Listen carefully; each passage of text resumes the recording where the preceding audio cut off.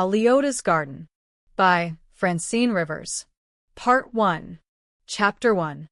Korban Solsek's heart dropped and his stomach clenched tight when he saw the B on his sociology proposal. The shock of it made heat pour into his face and then recede in the wake of cold anger. He'd worked hard on this outline for his term project. He'd checked his information and sources, reviewed the methods by which he planned to present his ideas, and proposed a program. He should have received an A. What gives? Opening the folder, he glanced through the perfectly typed pages, looking for corrections, comments, anything that might give an indication of why he hadn't received what he knew he deserved. Not one red check anywhere. No comment. Nothing. Stewing, Korban flipped open his notebook, wrote the date, and tried to concentrate on the lecture. Several times Professor Webster looked straight at him as he spoke, singling him out from the other 120 students inhabiting the tiers of desks. Each time Korban stared back for a few seconds before looking down and scribbling some more notes. He had great respect for Professor Webster, which made the grade even harder to take. I'll challenge him. I don't have to accept this without a fight. It wasn't a good proposal. It was excellent. He wasn't a mediocre student. He poured his heart and soul into his work, and he intended to make sure he was treated fairly. Hadn't his father instilled that in him? You have to fight for yourself. Corey. Don't let anybody kick you around. They kick you. Kick 'em back harder. Knock 'em down and make sure they don't get up again.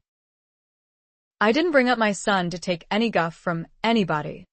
His father had worked his way to the top of a trucking company through hard labor and fierce determination. He'd done it all, from truck driver to mechanic to sales to administration to CEO, and finally to part owner of the company. He was proud of his accomplishments while at the same time embarrassed by his lack of formal education. He'd never gotten further than the sophomore year of high school. He'd quit to help support his mother and younger siblings after his father died of a massive heart attack. The same kind of heart attack that killed him the year after he retired, leaving a wealthy widow and 2 sons and a daughter with healthy trust funds.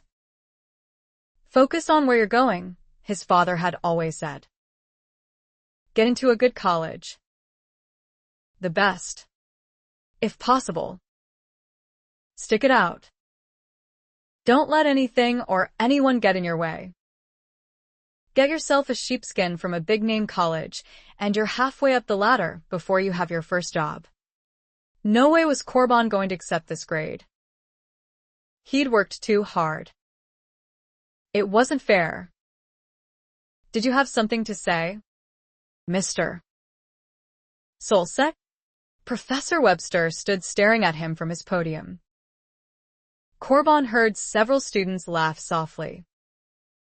There was the rustle of papers and the creak of seats as others turned and looked back at him where he sat in the center middle row. Sir, your pencil. Mr. Solsek, the professor said with an arched brow. This isn't a percussion instrument class. Korban's face flooded with heat as he realized he'd been tapping his pencil, while his mind raced in agitation. Sorry. He flipped it into the proper position for writing and aimed a quelling glance at 2 twittering co-eds. How did those airheads make it into Berkeley anyway? Are we ready to proceed then, Mr. Solsek? Professor Webster looked back at him with a faint smile. Embarrassment melted into anger. The jerk's enjoying this. Now Korban had 2 reasons to feel indignant: the unfair grade and public humiliation. Yes, sir. Any time you are. He forced a dry smile and a pretense of calm disdain. By the end of the lecture, the muscle in Korban's jaw ached from tension. He felt as though he had a 2-ton elephant sitting on his chest. He took his time stuffing his notebook into the backpack already crammed with books and 2 small binders. Thankfully, the other students cleared out of the lecture hall in quick fashion. Only 2 or 3 paused to make any remarks to Professor Webster, who was now erasing the board. Corbin kept the report folder in his hand as he walked down the steps toward the podium. Professor Webster stacked his notes and tucked them into a file folder. "Did you have a question, Mr. Solsek?" he said, putting the folder into his briefcase and snapping it shut. He looked at Corbin with those dark, shrewd eyes. "Yes, sir." He held out his report. "I worked very hard on this." It showed. There wasn't a single correction. No need. What you had there was very well presented. Then why a B and not an A? Professor Webster rested his hand on the briefcase.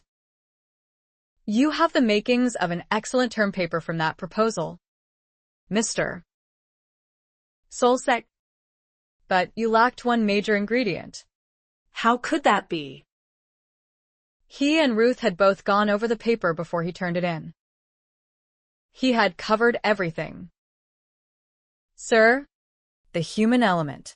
"I beg your pardon?" "The human element, Mr. Solsek." "I heard you, "Sir." I just don't understand what you mean." "The entire paper is focused on the human element." "Is that so?" Corbin stifled his anger at Webster's sardonic tone. He forced himself to speak more calmly.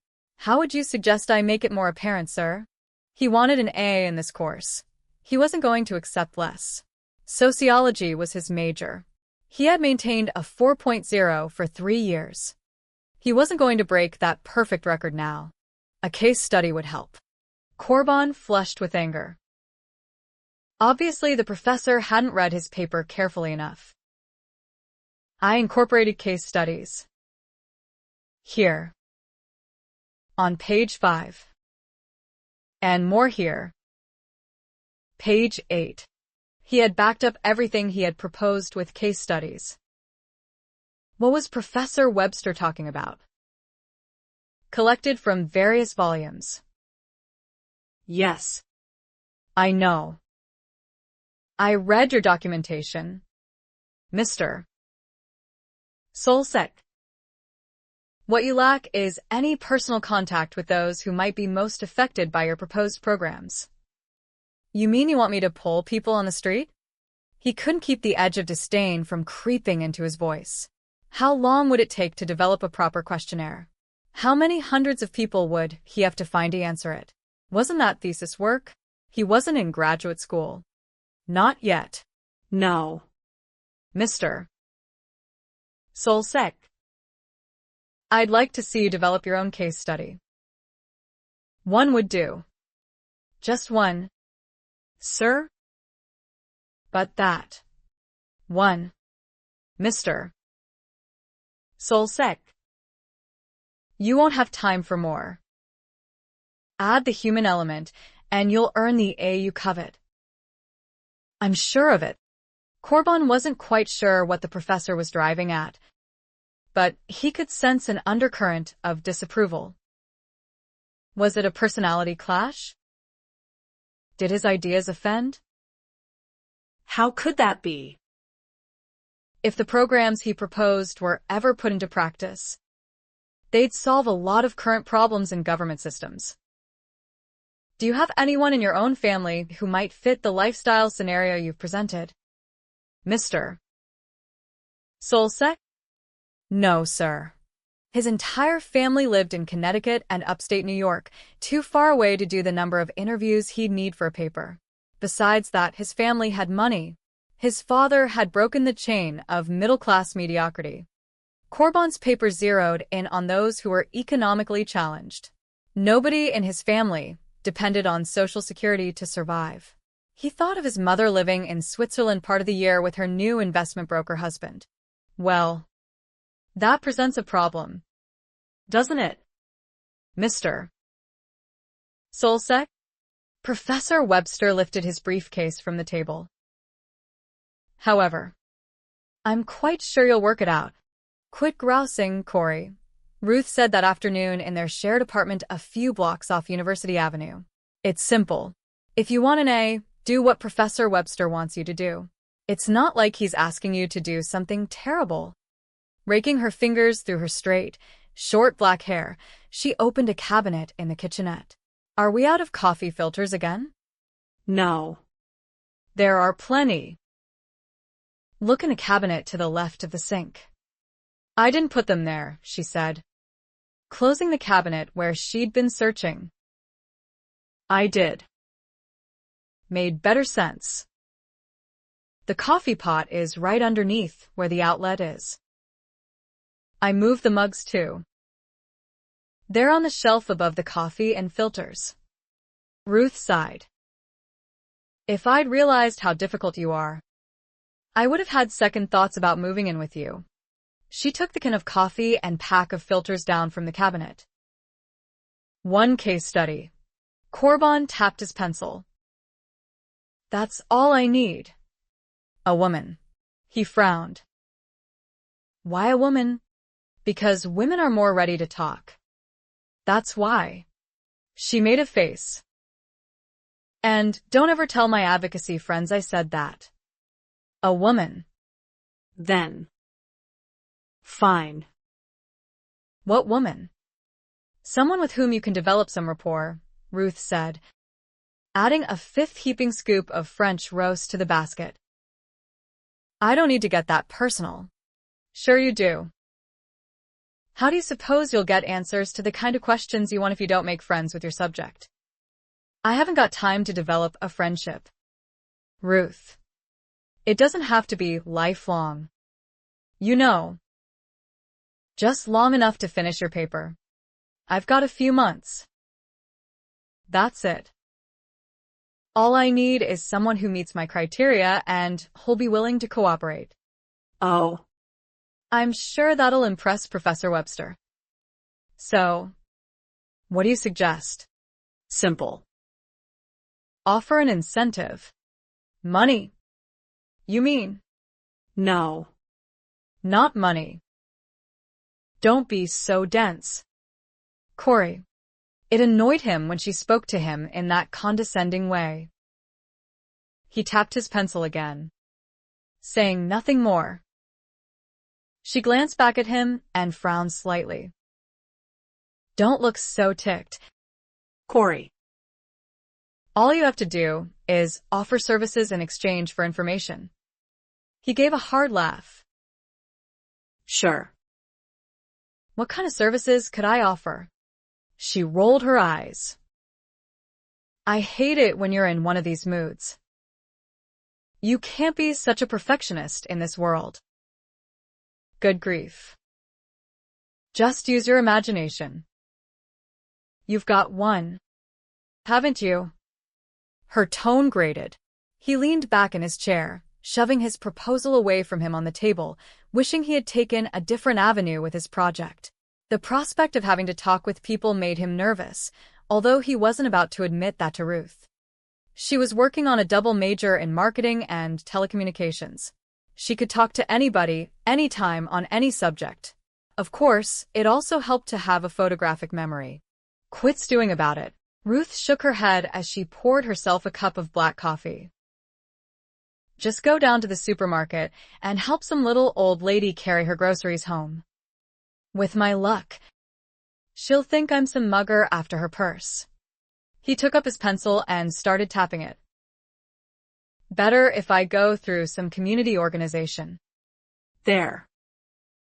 You came up with a solution. She leaned down to kiss him on the lips, then took his pencil away and tucked it behind her ear as she straightened. I knew you'd figure it out. What about dinner? He said as she moved away from him. It's your night to cook. Oh. Corey. I can't. I'm sorry. But you know how long it takes me to put a meal together. If I'm going to do it, I have to do it right. And I've got 200 pages of reading and some materials to review before a test tomorrow. No less than what he had to do most nights. She paused in the doorway. Leaning against the jamb, she gave him a winsome smile, her dark hair framing her perfect, oval face. She had such beautiful dark eyes, and the kind of smile toothpaste advertisers liked on billboards. Her skin was flawless, like an English lady's. Not to mention the rest of her from the neck down. Ruth Coldwell came in a very nice package, and underneath it all, she was smart. Not to mention ambitious. One date was all it had taken for Corbin to know she was a match for him. Even more so after the second date and a passionate night in his apartment. She made his head spin and sent his hormones into overdrive. A month after their first date, he was having trouble concentrating on his work and wondering what he was going to do about it. Then Providence had smiled on him. Ruth had spilled out her money worries to him over coffee. In tears, she said she didn't know where she was going to get enough money to finish the semester. He suggested she move in with him. Really? Her beautiful brown eyes had glistened with tears. You're serious? She'd made him feel like a knight in shining armor saving a lady in distress. Money was no problem for him. Sure. I don't know. Why not? Once Corbin made up his mind, it was a matter of finding the best way to achieve his goal. Because we haven't known one another very long, she had said. Troubled. What don't you know about me that you need to know? Oh. Corey. I feel as though I've known you all my life. But it's a big step. I don't see that it would change much. We spend every spare minute together as it is. We're sleeping together. Save time if we lived together. It's sort of serious. Like getting married. And I'm not ready for that.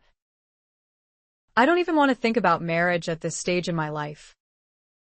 I have too many things I need to do first. The word marriage had sent a chill through him. He wasn't ready for that kind of commitment either. No strings, he had said, and meant it. We'll share expenses and chores right down the middle. How's that? He grimaced now as he remembered saying it. But then, he'd said a lot of things to convince her. It had cut expenses for both of us. Although money was no problem for him, he had been worried about hurting her pride. She'd moved in the next afternoon. They'd been living together for 6 months. And sometimes he found himself wondering. Ruth came back into the kitchen and leaned down to kiss him again. You have that look again. I know it's my turn to cook. I can't help the way things fall sometimes, Corey. School comes first. Didn't we agree on that? She ran her fingers lightly through the hair at the back of his neck. Her touch still made his blood warm. Why don't you order some Chinese food? Last time she'd called in an order. It had cost him $30. It wasn't the money that bothered him. It was the principle. I think I'll go out and have some pizza. Straightening.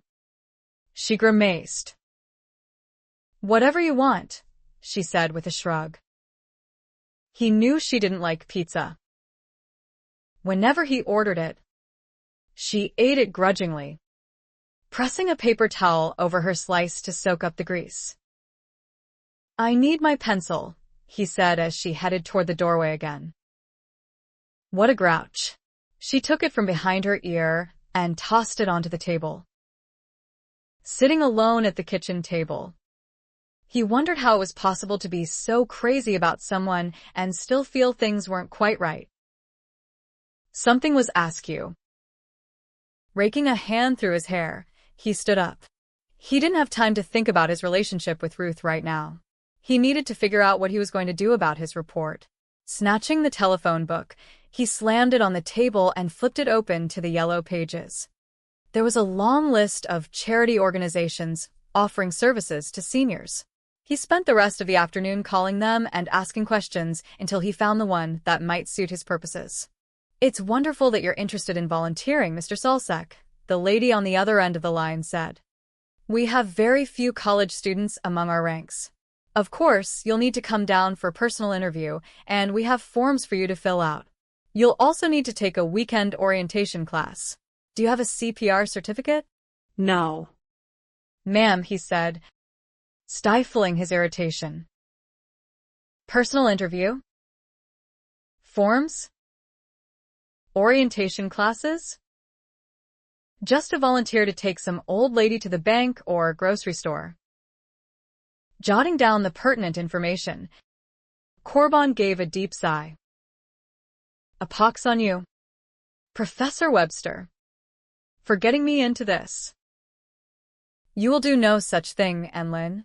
Whatever made you even consider anything so utterly ridiculous? Nora was positively trembling. Just when she thought everything was perfect, her daughter threw a monkey wrench into the works.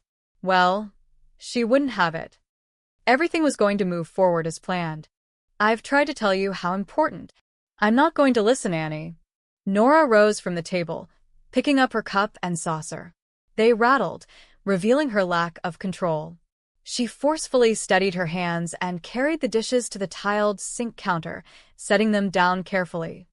You can just call Susan and tell her you've come to your senses. Mom, please. I've thought it all through very carefully. I said no. Nora refused to look at her daughter. She didn't want to see how pale she was, how pleading her blue eyes could be. Emotional manipulation, that's all it was. She wouldn't fall for it. Striving for calm, she rinsed the cup and saucer, opened the dishwasher, and placed them carefully on the rack. You're going to Wellesley. That's been decided. You decided? Mom, I didn't. Nora slammed the dishwasher door at the quiet comment and turned to glare at her daughter. Someone has to have a little common sense. For once, even your father agreed. Didn't he tell you a degree from a prestigious college like Wellesley will open doors for you? He said Cal would do the same. Oh, Cal. Just because he went there. Dad said, he wants me to do what will make me happy. Nora's heart pounded in anger. How dare he undo all her work? Just once couldn't he think of someone besides himself? The only reason he wanted Annie to go to Cal was to keep her on the West Coast. He wants your best and I don't? Is that what he's implying? Well, he's wrong. Love means you want the best for someone. This is best. Mom. I have a job. I'll be able to make it on my own. As a waitress. Earning minimum wage. You're so naive. I know I won't be living as comfortably as I do here with you and Fred. But I'll have a place of my own, shared by a hippie. And food and... Do you think I've sent you to the best private schools so you can wait tables? Do you have any idea how much it's cost to educate you? Music lessons, dancing lessons, gymnastics lessons, deportment classes, modeling classes, cheerleading camps. I've spent thousands of dollars. Not to mention thousands of hours of my time, bringing you up with the best of everything so that you would have the opportunities one never had. I've sacrificed for you and your brother. Mom. That's not fair. You're right. It's not fair. To me. You will not go off and live in San Francisco like a hippie in that cheap little flat of Susan's. You are not tossing your opportunity to go to Wellesley to the wind just so you can take some art classes. If you had any real talent, don't you think I would have sent you to Paris to study? She saw the wince of hurt flash across Annie's face. Good. Better to cut clean and make reality come clear. Better to hurt her a little now than see her daughter throw away all her chances for a bright, affluent future. She could continue her silly art classes as elective courses. Mom. Please hear me out. I've prayed for a long time about this. And... Anlin, don't you dare talk to me about God again. Do you hear me? The worst thing I ever did was send you to that church camp. You haven't been the same since. Tears welled in her daughter's eyes. But Nora refused to weaken. She couldn't if she were to see her daughter beyond these crossroads. And had to take the right path. Nora knew that if she gave in for one moment, every hope she had ever had for her, and would be lost. "I love you very much, Enlin," she said, taking a soothing tone. "If I didn't, I'd let you do whatever you want. Trust me. I know what's right for you. Someday you'll thank me." Now go up to your room and think things over again." Seeing and open her mouth to speak, she raised one hand. "No more right now. You've hurt me enough as it is. Now please do as I've asked." And rose slowly and stood at the table, her head down. Nora watched her, measuring whether she was going to have to fight more to make sure and didn't throw her life away. She was such a beautiful girl, tall enough to be a model, hands perfect for playing the piano, grades high enough to go to any college in the country, but not a bit of common sense. Nora's eyes burned with unshed tears she didn't bother to hide. What cruel irony was this? And now mean to strip her of all her dreams? Mom. I have to start making decisions for myself. Nora clenched her teeth, sensing the gulf widening between them. Since you're so fond of the Bible these days, perhaps you should look up the part about honoring your father and mother. Since you have an absentee father, you're to honor me. Now go to your room before I really lose my temper." And left quietly. Trembling again, Nora leaned back against the kitchen counter. Her heart was drumming a battle beat. It had never occurred to her that Anne would resist the plans made for her. Perhaps she shouldn't have been so pleased about Anne's graduating from high school early. That had given Anne too much time to think of other things to do. Relaxing slightly, Nora sighed. She'd been so proud of Anne, eagerly telling her friends how she had graduated in January with a 4.0 GPA. Actually higher than that with the few college classes she had completed. But how can you have a better-than-perfect average? She should have gotten Anne into something to keep her mind occupied. Then Anne wouldn't have had time to go visiting Susan in her flat and thinking how grand and exciting and independent poverty-stricken life would be. "I'm going to move in with Susan." Susan Carter. That girl would never amount to more than a hill of beans. The Carters were nice enough, but they lacked class. Tom and his blue-collar job, and Marianne with her low-paying nursing job. How they managed to feed and clothe 6 children was beyond Nora's understanding. It was a pity Tom Carter didn't have more ambition, so Marianne could have stayed home and minded her children. Their son Sam had landed in jail, and Susan was trouble waiting to happen.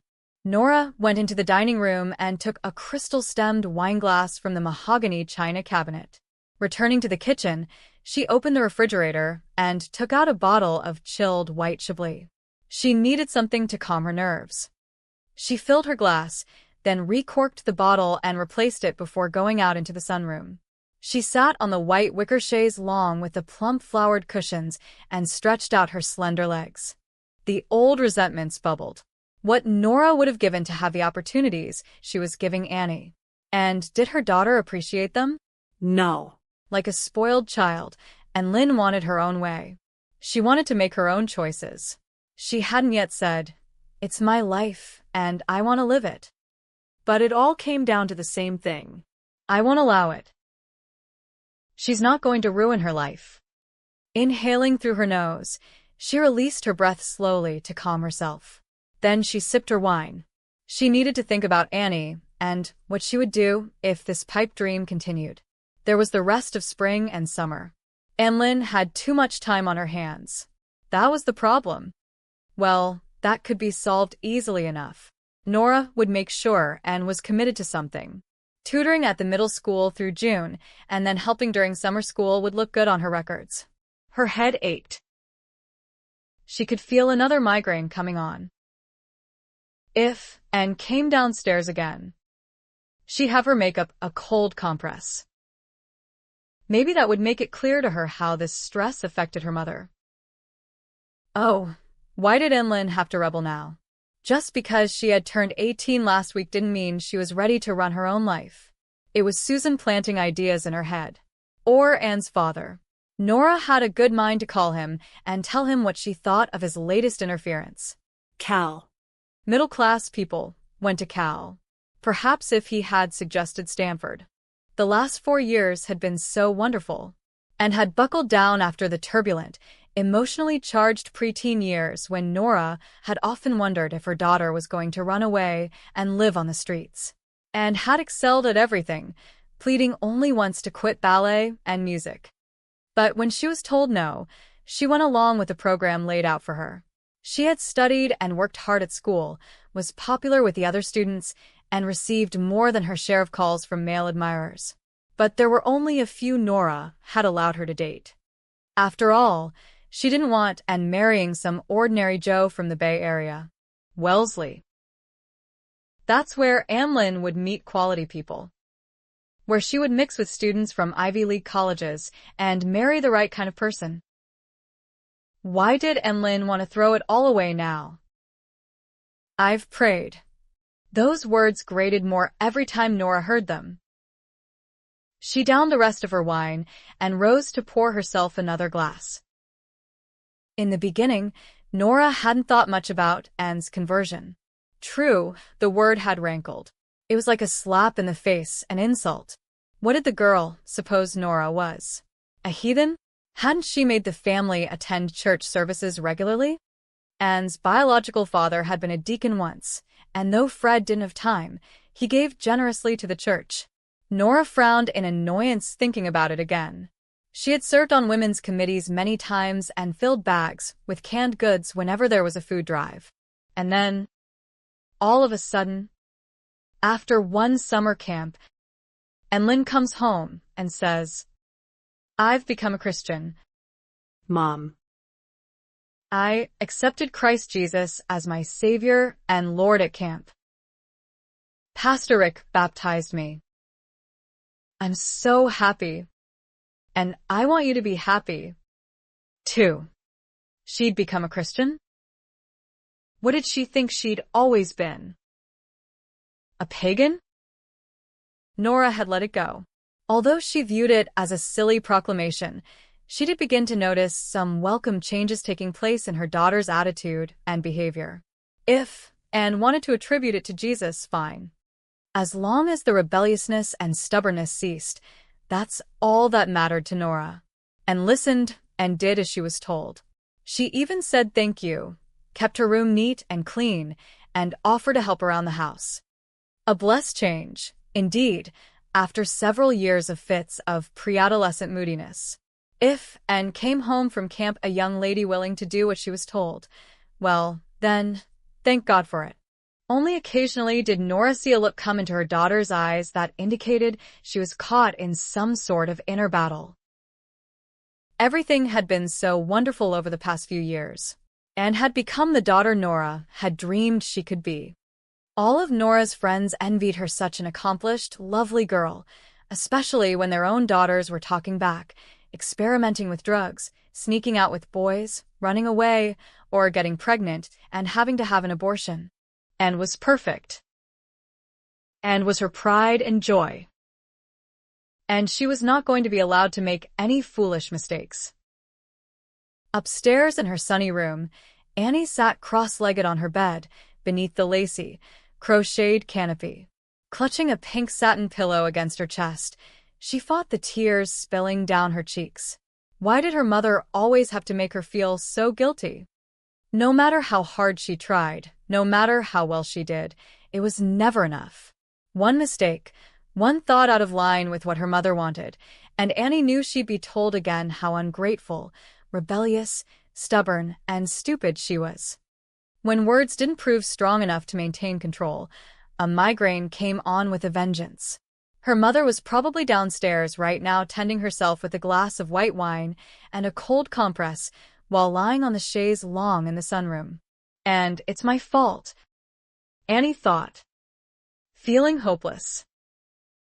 Every time I try to break away, this happens. When will it stop? Oh, Lord, you know how hard I try to take captive every thought and focus on you. Mom knows how to press every button. Why is she like this? Jesus, you know I've tried to understand my mother, tried to please her, but nothing is ever enough. Worse, nothing made sense anymore. Her mother complained about how much money and time she spent on Annie, but she wouldn't allow her to get a job or live on her own. She's the one who insists I go to Wellesley. You know how much that costs, Lord. I can't go when I feel you nudging me towards studying art, but Mom won't even listen. Lord, she says she likes Susan, but now she's calling her a hippie and saying she's not good enough to be my roommate.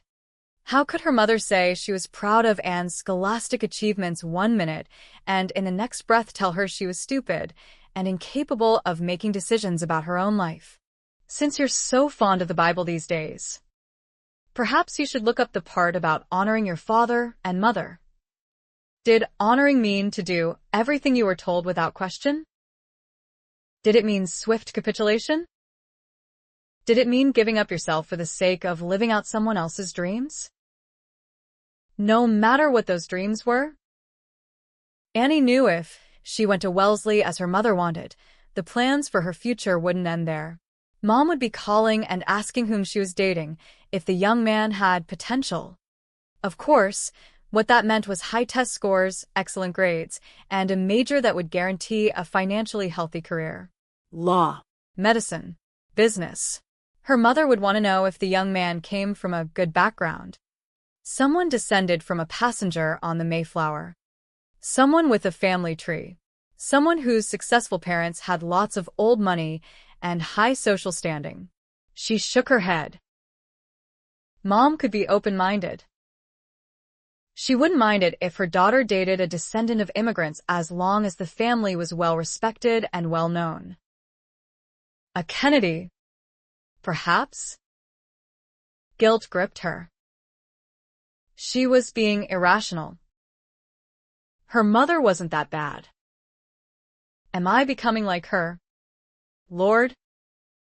When I tear loose, am I going to do to my children what she's doing to me? Or am I going to lose all reason and find myself saying to them someday, I didn't have any freedom, so you can do whatever you want? Oh. Father, forgive me, but I'm beginning to hate her. The last thing Anne wanted was for anger and bitterness to take hold of her, but it was so frustrating. Her mother wouldn't even listen to her, and it was only getting worse. I thought I could grow up and move out, be on my own, but it's as though she has her claws sunk into me. The harder I struggle, the deeper she wounds me. God, help me. Please. Honor. What did it mean? Maybe if she went to Wellesley. No. That would just delay the inevitable. Even if she went to Wellesley, she would still hear how much her mother had sacrificed for her future. And if she didn't go to Wellesley, she would never hear the end of how ungrateful she was for the opportunity she had wasted. Lord, I'm in a no-win situation. What do I do? Every which way she turned, Annie felt blocked, like a calf making a run from the herd only to have the drover ride her down and nail her with a lasso. The fire was burning and the iron red-hot, but it wasn't God's name her mother wanted branded into her flesh. Property of Nora Gaines. That's what she wanted. But would that be enough? Nothing she did was right unless it was done her mother's way. Get back in the corral. Annie. I know what you were meant to be, and I'm going to make sure I drive you to it. But did she know? What was it her mother really wanted? I don't know what to do. Lord. I feel you drawing me one way, and Mom's dragging me back in the other. How do I break free to do your will without hurting her? Why can't she let go? Annie wanted to love her mother the way a daughter should, but it was getting harder. She could barely stand to be in the same room with her. If she hadn't come upstairs, she would have exploded with words she'd only regret later. She had kept her head down to hide her feelings from her mother. She had held her tongue because she knew it would be like a grass fire if she let loose one word. She had to clench her hands to keep from rising up and shouting, Get out of my life, Mother. Nothing ever pleases you. I'm sick of living like this.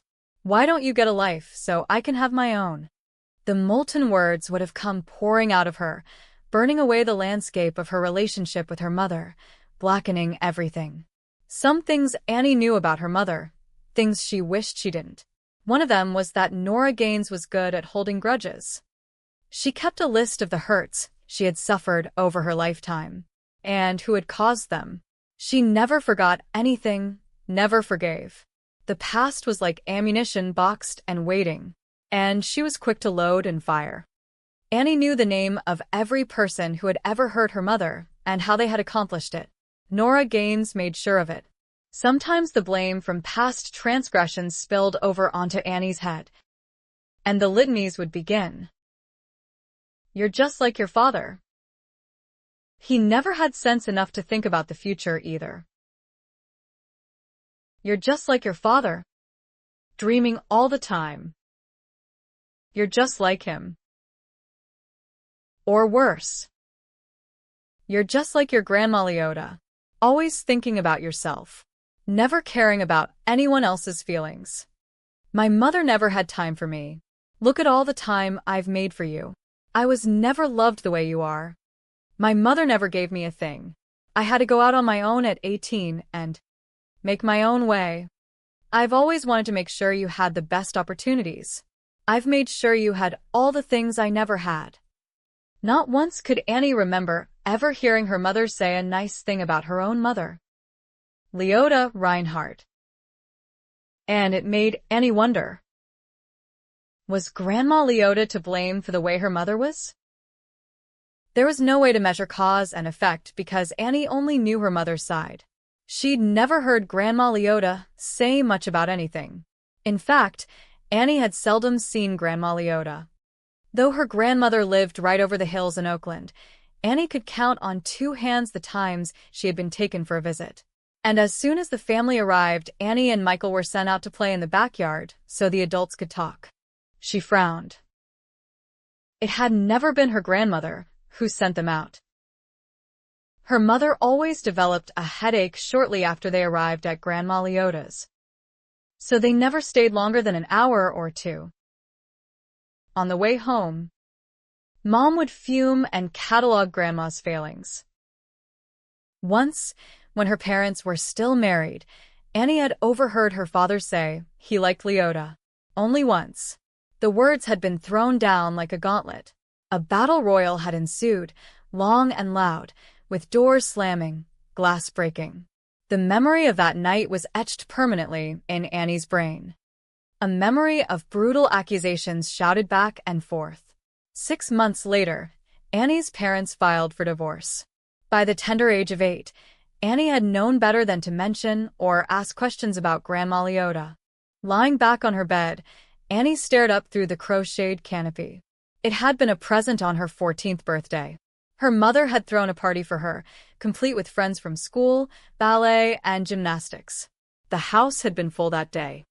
Her mother had made sure her present was open last, then proceeded to tell everyone how she'd seen the canopy covering in a home design magazine and called the publisher, who put her in contact with the company.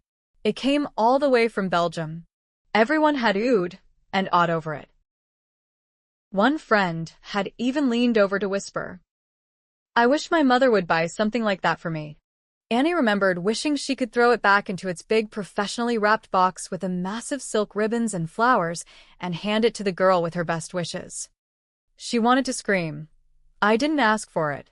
She's going to use it against me. The next time I dare disagree with her, she's going to say, 'How can you be so ungrateful? I bought you that beautiful canopy.' I had to call long distance to that magazine and then stay on hold forever just to find out where it came from. And then I had to write to the company in Belgium. Do you have any idea how much that canopy cost?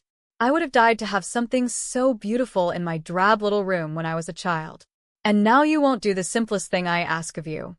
Something shifted within Annie. A subtle warmth. The barest flicker of light. Just a spark. But it was like a match lit in a dark room. She could see clearly, and a chill went through her. Oh, God. Oh, God. I'm lying here on my bed the same way Mom is lying on her chaise long downstairs. I'm nursing my grievances the same way she nurses hers. I despise what she does. And I'm becoming just like her. Annie sat up, heart pounding. I can't stay here. I can't go on like this. If I do, I'm going to end up hating my mother the same way she hates hers. Lord, I can't live like that. Slipping off her bed, Annie headed for her closet. Sliding the mirrored doors open, she reached to the high shelf and pulled down her suitcase. Opening her dresser drawers, she took out only what she needed, packing hastily. She had enough to get by until she was settled with Susan. She took her Bible from her nightstand and put it on top of her clothes. Closing the suitcase, she locked it. Should she speak with her mother? No, she didn't dare risk it. She knew the scene that would come if she confronted her. Sitting down at her desk, she opened a side drawer and took out a box with pretty stationery inside. She sat for a long moment thinking. No matter what she said, it wasn't going to change her mother's mind. Wiping her eyes and rubbing her nose, Annie pressed her lips together. Lord, Lord. She didn't know what to pray. She didn't know if she was doing right or wrong. Honor. What did it mean anyway? Mom. She wrote. I'm grateful for everything you've done for me. She sat for a long time, trying to think what else to say to make the blow easier on her mother. Nothing came to her. Nothing would help. All she could imagine was the anger. I love you, she wrote finally and signed it simply, Annie. She placed the note in the middle of her bed. Nora heard the stairs creak once and knew Annie was coming down. That's good. She's had time to think things over. Nora relaxed on the chaise longue, pressed the warming compress over her eyes, and waited for her daughter to come and apologize. The front door opened and closed. Surprised and irritated, Nora sat up. Annie, growing angry, she threw the compress down and rose. She went into the family room and called out to her again. Annie was probably just going out for a walk to sulk. She'd come back in a more pliable mood. She always did, but it was aggravating to be made to wait. Patience wasn't one of Nora's virtues. She liked to have things settled as quickly as possible, and she didn't like to worry and wonder about what Annie was thinking and doing. She liked to know where she was and what was running through her mind. Why is she being so difficult? I'm only doing what's best for her. As she entered the living room, she saw Annie through the satin shears of the front plate glass windows. Her daughter was tossing a suitcase into the trunk of the new car her father had given her as a graduation gift. Shocked, Nora stood staring as Annie slammed the trunk, walked around to the driver's side, unlocked it, and slid in. Where does she think she's going? She's never to leave without asking permission. As Annie drove down the street, two emotions struck Nora at once. White-hot rage and cold panic. She ran for the door, throwing it open and hurrying outside. Annie! Nora Gaines stood on her manicured front lawn and watched the taillights of her daughter's car flash once as she stopped briefly at the corner and then turned right and drove out of sight. Chapter 2. Leota Reinhardt washed and rinsed her cheese glass, green Fiesta plate, fork and knife, and set them to air dry in the plastic stand on the sink counter. The house was silent, the windows closed.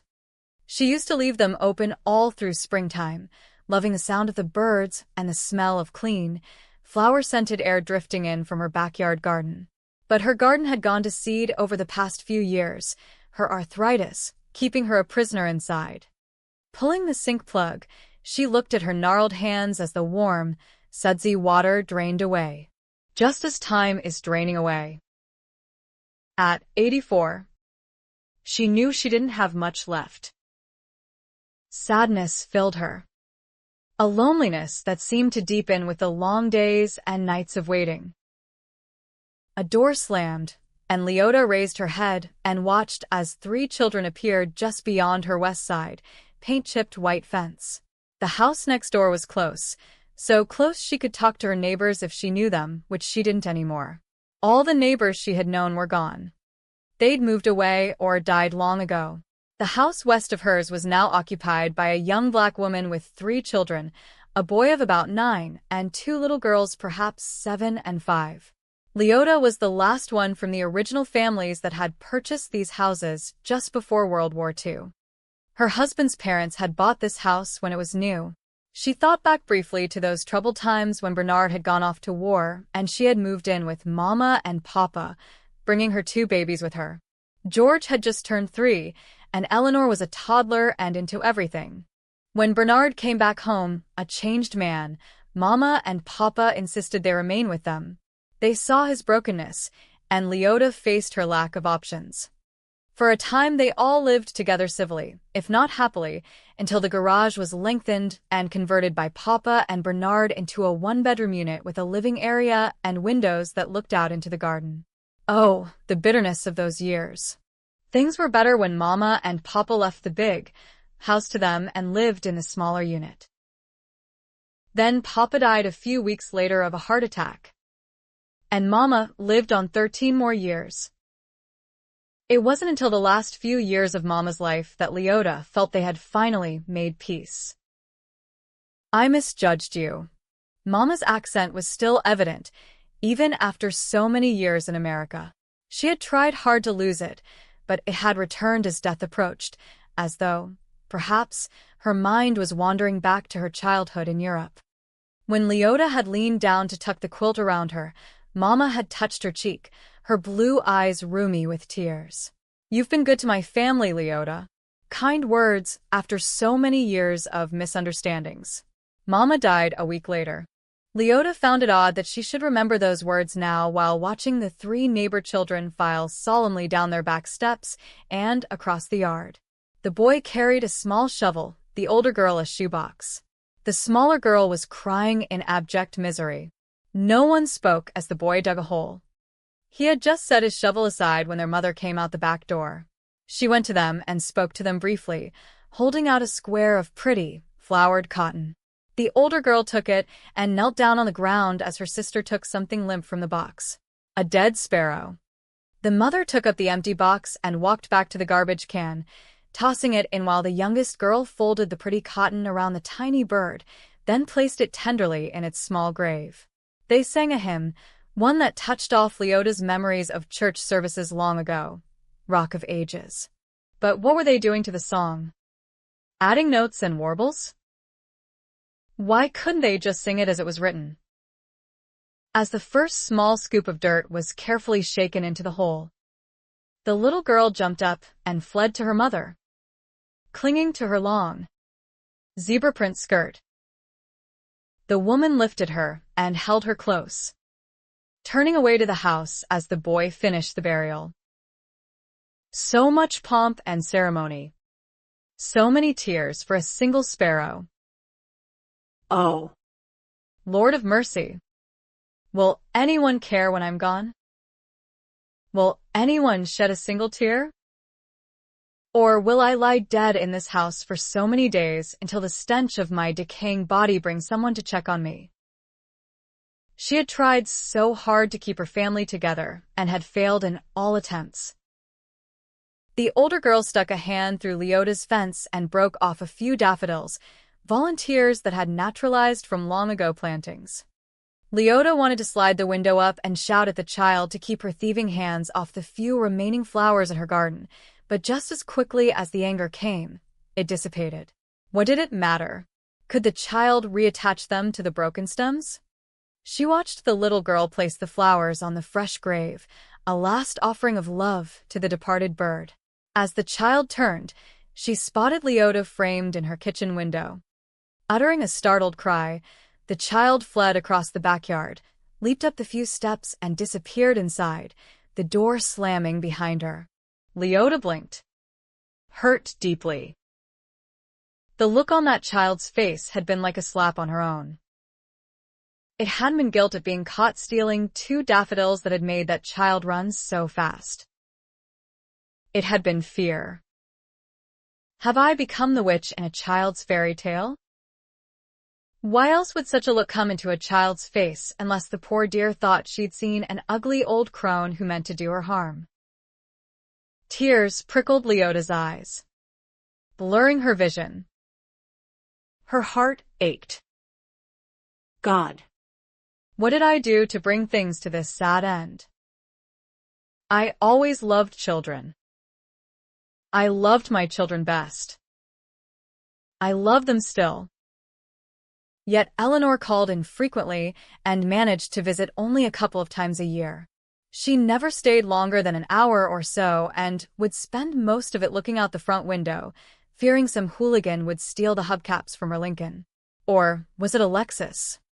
And George was just too busy to visit, too busy to call, too busy to write. Turning away from the kitchen sink, Leota took a few steps to the table by the back window. Bracing herself, she sat down slowly, wincing at the pain in her knees. The glass was stained from years of rain pouring down, trailing dust and grime from the clogged roof gutters. The last time she'd climbed the ladder to clean them out was 10 years ago. The last time she washed her windows was last spring. It rained the day after, and she hadn't done it again since. Beyond that cloudy window was her long-abandoned garden, her place of retreat and renewal. She merely glanced at it now. It hurt too much to see the scraggly roses growing in a tangle, the undisciplined bushes that had once been so carefully shaped. Weeds poked up everywhere, choking out the flowers. The lawn was dead in some places and overgrown in others.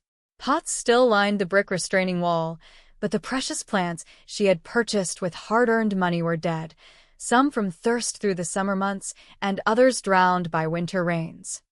The cherries that had dropped last year had rotted on the small patio, leaving stains like drops of dried blood.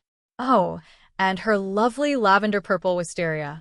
Leota closed her eyes against the grief. Her wisteria had gone wild, shoots twisting, twining, and thickening until they broke the overburdened lattice now sagging and blocking the gate to the vegetable garden, a garden that once yielded enough to feed her family and the neighbors. Now it produced nothing but mustard flowers and milkweed, and tiny apricot trees from the fruit that had dropped and rotted into the ground. Flexing her fingers slowly, Leota reached for the newspaper, sliding the blue rubber band off and putting it into an empty plastic margarine container. All those silly rubber bands, one for every day of every year she'd been reading the Oakland Tribune. What was she going to do with all of them? What was she going to do with the dozens of plastic margarine containers stored in the pantry? Or the pie tins? Or the magazines? Thank the Lord the magazine subscriptions had run out and no more were coming. Now there was a bane from Satan called junk mail. Though inclined to read the paper, Leota decided a glance was enough. What good would it do her to read the details of how the world at large was going to hell in a handbasket? Iraq and its madman. Soviet splinter countries with their nuclear weapons and hot tempers. Japan and China with their ancient grudges. As for the local news, she already knew Oakland had more than its share of murder and mayhem and government corruption. Editorials? The same old stuff year after year. Why read about it? The last time she read the whole page, they were firing pros and cons about teaching inner-city children Ebonics. What happened to learning proper English? She thought of how hard Mama Reinhardt had practiced the language, even though she never intended to work outside the home. And Papa, who did manage to learn English well, only worked until the war years, then fear and suspicion kept him unemployed. No, she didn't need to read the front page to see that the world hadn't changed much in her lifetime.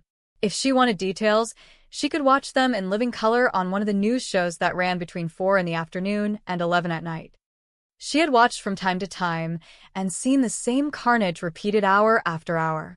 No need for people to go out and rubberneck anymore. They could see actual footage from a police car window if they liked. As for wars, take a good long look at CNN. And nothing was too disgusting or perverse to be discussed openly on any number of talk shows. "Don't even get me started on the sitcoms," she muttered to the silence.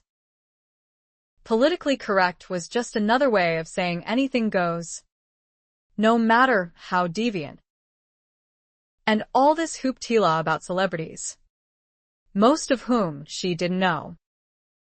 "Lord, why don't you just take me home? I'm tired. I hurt. I'm sick of seeing what's happening in the world. It's getting worse. I'm no good to anyone. I've become a cranky old hag who scares neighbor children half to death. Those I love have their own lives to live." Isn't that the name of a soap opera? That was something she swore she would never do. Watch soap operas. But she was getting desperate. Sometimes she turned the television on for no other reason than to hear the sound of another human voice. She found the newspaper sections she wanted, the comics and Dear Abby. She had read the advice columns for so long she knew exactly what kind of advice would be dispensed. She'd read all the problems anyone could imagine, and quite a few she was sure people had made up. There's nothing new under the sun. Sometimes she felt like a peeping Tom or a voyeur getting a glimpse into the private lives of other people. Well, why not? She didn't have much of a life of her own anymore. Anyone looking through her window would be bored to death. She chuckled. She could just hear them now. What's that old woman doing? Sitting at her nook table, sitting in front of her television, sitting in the bathroom, lying in bed sleepless because she slept most of the day in her chair? She'd heard on some talk show that people should exercise their minds. Since she couldn't exercise her body anymore, she figured she might as well try rolling the marbles around in her head. So she'd taken to working crossword puzzles and studying German from a book Bernard had bought for her shortly after they married. A pity she hadn't started earlier. It might have helped build a bridge between her and Mama Reinhardt. Anyway, she was still keeping her mind busy. The last thing she wanted was to develop senile dementia or Alzheimer's. Heaven help her if she wandered out her door one day and took off in Oakland, looking for who knew what. She'd get lost on the streets. End up sleeping in a doorway. Poor Eleanor and George would get a call that their crazy old mother had been found sleeping on a park bench. Maybe that'd get their attention. A friend of hers from working days had been moved by her children to Chicago. Cosmo Lundstrom had written that she had gone out for a nice walk one bright, sunny day and had almost frozen to death in a doorway before her frantic children found her. She'd written Leota all about it. The sun was out, but then the wind came up. They told me about the wind, of course, this being the Windy City, but I never expected it to get that cold. I sat down and couldn't get up.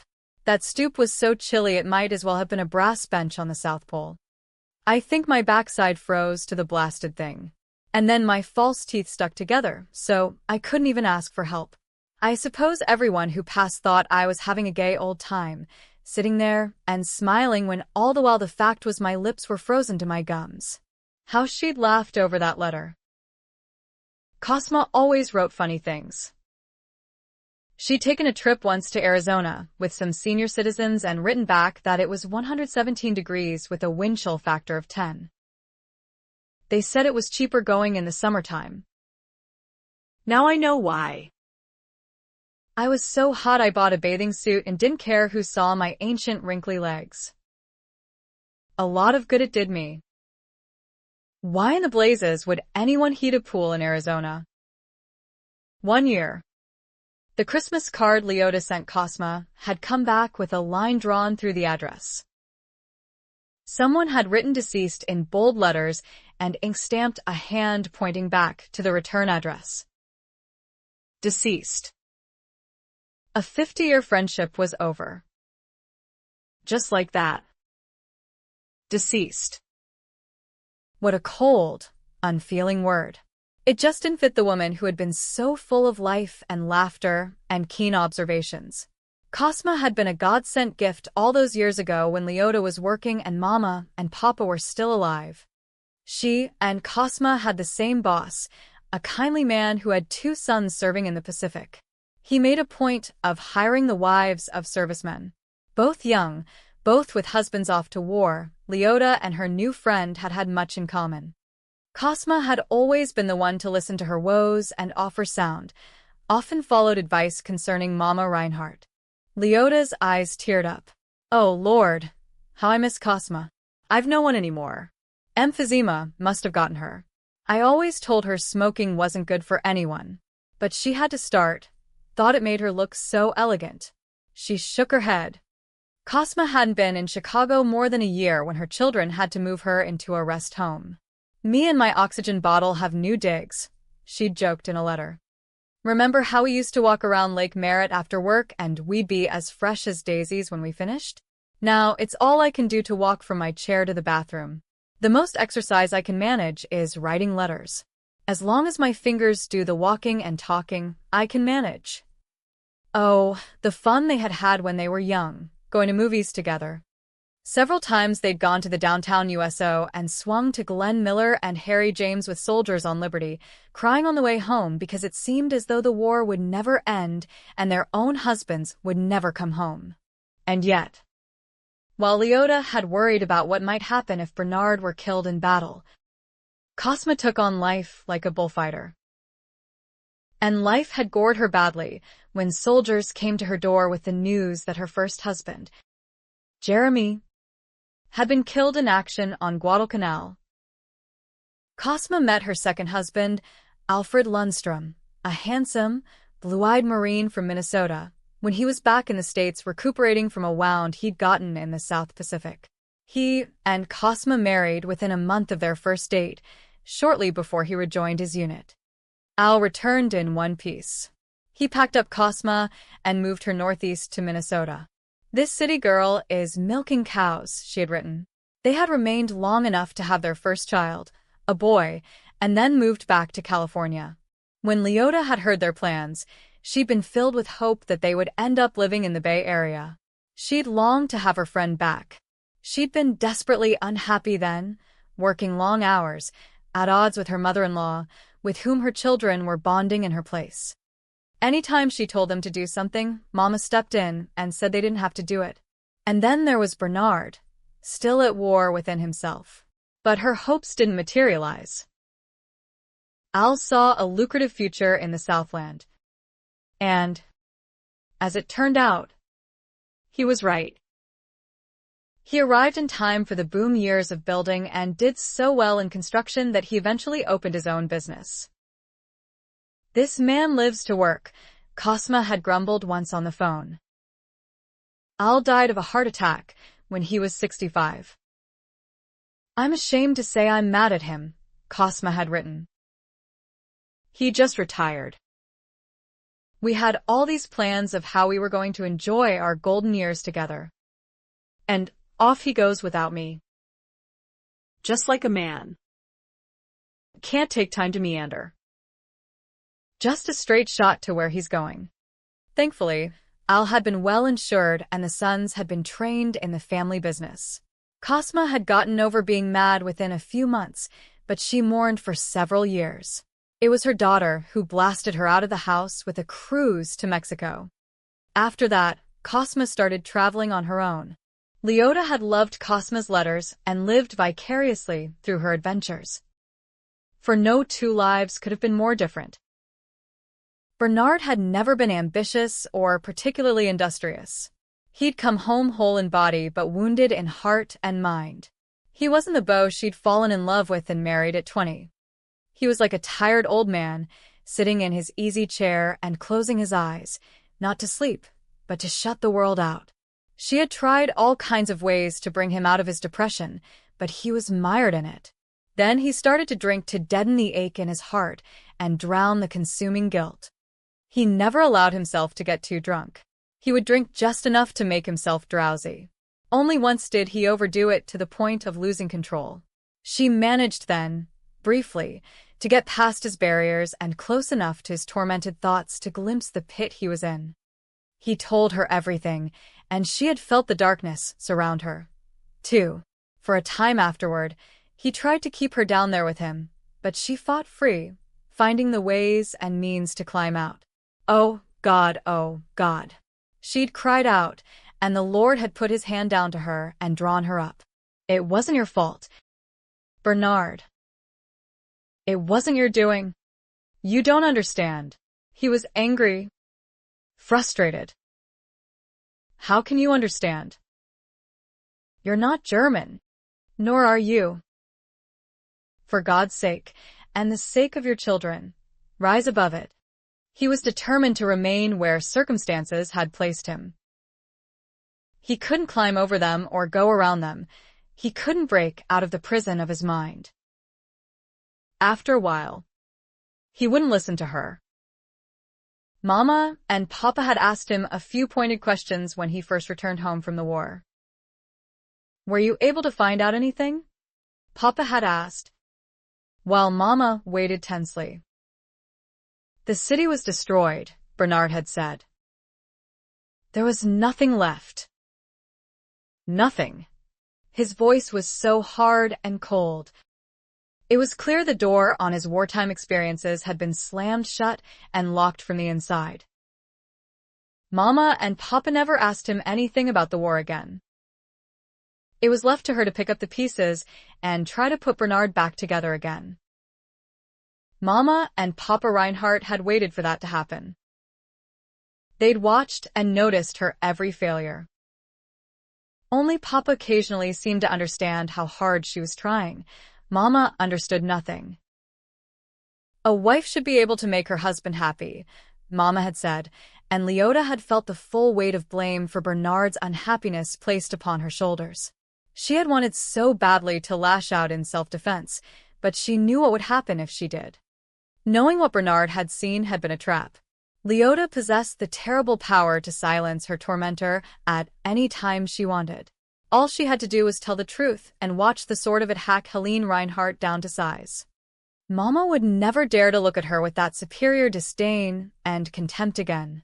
At times the temptation was so great she had to leave the house, because Leota knew she could never speak of it, not without breaking trust with her husband. And that was something she would not do. She had promised never to tell his parents what he had told her that wine-soaked night. How many evenings had she escaped into the garden, working by herself until night fell. She would sit in the darkness and weep, anger and frustration mingling with the wrenching love and grief she felt for Bernard. A desperate hope held Leota silent, and where she was, she still loved him. If she used what she knew to defend herself, it would be at great cost. Tears burned Leota's eyes as she stared down at the newspaper, remembering how hard she had struggled and how many years it had been before an angle of repose had been reached between her and Mama Helene. In the end, she had loved the old woman and been glad she had kept silent. Better that it had come from Papa and not her. I kept the promise, Bernard. I never said a word. My darling. Sadness gripped her. Bernard had died a few years after Al. Not from a heart attack, but from complications brought on by alcoholism. Over the years, he'd stayed home while she went to church. Why should I go? There's no God, he'd say. How could there be a God with the world the way it is? But she knew better.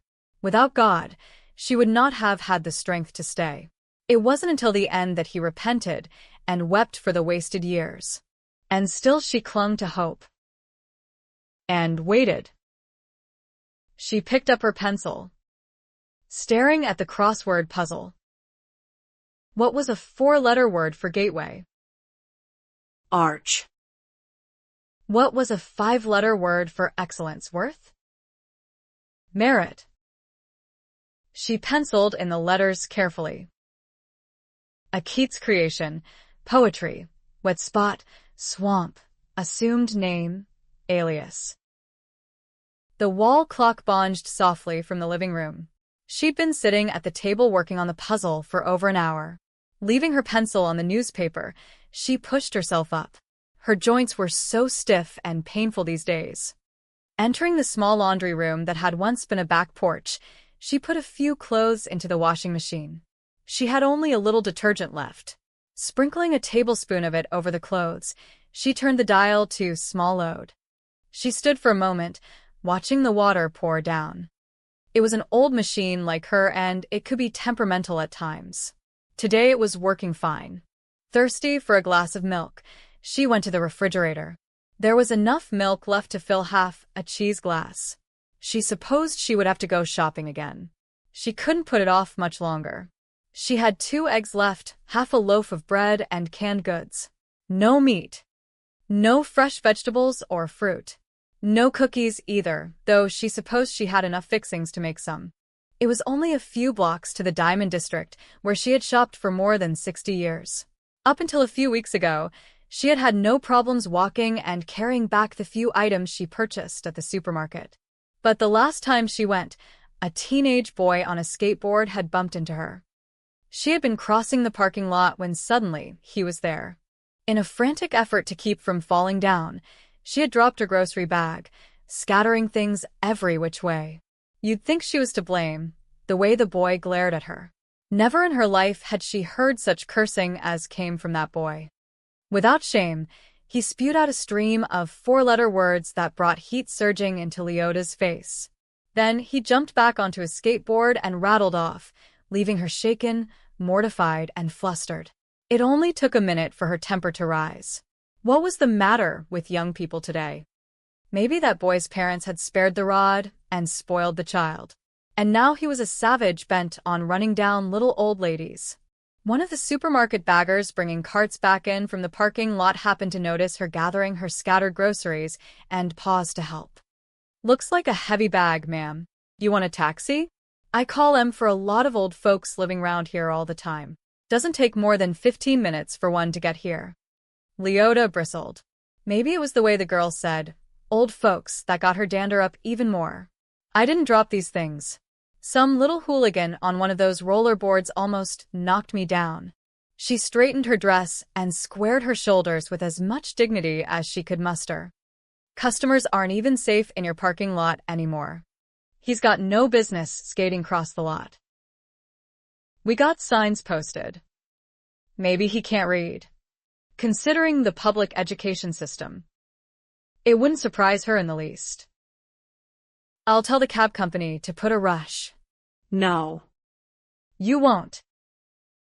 "I'm not so old and decrepit that I can't manage to walk home." "Sorry," the girl muttered, taken aback. "Didn't mean no offense." Any what? Any offense." Mama Reinhardt had spoken better English. The girl muttered something and went back to her carts, banging them together and shoving them toward the store. That had been a week ago. Leota jotted detergent on her list. At the rate it was growing, she would need 2 trips in order to tote everything back up the hill. She'd seen a little old man pulling a red wagon behind him and thought at the time that he was out of his mind. Now she thought he was probably being very practical. She could put 2 full shopping bags of groceries in a wagon and pull it home much more easily than she could carry them in her arms. And if she had to stop and rest, she wouldn't have to put the loaded bags on the ground and then stoop over and try to have them back up again and risk wrenching her back. A red wagon. Good idea. But where was she going to get one? She washed out the milk carton, filled it with water, and put it back in the refrigerator. Water would have to do until she gathered the courage to walk to the store again. She stood gazing at her supplies. A jar of bread and butter pickle chips, a half-pound of butter, an almost empty jar of mayonnaise, 4 plastic-wrapped cheese slices, and 1 small mason jar of apricots. It was the last one of the hundreds she had put up over the years. For 2 years it had sat like an orphan on the pantry shelf before she gave in yesterday and tucked it in her refrigerator. How many apricots and cherries and plums had rotted on the ground over the last few years?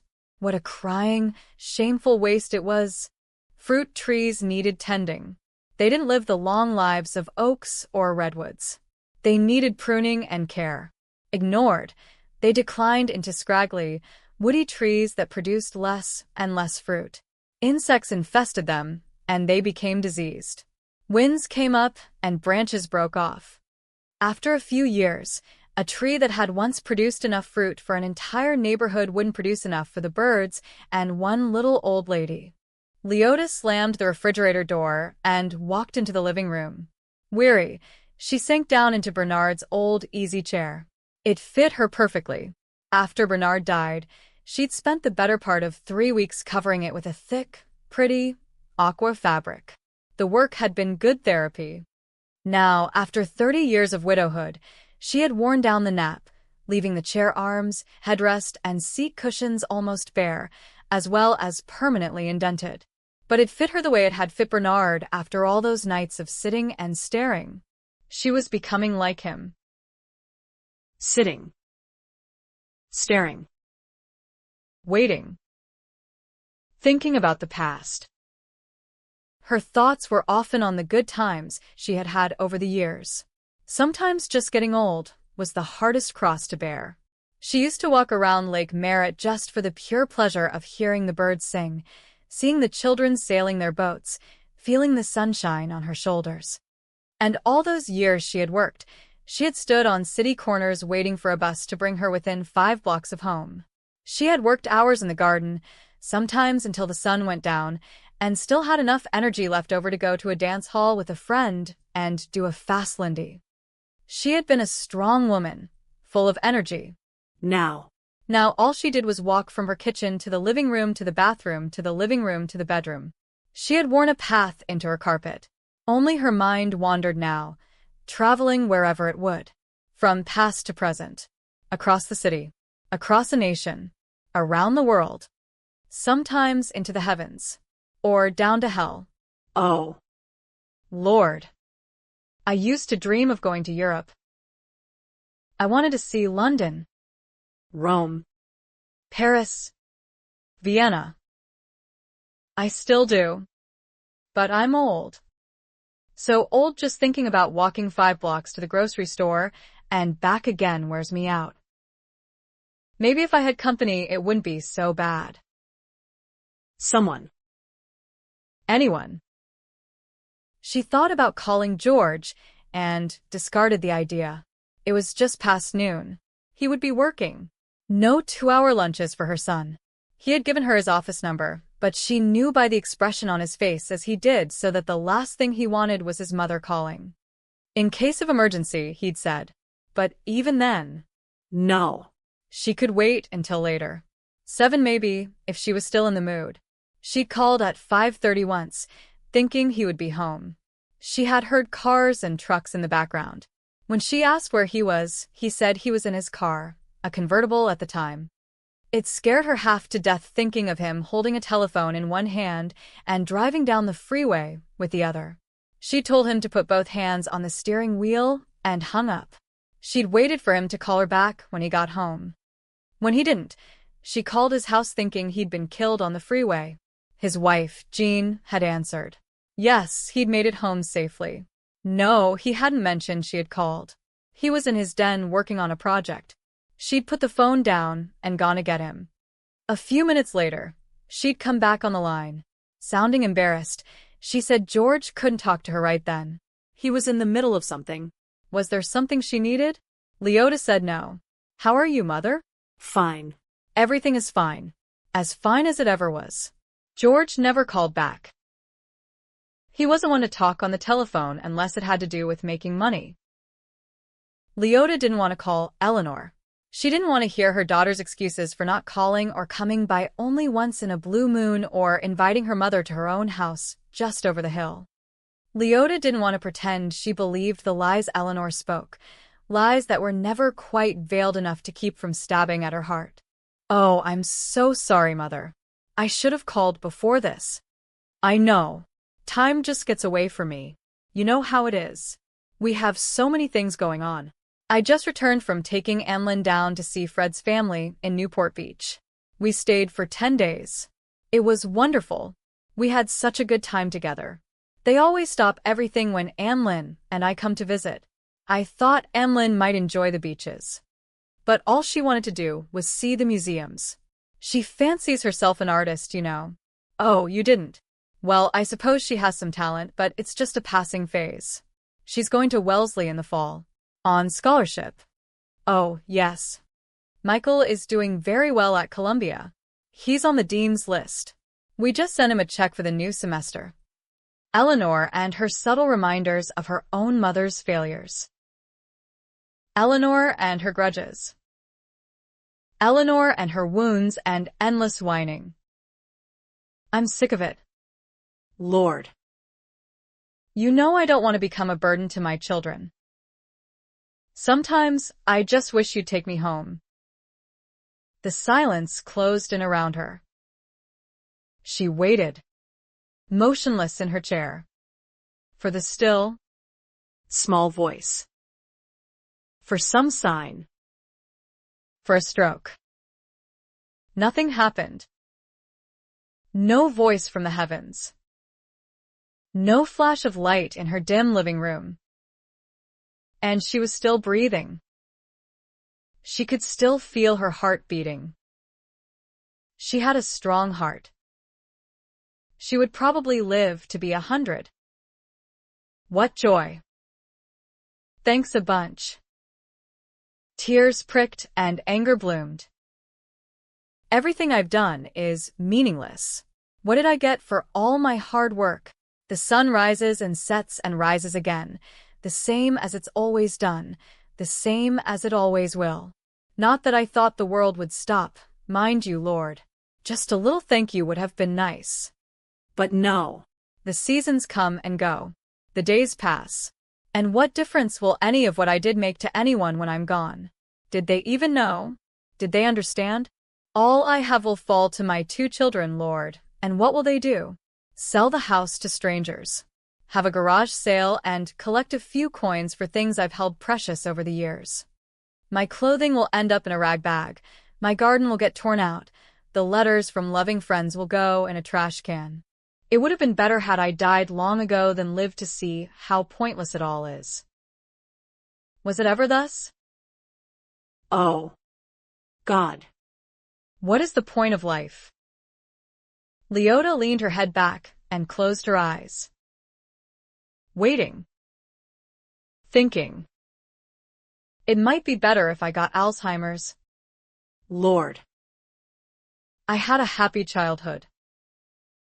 It'd be nice to go back and live in it and forget what came later. What if I did forget everything? And everyone? Haven't they forgotten me? But what if? Her thoughts galloped, leaping over hedges, tearing down hillsides, splashing through streams of water without even getting wet, and brought her back to her chair again, heart pounding as panic stirred. What would the future hold? Leota pressed her lips together. You know what else? Lord? I'm tired of one-sided conversations with you. She got up and turned on the television. Canned noise was better than none at all. It was early afternoon, and the soap operas were on in full force. Oh, joy. Bold, restless youths, lecherous doctors chasing nurses and patients through hospital corridors, ladies moonlighting as prostitutes, psychotic neighbors visiting with toxic cookies. She kept turning the knob, clicking through channels. Her options were less than stellar. News bulletins on the latest wacko wanting to start a war, infomercials hawking the latest and greatest to improve your life or make you a millionaire, talk shows spotlighting pain and degradation while audiences hooted and brawled. She couldn't click through the channels fast enough. There had to be something, anything that might be enlightening as well as entertaining. Reruns of old ladies enjoying the golden years in the Florida sunshine. My mind is turning to tapioca pudding, Lord. I am going to end up just like poor Mrs. Abernathy. Remember her, Jesus? The little old lady who lived on the corner back in 45. I'd see her when I was coming home from work. I'd ask her how she was doing, and she would give me the gory details of her bodily functions. Am I coming to that? First visitor through the door will know what happened on my last trip to the bathroom. I'll swallow that whole bottle of aspirin before I let that happen. So far, I haven't told anyone whether my plumbing is working all right. Not that they've asked me.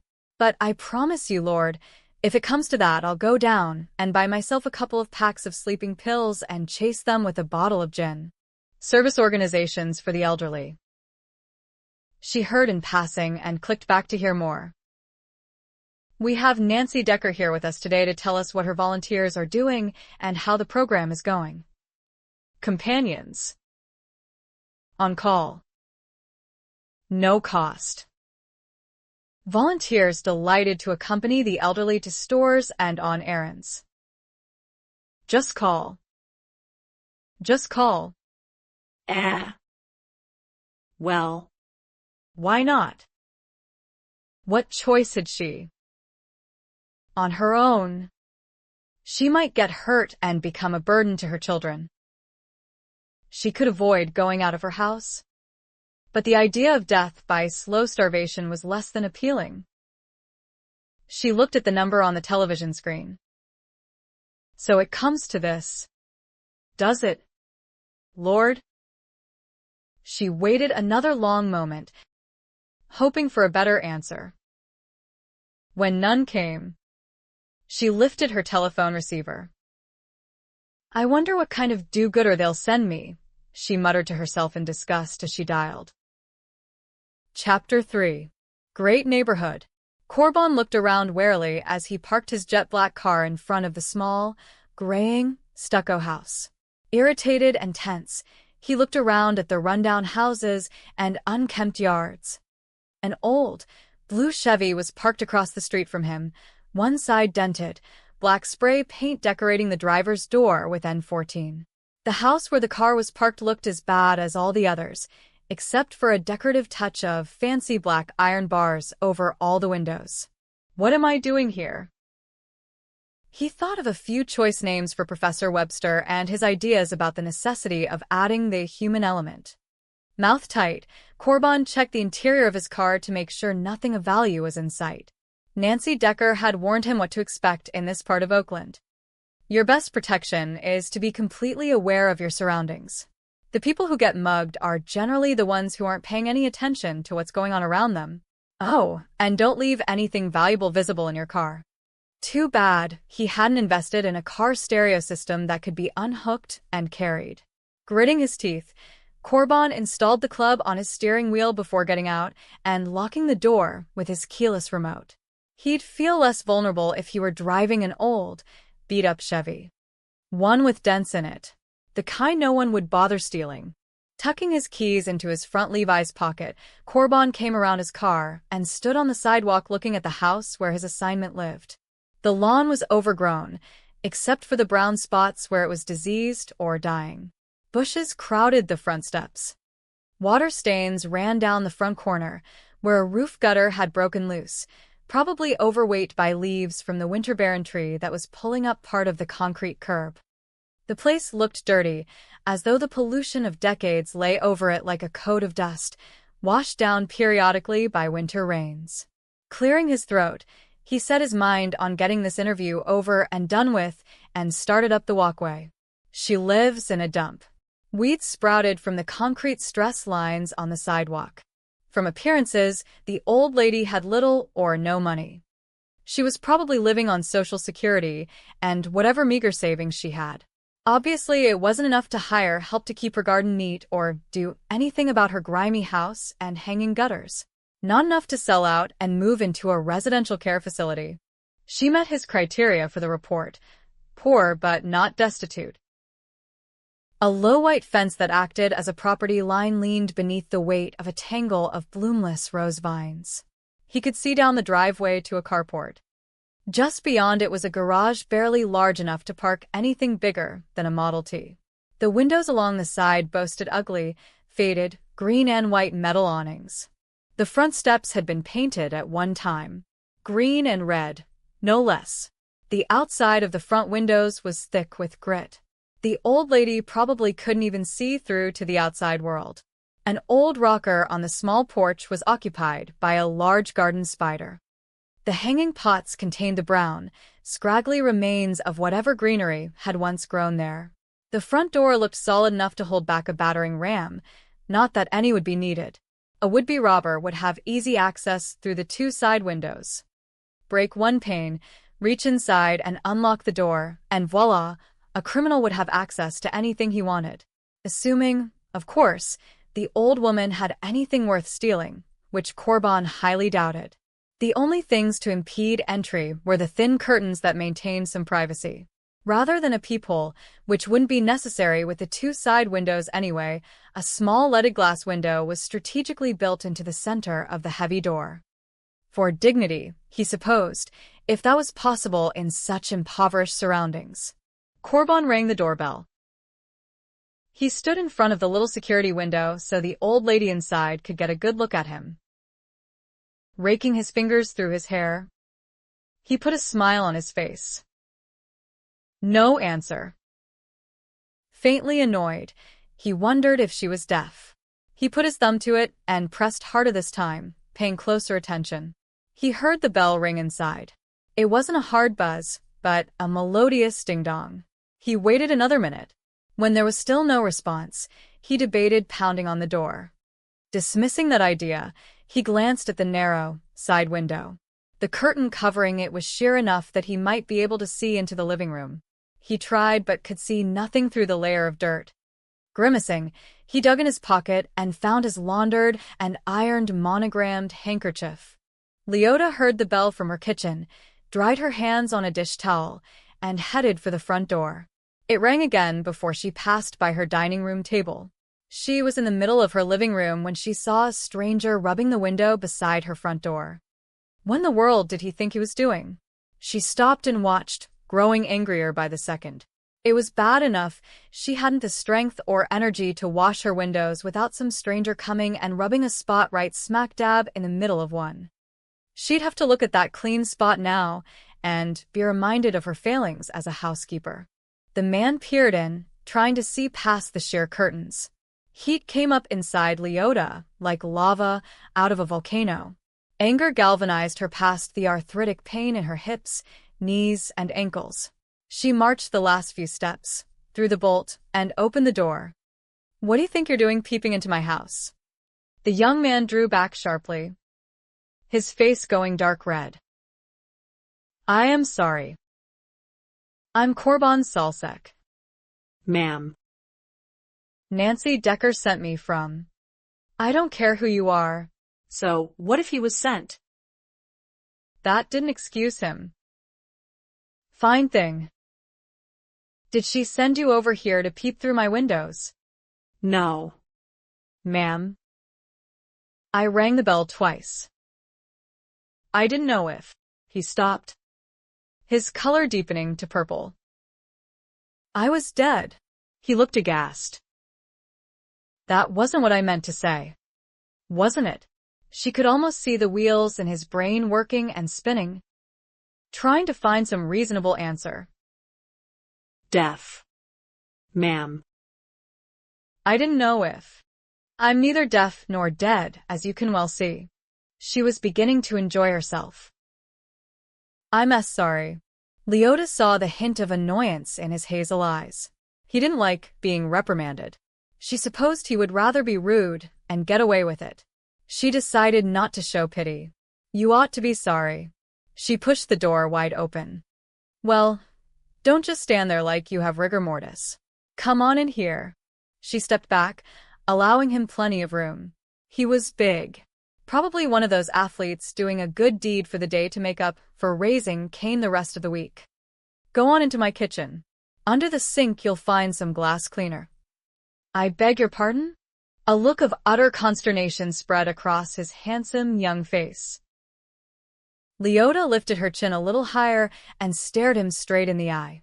He might be a foot taller and more than twice her weight, but she was not going to be intimidated.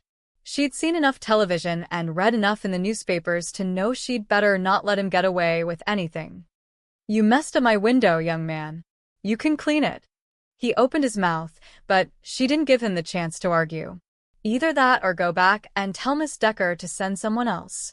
Someone who isn't rude enough to be sticking his nose against my front window. Pressing his lips together, he marched through her living room, past her dinner table, and into her kitchen. Didn't take him more than 6 steps. Where did you say to look? Leota had to restrain a smile. He sounded positively huffy. Under the sink. Where else do you suppose people keep glass cleaner? Or, do you have a hearing problem? There aren't any paper towels under here, he grumbled loud enough for her to hear. Stand up. The paper towels are right there in front of your nose, hanging from the rack on the dish cabinet. If the roll were a snake, it'd bite you. She stepped to the middle of her living room, watching him like a hawk. Two won't do the job. When he gave the roll a good yank, she put her hands on her hips. I didn't say the whole roll. 4 or 5. That's enough. Those things cost money, you know. Now roll the rest back up neatly the way they were. Neatly, Mr. Salsek. A muscle was twitching in his cheek when he came back. He didn't even glance down at her as he went out the front door. Sprayed window cleaner from the top of the window to the bottom, and started rubbing hard and fast. She could see his lips moving. Cursing her? No doubt. Her own lips twitched. She could see those towels were getting soggy, and the job wasn't half done. Turning. She went back into her kitchen and took a washcloth from a drawer. She ran warm water over it, wrung it out, and brought it back, along with 4 more paper towels. Here. She thrust the cloth at him. Use this first, and then the rest of these. She took the damp, blackened paper towels from him and stepped back to watch him work. After a few minutes, the front window pane was as clear as it could be with the film of dust on the inside. Even at that, there was a world of difference between the half-clean pane and the matching window to the right of the door. Suddenly, looking at the windows, all she wanted to do was climb back into bed and pull the covers over her head. Corbin had done his best to control his anger as he went outside and scrubbed the glass. Now he came back in and looked at the window from the inside. How's that? The old woman didn't say anything. She just stood looking from one window to the other, before she could enlist him to clean the rest of her dirty windows. He held out the filthy cloth. Where do you want me to put this? In the laundry basket on the back porch. The paper towels go in the trash under the sink. She held out the wad she had taken from him. Corbin took them and headed for the kitchen, thankful that the old bat hadn't ordered him to get a bucket and do the whole house. Not that it couldn't use it. The whole place, from the greasy ceiling to the old yellow angre linoleum on the kitchen floor, could stand a cleaning. At least the metal and yellow and brown-flecked Formica dinette table was clean, though the ancient gas range and rounded front refrigerator could use a scouring. And be sure you put the Windex back where you got it. Did she think he meant to steal it? He tucked it under the counter, deposited the sodden paper towels in the paper trash bag diapered with a plastic grocery sack, and slammed the cabinet. He found the washer and dryer tucked in the tiny back porch. Both machines looked older than he was. He spotted the laundry basket containing one faded pink towel, a washcloth, and a pastel, flowered polyester dress similar to the one the woman was wearing. He tossed the dirty washcloth on top. The house depressed Corbin. It was dusty, dimly lit, and grim. And there was a smell. He couldn't define it. It wasn't just the house but the peculiar, indescribable scent of the old woman herself. Corbin was faintly repulsed by it. He was equally repulsed by his surroundings. Worse, he was repulsed by the frizzy, white-haired old woman in her cheap dress, bubbly crocheted cardigan, and old pink, fuzzy, matted slippers. She stood there in her seedy living room looking like an old banty hen ready to peck at him. She stared at him with those rheumy blue eyes, and from the look in them, he could see she didn't much care for him, either. That annoyed him. He was volunteering his time to help. Wasn't he? She should show a little gratitude. We're off to a bad start. He shouldn't have looked through her window, but how was he supposed to know it would take her 5 minutes to get to the front door? Regardless, he had to do something to salvage the situation. How was he going to get the information he needed if he wasn't in her good graces? He forced a smile. Nancy said you needed to go to the grocery store. I'll take you. There. That should bring a smile to the old crone's face. Leota pursed her lips. He was looking at her, waiting. For what? A pat on the head? A big kiss? She didn't want to go anywhere with this arrogant young whelp.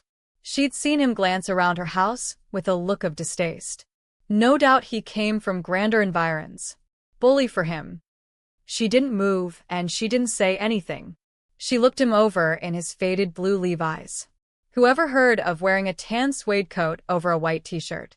His hair was cut short, cropped like a Roman Caesar's. And oh, did he have the airs. King of the world. Was he? I've got arthritis. I'm not much good at kneeling. Ma'am? He tilted his head slightly.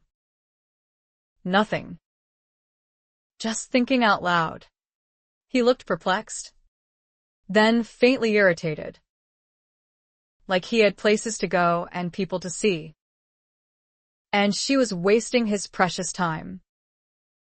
Would you like me to get your shoes for you? Oh. So polite. Just because she was old didn't mean she was senile. She knew she was wearing her slippers. Why shouldn't she be wearing them? It was her house. People didn't sit around all day in their walking shoes, did they? If she wasn't in such dire need of groceries, she'd tell him to go back to wherever he came from. However, she had enough sense left to know she didn't have much choice. The idea of pandering to this twerp went against her grain. But so did going hungry. She was down to living on canned vegetables. She couldn't wait another 3 days for that Decker woman to find and send another volunteer. Volunteer? He looked as though he'd been drafted. I know where my shoes are, young man. You can sit right there and wait while I get them. She pointed at the couch. When he didn't move, she shrugged and headed for the bedroom. Fine. Let him stand there. Not only did she not care whether he was comfortable or not, she just might take an extra long time with her shoes, just to spite this Prince Charming. Corbin glanced at the couch again. It looked about as comfortable as a bed of nails. He'd made the right decision to stand. He sighed as the woman shuffled away. As slowly as she was moving. He might as well take the opportunity to look around. The living room and dining area were all one room with thick wood molding up one wall and over the ceiling as the dividing line. The dining room table was old-fashioned, made of solid, dark wood with claw feet. On top was a crocheted doily and a vase containing dusty plastic flowers. There was a china hutch against the back wall that was overcrowded with dishes and glassware. No Wedgwood. No Royal Doulton. The rug was faded. Whatever color it had been, it was gray and worn now. A path to the kitchen. A path to the hall where she disappeared. The brightest spot of color in the 2 rooms was the knit afghan thrown over the back of the ugly sofa. A big overstuffed chair sat squat and lumpy beside a step-style and table that was overloaded with books and magazines. Another equally burdened and dusty end table was at the other end of the couch. The matching lamps were imitation Greek urns with yellowing shades. Over the mantel hung a landscape print, one of those reprints like 100,000 others anyone can buy, complete with its tacky, ornate, gold-painted frame. A half-dozen pictures and a few figurines stood on the mantel. One was of a little girl with 3 geese. Another was of a boy sitting on a fence. Here and there on the walls around the room were framed pictures, mostly handmade. The biggest was an embroidered sampler of blooming morning glories and bold, black, ornate lettering proclaiming, "As for me and my family, we will serve the Lord." Joshua 24 verse 15. A braided, half-circle rug lay in front of a fireplace that probably hadn't been lit in a decade. On the small, brick hearth were a big, dust-covered seashell, a tarnished brass cricket, and a pair of big old black boots. Everything she had was old, faded, broken-down junk. The most expensive pieces the old woman owned appeared to be the big Naugahyde recliner and the large, Box-style television set in the front corner of her living room. There'd be no estate sale here. A rummage sale. More likely. Corbin could hear the old woman's shuffling footsteps coming closer. He glanced toward the doorway and noticed the iron grate floor heater smack dab in front of the open doorway to her bathroom. The entire room, from the floor to the middle of the wall, was a nightmare of pink, black, and green tile. When the old woman returned, he cringed inwardly. She was wearing a long brown coat with a collar and big, black, plastic buttons and thick-soled, brown slip-on shoes. Ignoring him, she walked over to her recliner and leaned down. When she straightened, she held an old black purse by its handle, looking for all the world as though she had a rat by the throat. She held it in front of her with both hands and looked at him dolefully. "I'll need my grocery list. It's on the counter to the right of the kitchen sink." Imperious old hag.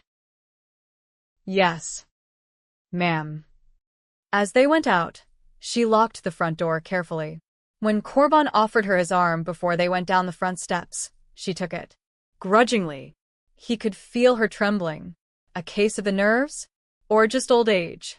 Not that he cared. He drew the keys from his pocket and pressed the remote. "I'll get the door for you." He patted her hand and stepped away.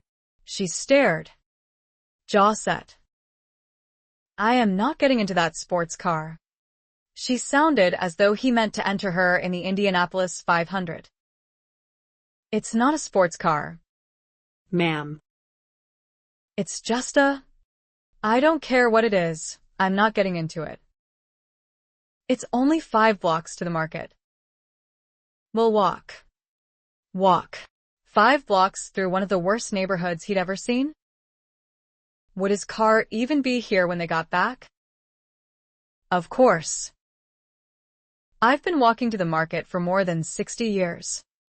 5 blocks down and 5 blocks back makes 10 blocks.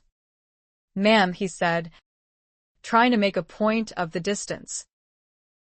"Congratulations. You can add. It's gratifying to know. Since I've read that most students who graduate from high school these days can't even read." He steamed. Hadn't she called for help because she couldn't make it on her own? He tried to think of something.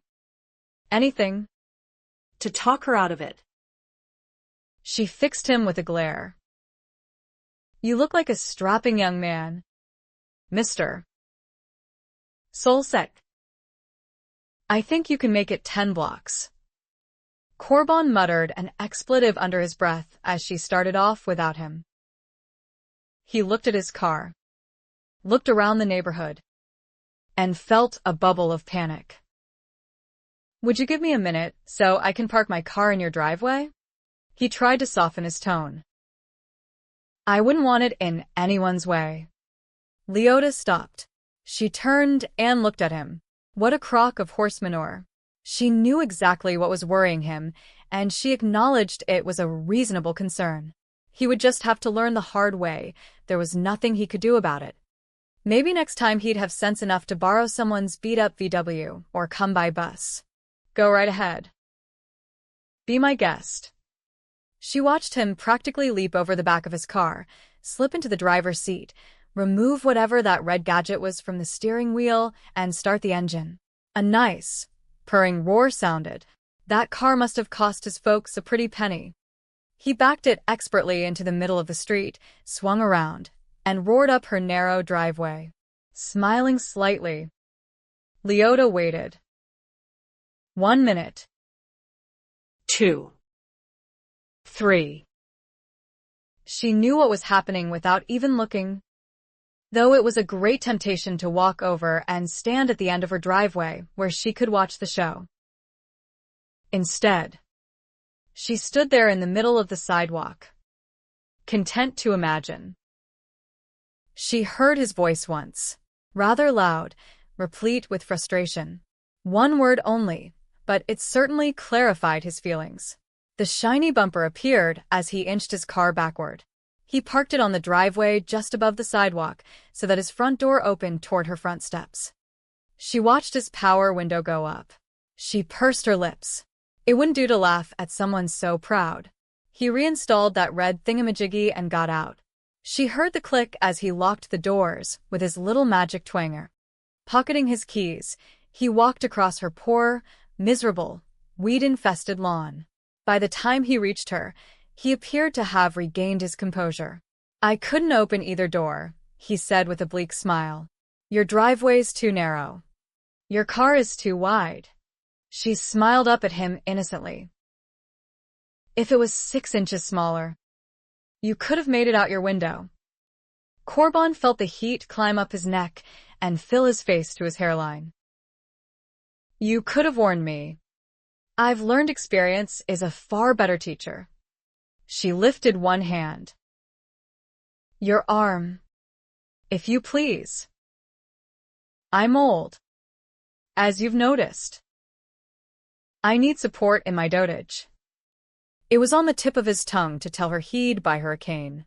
Any kind she wanted. One with a dragon head. However, the lure of acing Professor Webster's class gripped him, nailing his tongue to the roof of his mouth.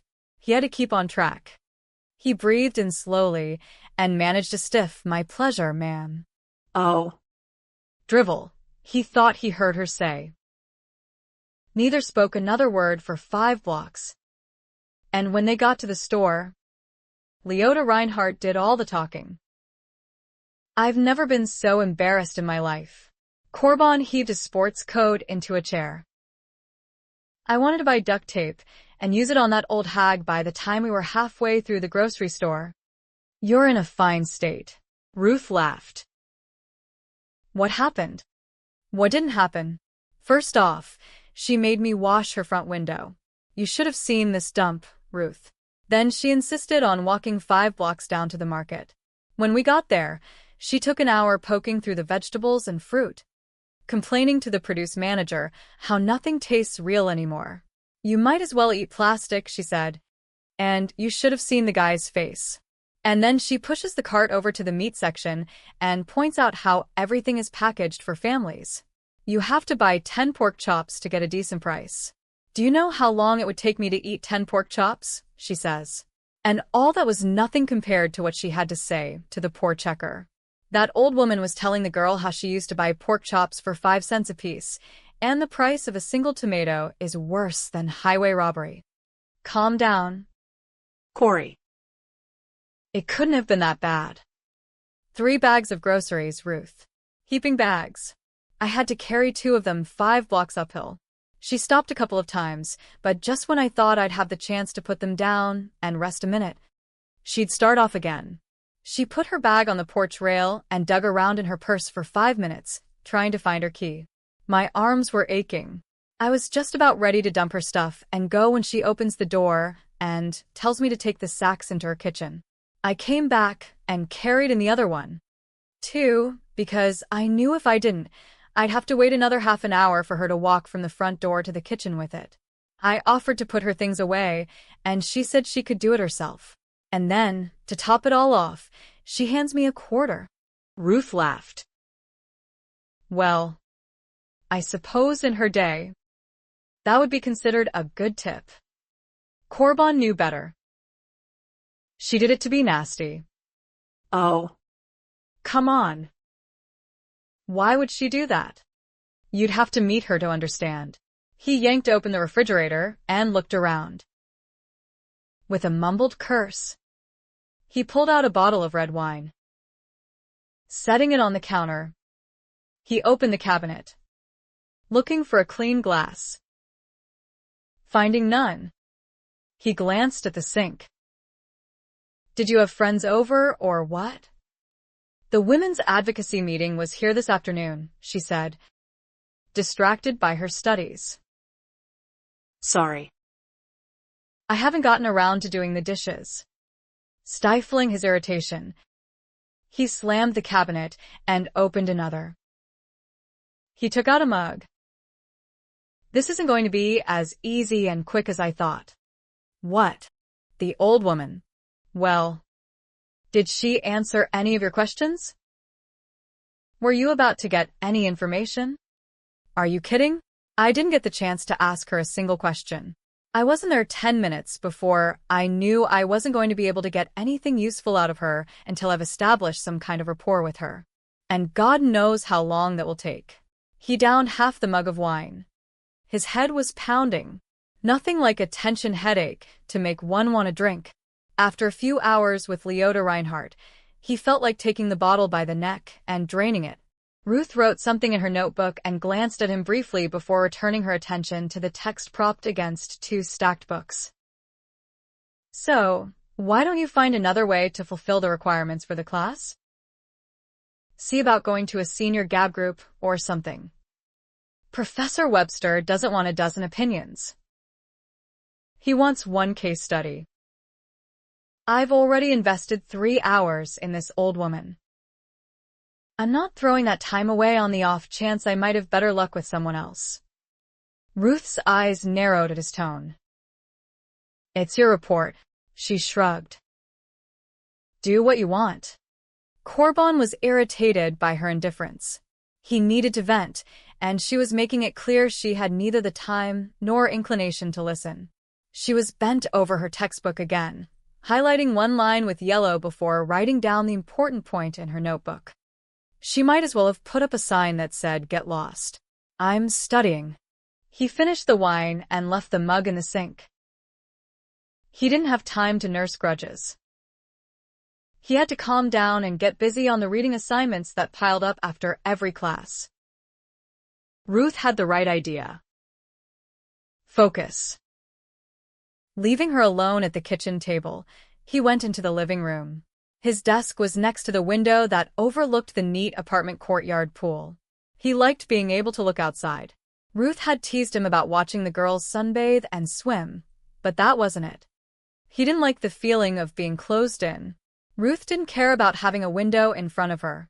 She said she studied better with walls around her and privacy. He also noticed she liked being close to the refrigerator and the coffee pot. Whatever their idiosyncrasies, things seemed to be working okay. He had his space, and she had hers. So, why was he still steaming? Sitting at his desk, he stacked some papers from Ruth's meeting and tossed them onto the floor. Someone had opened one of his notebooks and doodled all over a page. Gritting his teeth, he tore it out, wadded it up, and tossed it into the garbage can. Opening the center drawer of his desk, he found one pen left in the plastic tray. He bought them by the dozen. Do me a favor, Ruth. Tell your friends to stay away from my desk. Sorry, she called back. What's missing? Pens. Again. I'll get you some more when I go to the store. When are you going? Not right now. There was an edge to her voice. Why don't you have some coffee? Anything to shut him up. The last thing he needed right now was a jolt of caffeine. He felt ready to explode as it was. It wasn't just Leota Reinhardt. It was school.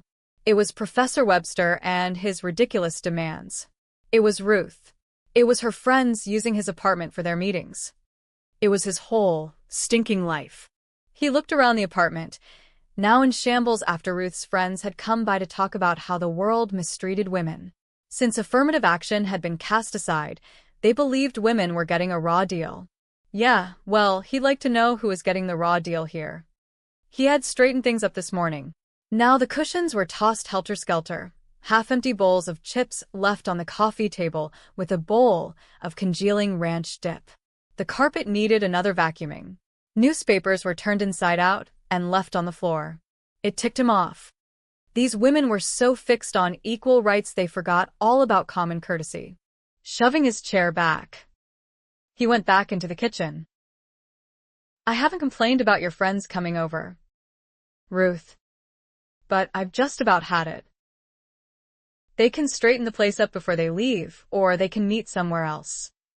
Her eyes flickered briefly as she looked about to argue. Then her expression changed from faintly annoyed to heavily resigned. All right, I'll take care of it. She stood and set her books aside. I should have done it before you got home. Just try to chill out, will you? You get so uptight about nothing. She went into the living room. In the space of a few minutes, She picked up the newspapers, leaflets, and napkins and shoved them in the trash can beside his desk. Corbin pitched in, carrying the chips and dipped into the kitchen while she hauled the vacuum out of the closet and plugged it in. He dumped everything into the garbage bag. Just leave the dishes. Corey. I'll do them. Ruth called above the hum of the vacuum. She was running back and forth. She was quick and careless, yanking the plug, looping the cord several times around the handle before shoving the machine back into the closet. She came back into the kitchen. I said I'd do the dishes. She brushed him aside. I can't do everything at once. You know. He stepped back from her resentment, wanting her to understand. I don't like chaos. Well, good luck. Chaos abounds. It doesn't have to abound in my apartment. She tossed the wash rag down and faced him, eyes bright with temper and the hint of tears. Look. I'm sorry you had a rotten day, but don't take it out on me. She turned her back on him and went back to washing the dishes. You can be so unreasonable. I was going to clean up. I just wanted to get some work done first. You act as though I've never done my share. I didn't say that. Didn't you? What's more important? Corey? Having a spotless apartment or graduating with honors. Sometimes I think the only reason you asked me to move in with you was so you'd have a maid. Far from it. Considering the countless times he'd picked up after her. But he saw the mood she was in now, a mood she made perfectly clear had come on because of his ill temper, and he clamped his mouth shut. Maybe he was being unreasonable. Maybe he was making a big deal out of nothing. There were more important things in the world than having the dishes washed and put away and the cushions on the couch where they belonged. A little chaos never killed anyone, did it? Why did he let it get to him? She'd warned him up front, before moving in, that she wasn't the neatest person in the world. Maybe it was just seeing how that old woman lived in a house coated with grime and caked with dust that had triggered him. He watched Ruth. She was seething. She barely washed and rinsed the glasses. Another word out of him, and he was sure she'd pack and leave. He'd make peace with her later. Chinese takeout. A red rose. It'd all blow over. Frustrated and restless, he went back into the living room and sat down at his desk and jotted down a few notes. Leota Reinhardt. Cantankerous. Demanding. Suffers from arthritis. Needs caregiver. Senile. No mention of family. Lives in squalor. Only financial support, Social Security. Education. He didn't know much considering the time he'd spent with her. Next time, he'd get her talking. Turning on his computer, Corbin opened a file and typed in everything he'd observed about the old woman and her surroundings. The more he thought about her, the more she suited his case study. Maybe the day hadn't been a complete waste after all. When he finished, he felt a little more satisfied. He'd be better prepared next time. At least he'd know what to expect. He'd take her a little something. Too. Maybe if he poured on the charm, he'd be able to wring some information out of her. Reading over his page of notes, he smiled, then crumpled up his handwritten notes and tossed them into the trash can. He hit the save button on the computer and exited the document, then went on to more important and pressing matters, leaving Leota Reinhardt filed and forgotten. Chapter 4. I'm not surprised you left. Princess. I knew it would happen someday. You know you can come and live with me and Monica in San Diego anytime you want. We'd love to have you. Annie sighed. I know. Daddy. But I can't do that. You know how Mom would see it.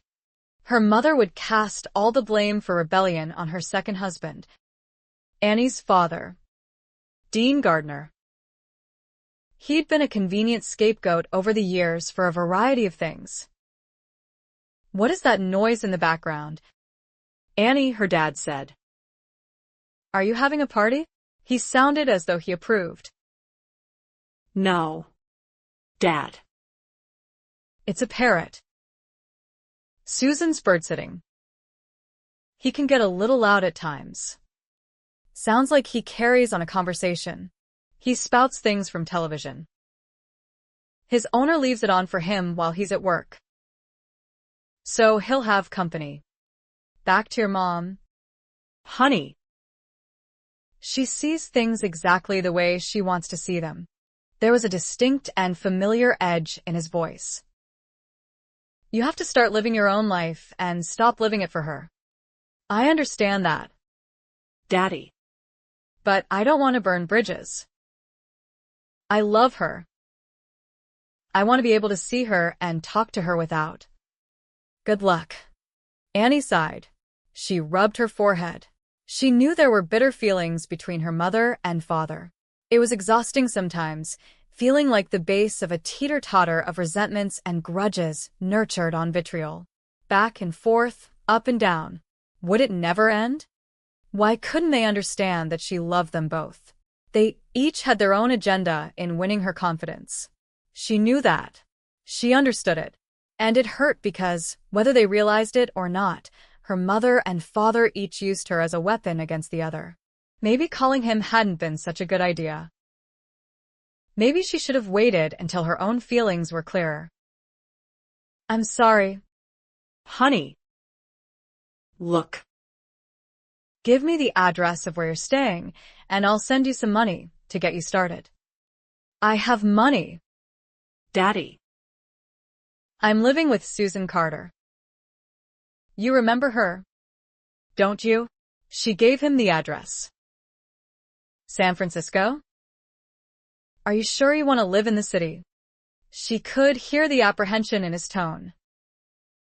There's a security system where we live. We have to buzz people in.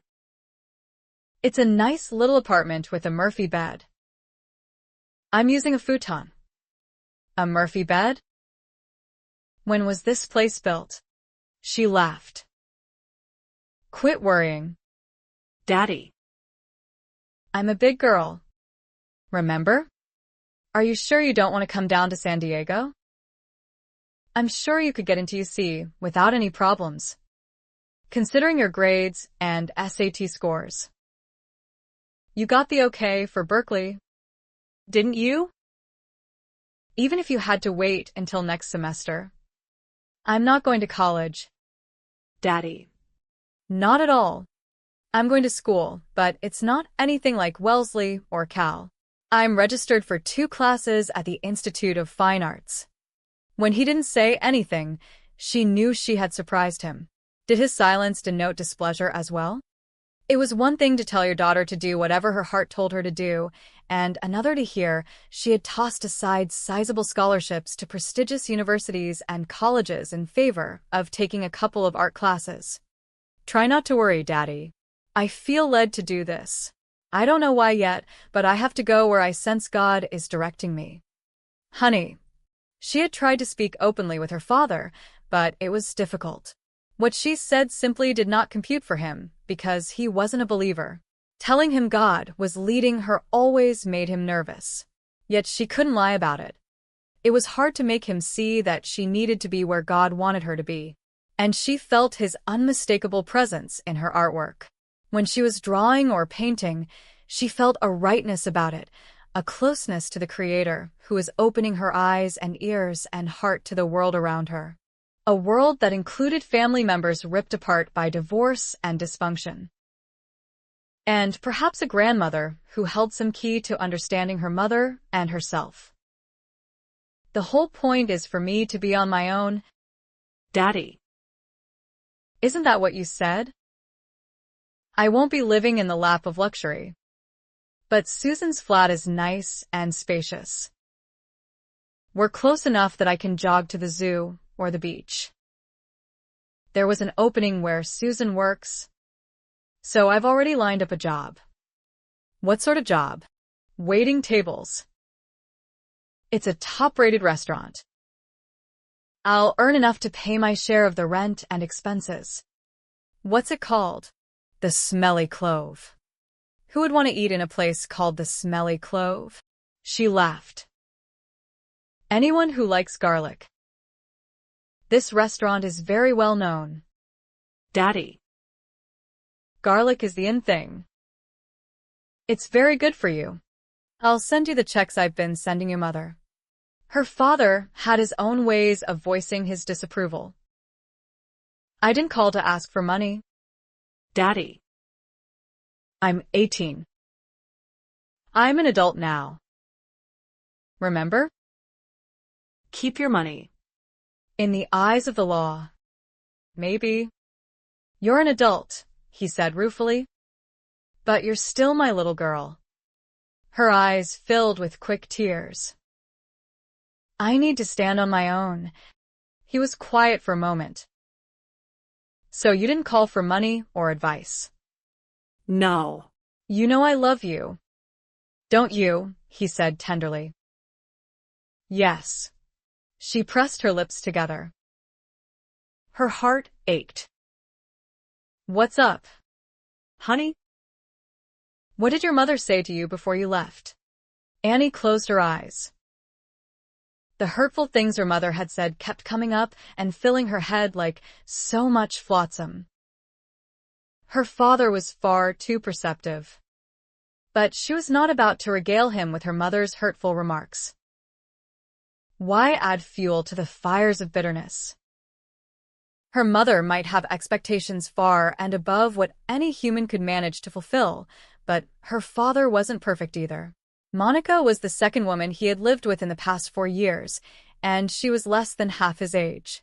Annie's mother said her father had a Peter Pan complex. Her father said one taste of marriage with Nora was enough to cure any man for life. Can you tell me about Grandma Leota? Daddy. Leota? What brought her up? I was just curious.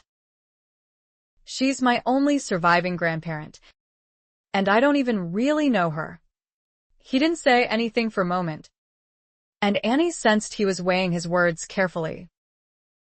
She must be in her 80s, he said. I only met her a couple of times. What was she like? Oh. I don't know. Ordinary. I guess. I liked her.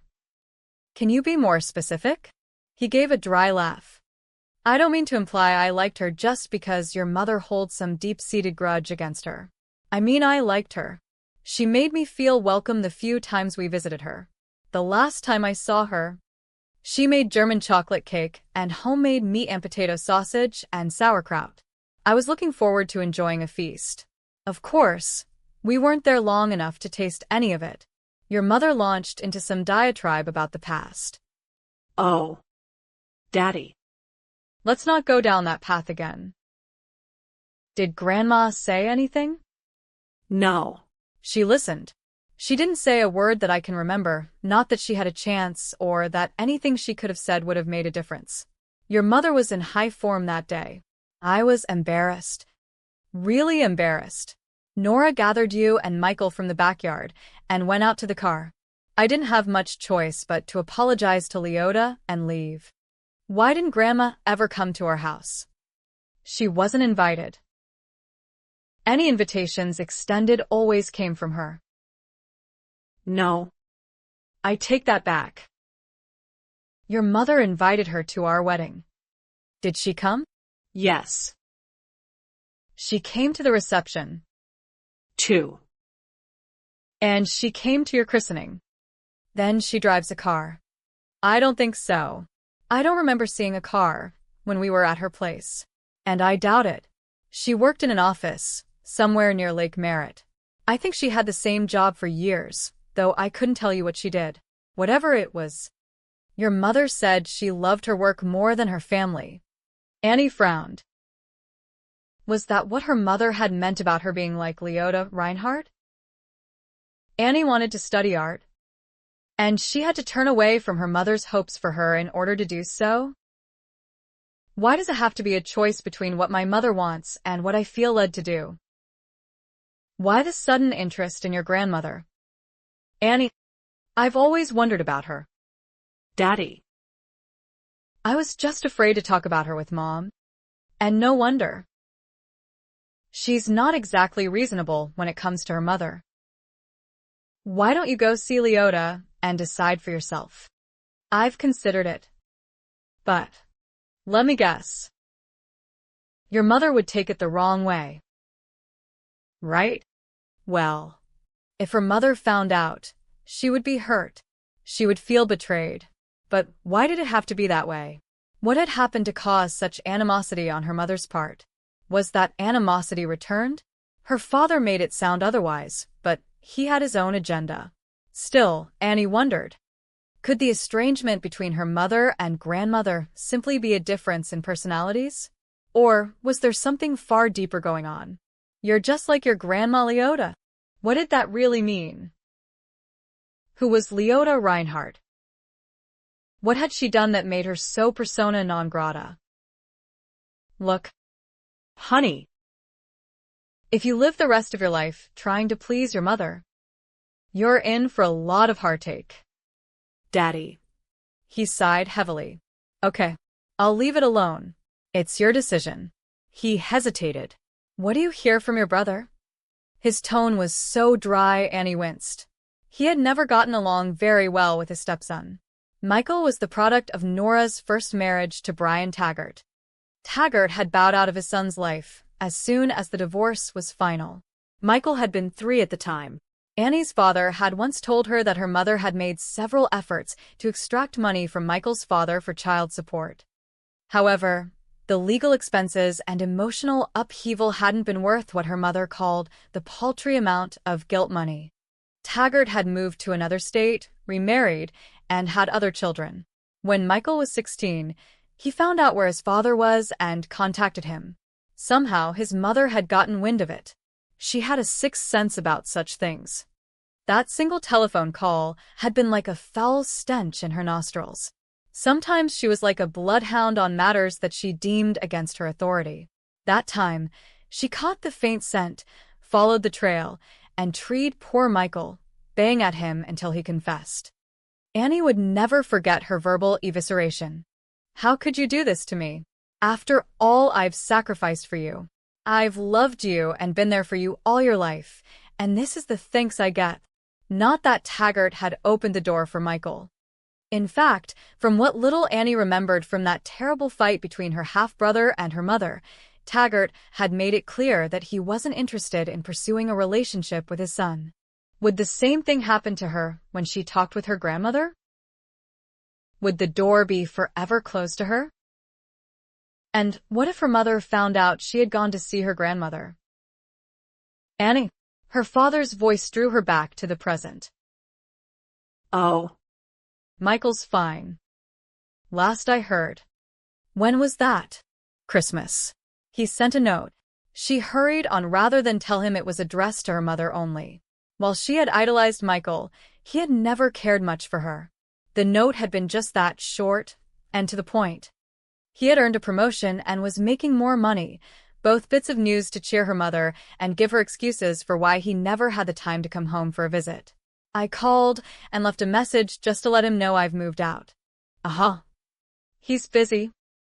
Daddy. You know how hard he works. Her father didn't say anything to that, which was just as well.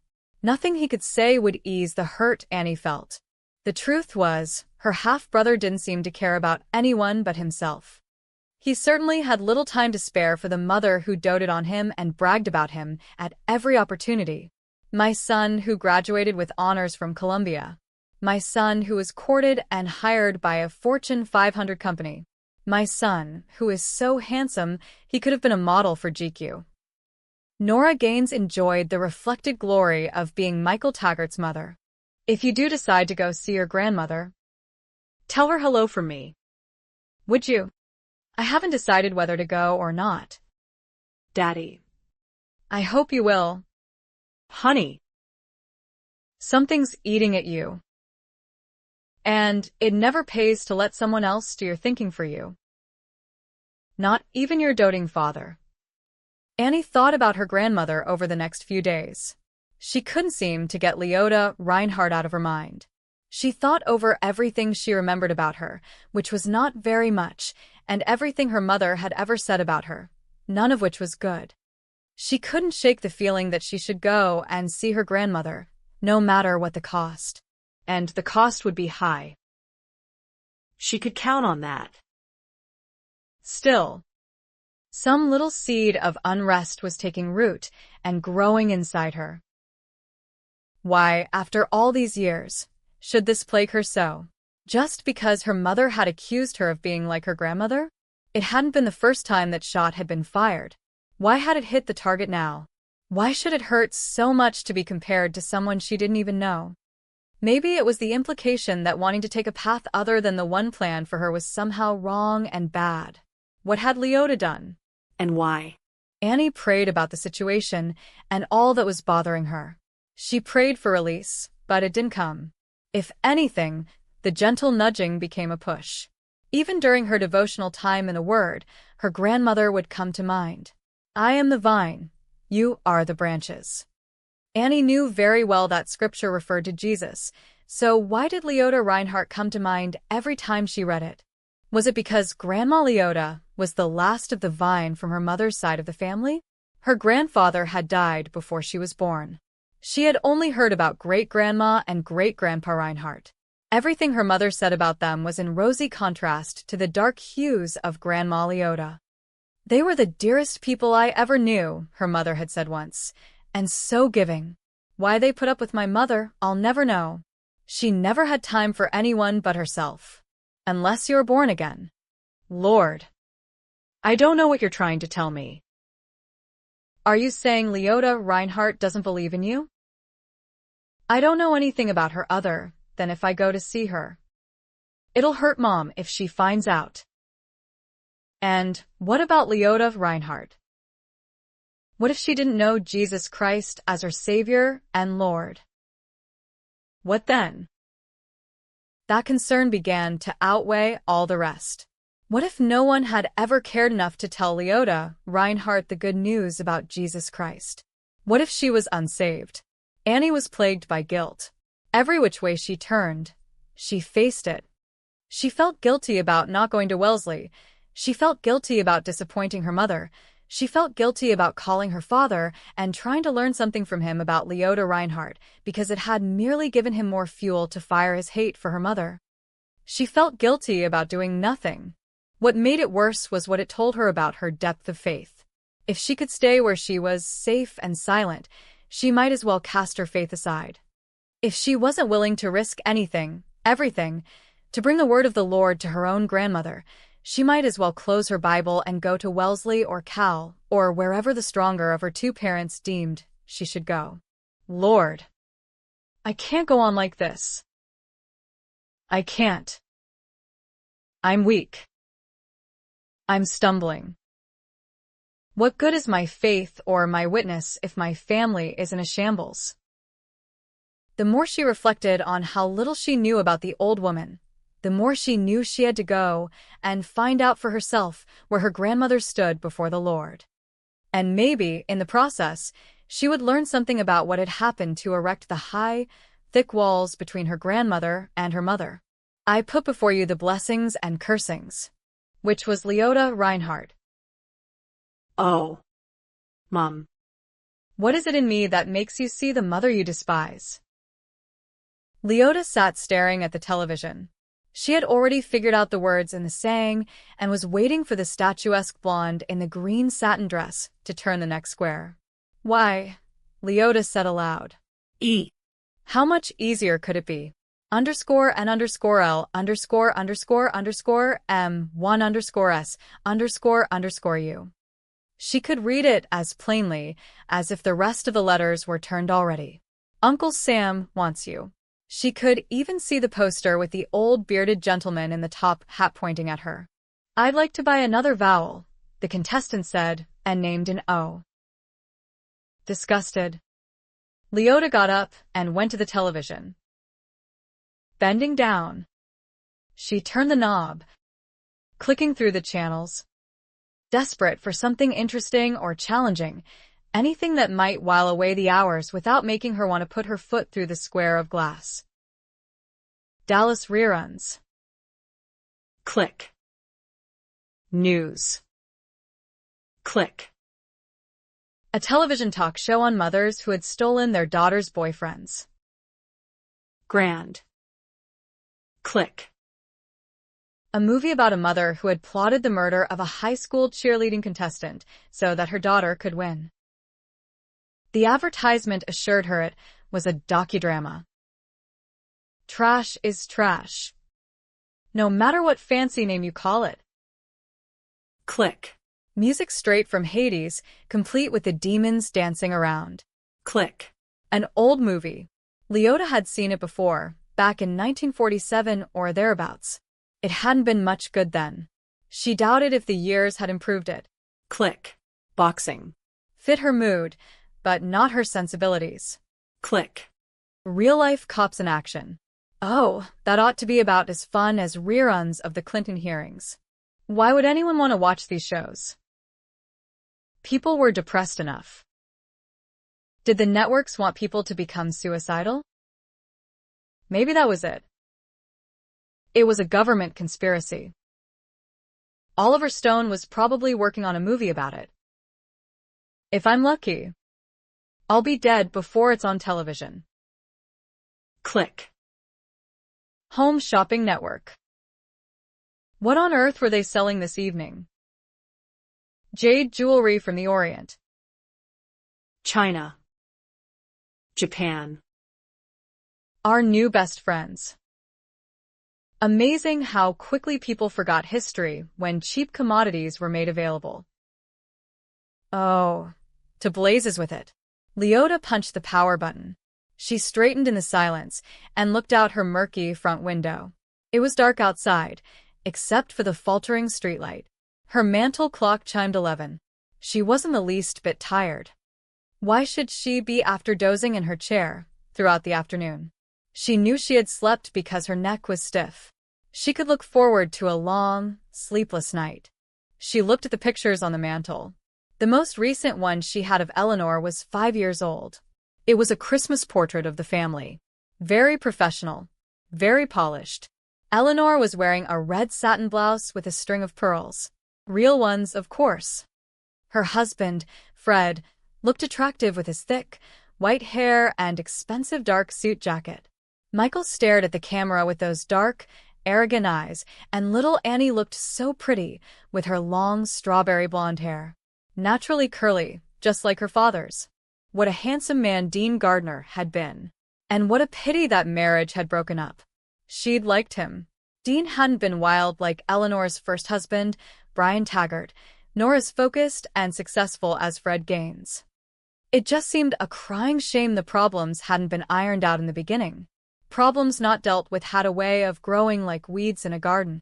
If given full freedom, problems became a lifestyle that choked out all the good memories, lessons learned, goals, and clear insights. Eventually they killed love itself. God. How can a child I loved so dearly hold me in such contempt? Answer me that. Lord. Where did I go wrong? It grieved Leota just thinking about Eleanor. What was the matter with her girl? 3 marriages, 2 children who excelled at everything they did, a house behind an iron gate, fancy cars, vacations to Europe. And still Eleanor wasn't happy. I've been praying for her for years. And what good's it done? I give up. Lord. You deal with her. She closed her eyes, her heart aching. Just once, I'd like to hear one of my own flesh and blood say they love me just as I am.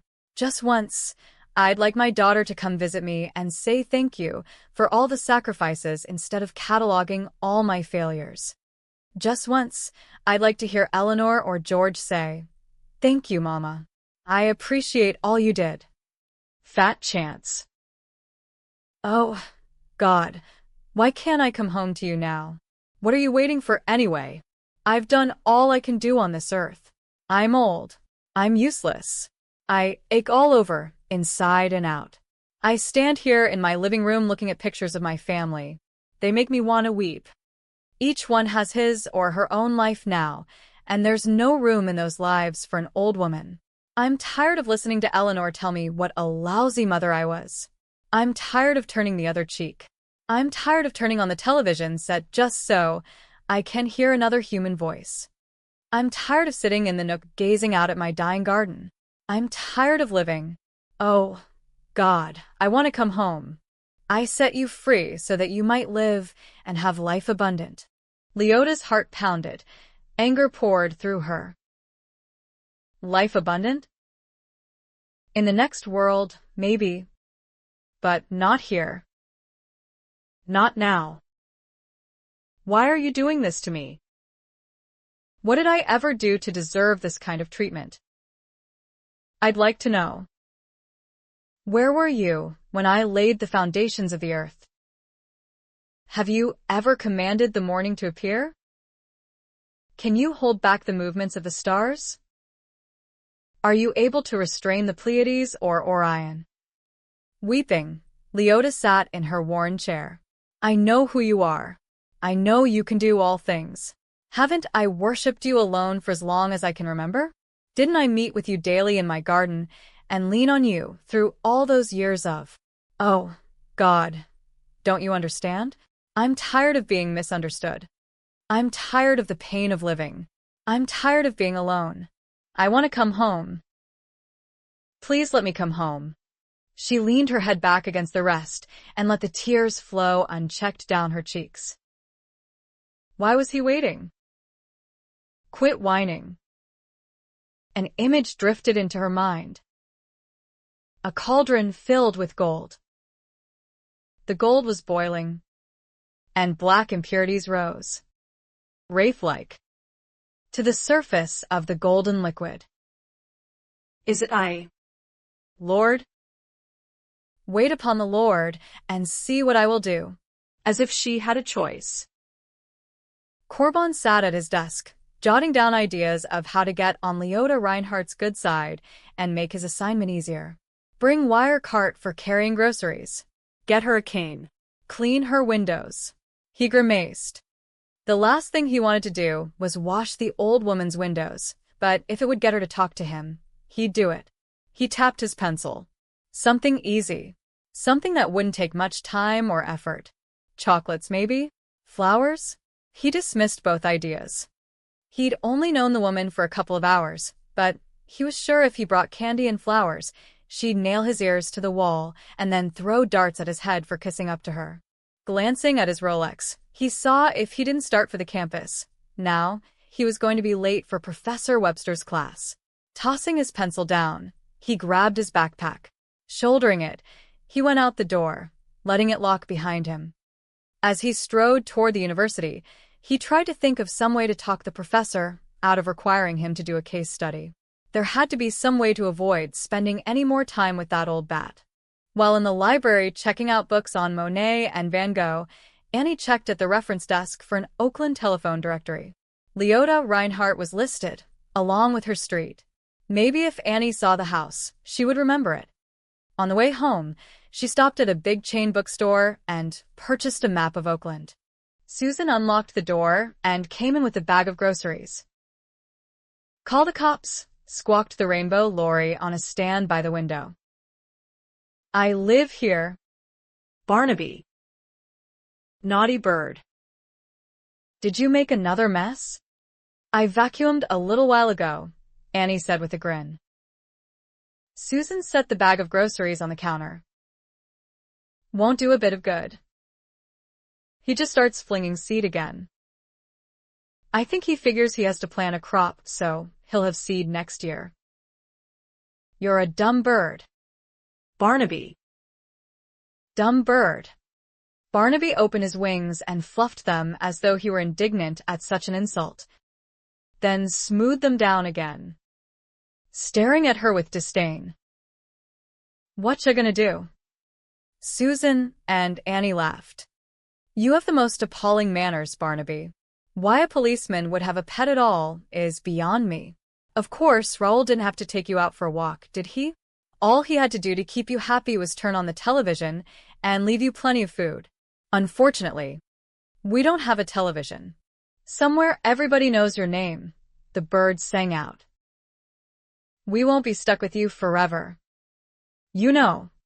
Susan started putting things away. "I think you may have him longer than you planned," Annie said. "Raoul said he'd be back from Los Angeles in a week or so." Susan peered at the bird. "Hear that, Barnaby? In a week. You're out of here, buddy." Annie grinned. "There's a message for you. From Raoul." Susan rolled her eyes. "Oh, no." "Bad news. Depends on how you look at it." Her grin widened. "He's been hired. He's already put a deposit on a furnished apartment. Problem is the management won't allow pets." "That is not a pet." Susan pointed at the bird. "What about his stuff?" "He has to come back. He boxed it up before he left. He knew. Why didn't he just sell the bird?" "Here. Kitty, kitty," the parrot squawked at her. Annie grinned. "Raoul said he knows you'll take good care of Barnaby. He couldn't trust him to anyone but someone who is a bird person." "Bird brain, you mean?" She eyed the parrot. "Great. Just great." 911, Barnaby said in a perfect imitation of William Shatner, then made the sound of a siren. 911. Another word out of you, and you'll be plucked, packaged, and frozen like this chicken. She tossed the package of poultry into the small freezer. Annie laughed. "She doesn't mean it, Barnaby." "You don't think so?" "The only reason I agreed to birdsit is because I miss my canary. He was so cute." "That is a feathered piranha." She looked at Annie's map spread out on the floor. "Planning a trip?" "A short one." Annie smoothed it a little and finished tracing the route with the yellow highlighter. "Who's in Oakland?" "My grandmother." Annie smiled self-consciously. "I'm not even sure what I'm going to say to her." "You'll think of something." Susan flopped down on the old sofa she'd purchased at a garage sale. Her father and two brothers had hauled it over the Bay Bridge in their pickup truck and lugged it into the building. When it wouldn't fit into the ancient Otis elevator, they muscled it up 4 flights of stairs to the small flat, where Susan had sandwiches, freshly baked cookies, and sodas waiting. "When do you think you'll go?" Susan popped the top of her soda. "Tomorrow. I'm not scheduled to work until 4. And I haven't got a class." "How long has it been since you've seen her?" Annie blushed. "For years, I think. I can't remember for sure. For years." Susan drank some of her soda and then shook her head. "I've never gone longer than a couple of weeks without seeing some relative or another. We've got family coming out of our ears." Annie had met at least 3 of Susan's uncles and a dozen cousins during her visits at Susan's house. She always felt a little overwhelmed when standing in the Carters' small house, packed from stem to stern with relatives. Everyone talked at once, and they were loud. The men gathered around the television to watch whatever sport was in season, while the women gathered in the kitchen to cook and talk and laugh. Have any of them ever gotten mad at each other? Oh, sure. Someone's always ticked off about something. Hottest fights are around the dinner table when Uncle Bob and Uncle Chet get going on politics or when Maggie starts in on equal rights. Daddy'll jump right in on anything. Annie had met Susan's older sister only a few times and found her quick-witted and very likable. Is Maggie a women's activist? Only when the situation calls for it, which is every time she comes over for a visit with the folks. Susan grinned. Daddy says the only reason married women with children are working is because people are so greedy, they want too much. Of course, Mom is working, but that doesn't count because she has a calling. You never know who will throw the bait first. Maggie'll come right back at him and say some people would like to have a nice house and live in a decent neighborhood that's safe for their children. And the only way to afford it is to have two people working. Then Daddy'll come back and say the neighborhoods would be a lot nicer if the mothers were all home taking care of their children like they're supposed to. They go round and round about it. She laughed. They can get pretty steamed up sometimes. Do they stay mad at each other? Not for more than an hour. Funny thing is, Maggie told me she and Andy have already decided that when they get pregnant, she'll stay home. Listening to her talk, you'd think she was for zero population control and government-run daycare centers. Truth is, she takes after Daddy. They both like nothing better than a good, rousing debate. Daddy loves to play devil's advocate at the dinner table. Whatever side you're on, he'll take the opposite. He says it's a good way to learn to think. Mental fencing, he calls it. Susan took a long swig of her soda.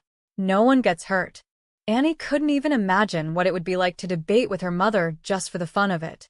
The combatants would have to wear emotional body armor because any verbal fencing around her house would be done without the safety guards. 2 minutes into it, and her mother would turn it into blood sport. Sticks and stones will break my bones, but words will never hurt me. Whoever came up with that little cliché didn't know her mother. Nora Gaines could dismember people with her tongue. Annie felt almost sick with guilt. What sort of a daughter was she? Susan got up. I'd better put the rest of the stuff away. She opened the refrigerator, took out a container, and opened it. Gross. I should take this home for my little brother and let him turn it in as a science project. Distracted. Annie wasn't listening. It was a relatively short distance between Black Hawk on the east side of the hills and Oakland on the San Francisco Bay. There was a tunnel right through the hills at one point. Easy driving, easy distance. 30 minutes max? Yet grandmother Leota might as well have lived in New York State for all the time the family had spent together. Susan's voice came from behind the door of the fridge.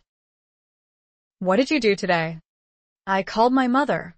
Annie was embarrassed the minute she said it. She made it sound like it was the biggest chore of the year. Susan paused in her hunt for food. And her mother had had a fit. Have you come to your senses yet? And? Do you have any idea how much you've hurt and disappointed me? Annie didn't look up at Susan. I told her I have a job.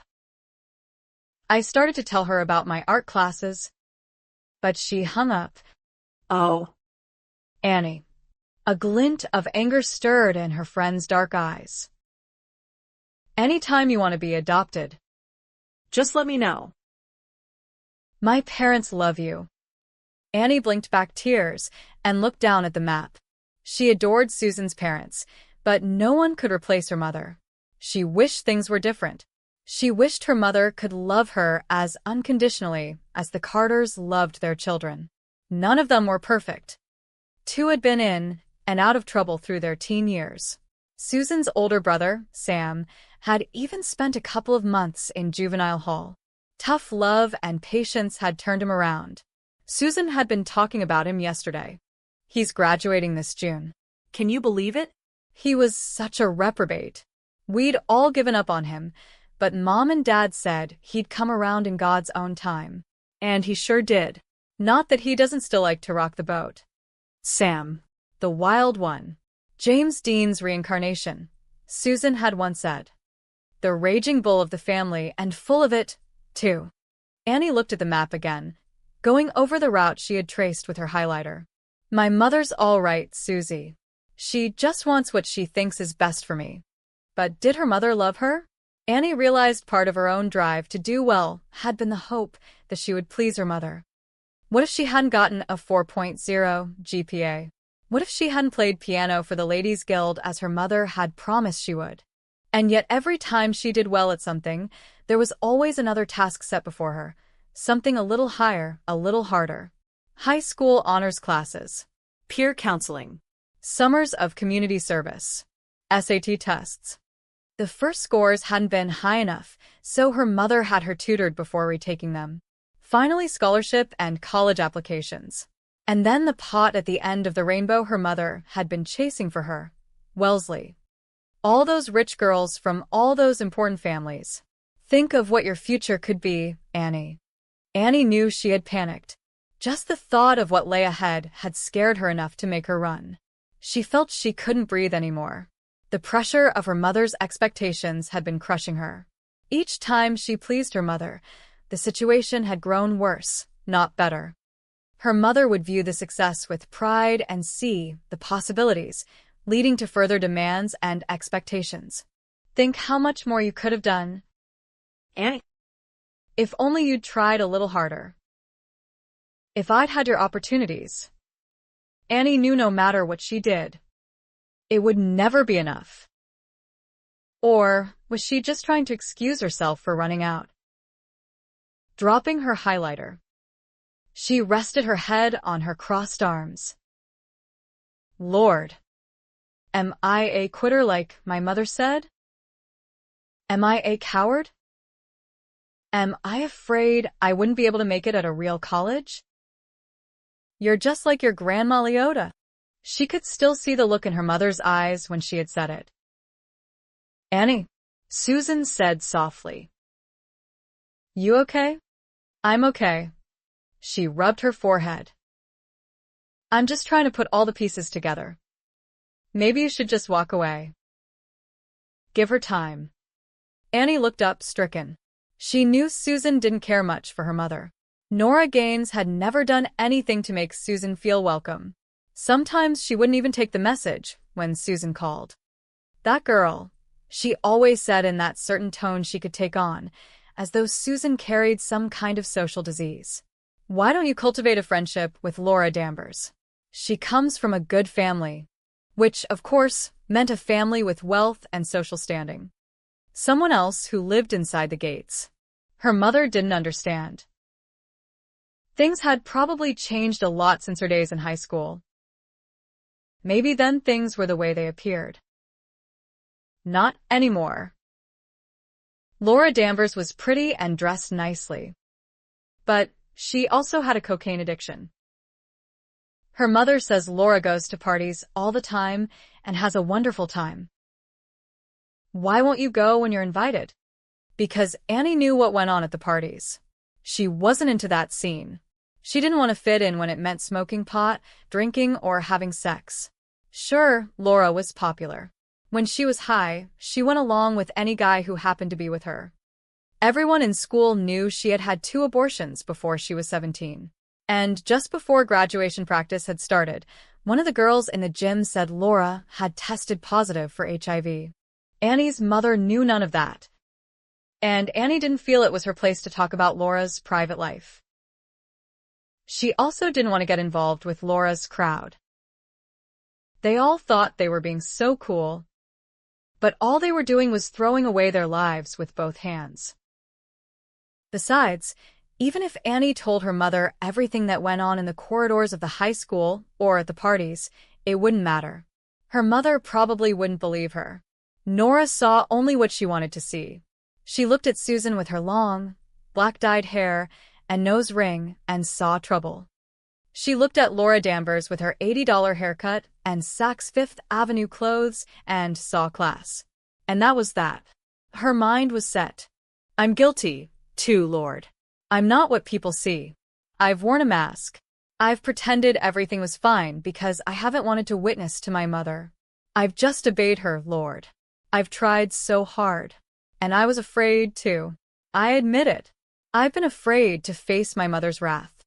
And now that I've left home, I'm afraid if I go one step further and see my grandmother, my mother will never forgive me.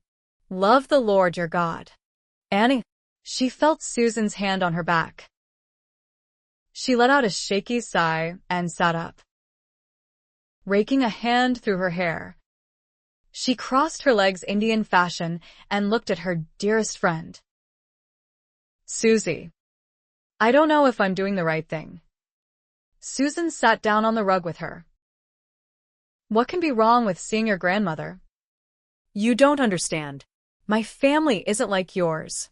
Everything's complicated. So complicated she couldn't see the beginning, middle, or end of the mess. Just a thread, that's all she wanted. Just a slender thread so she could grasp what had happened to make her mother so bitter.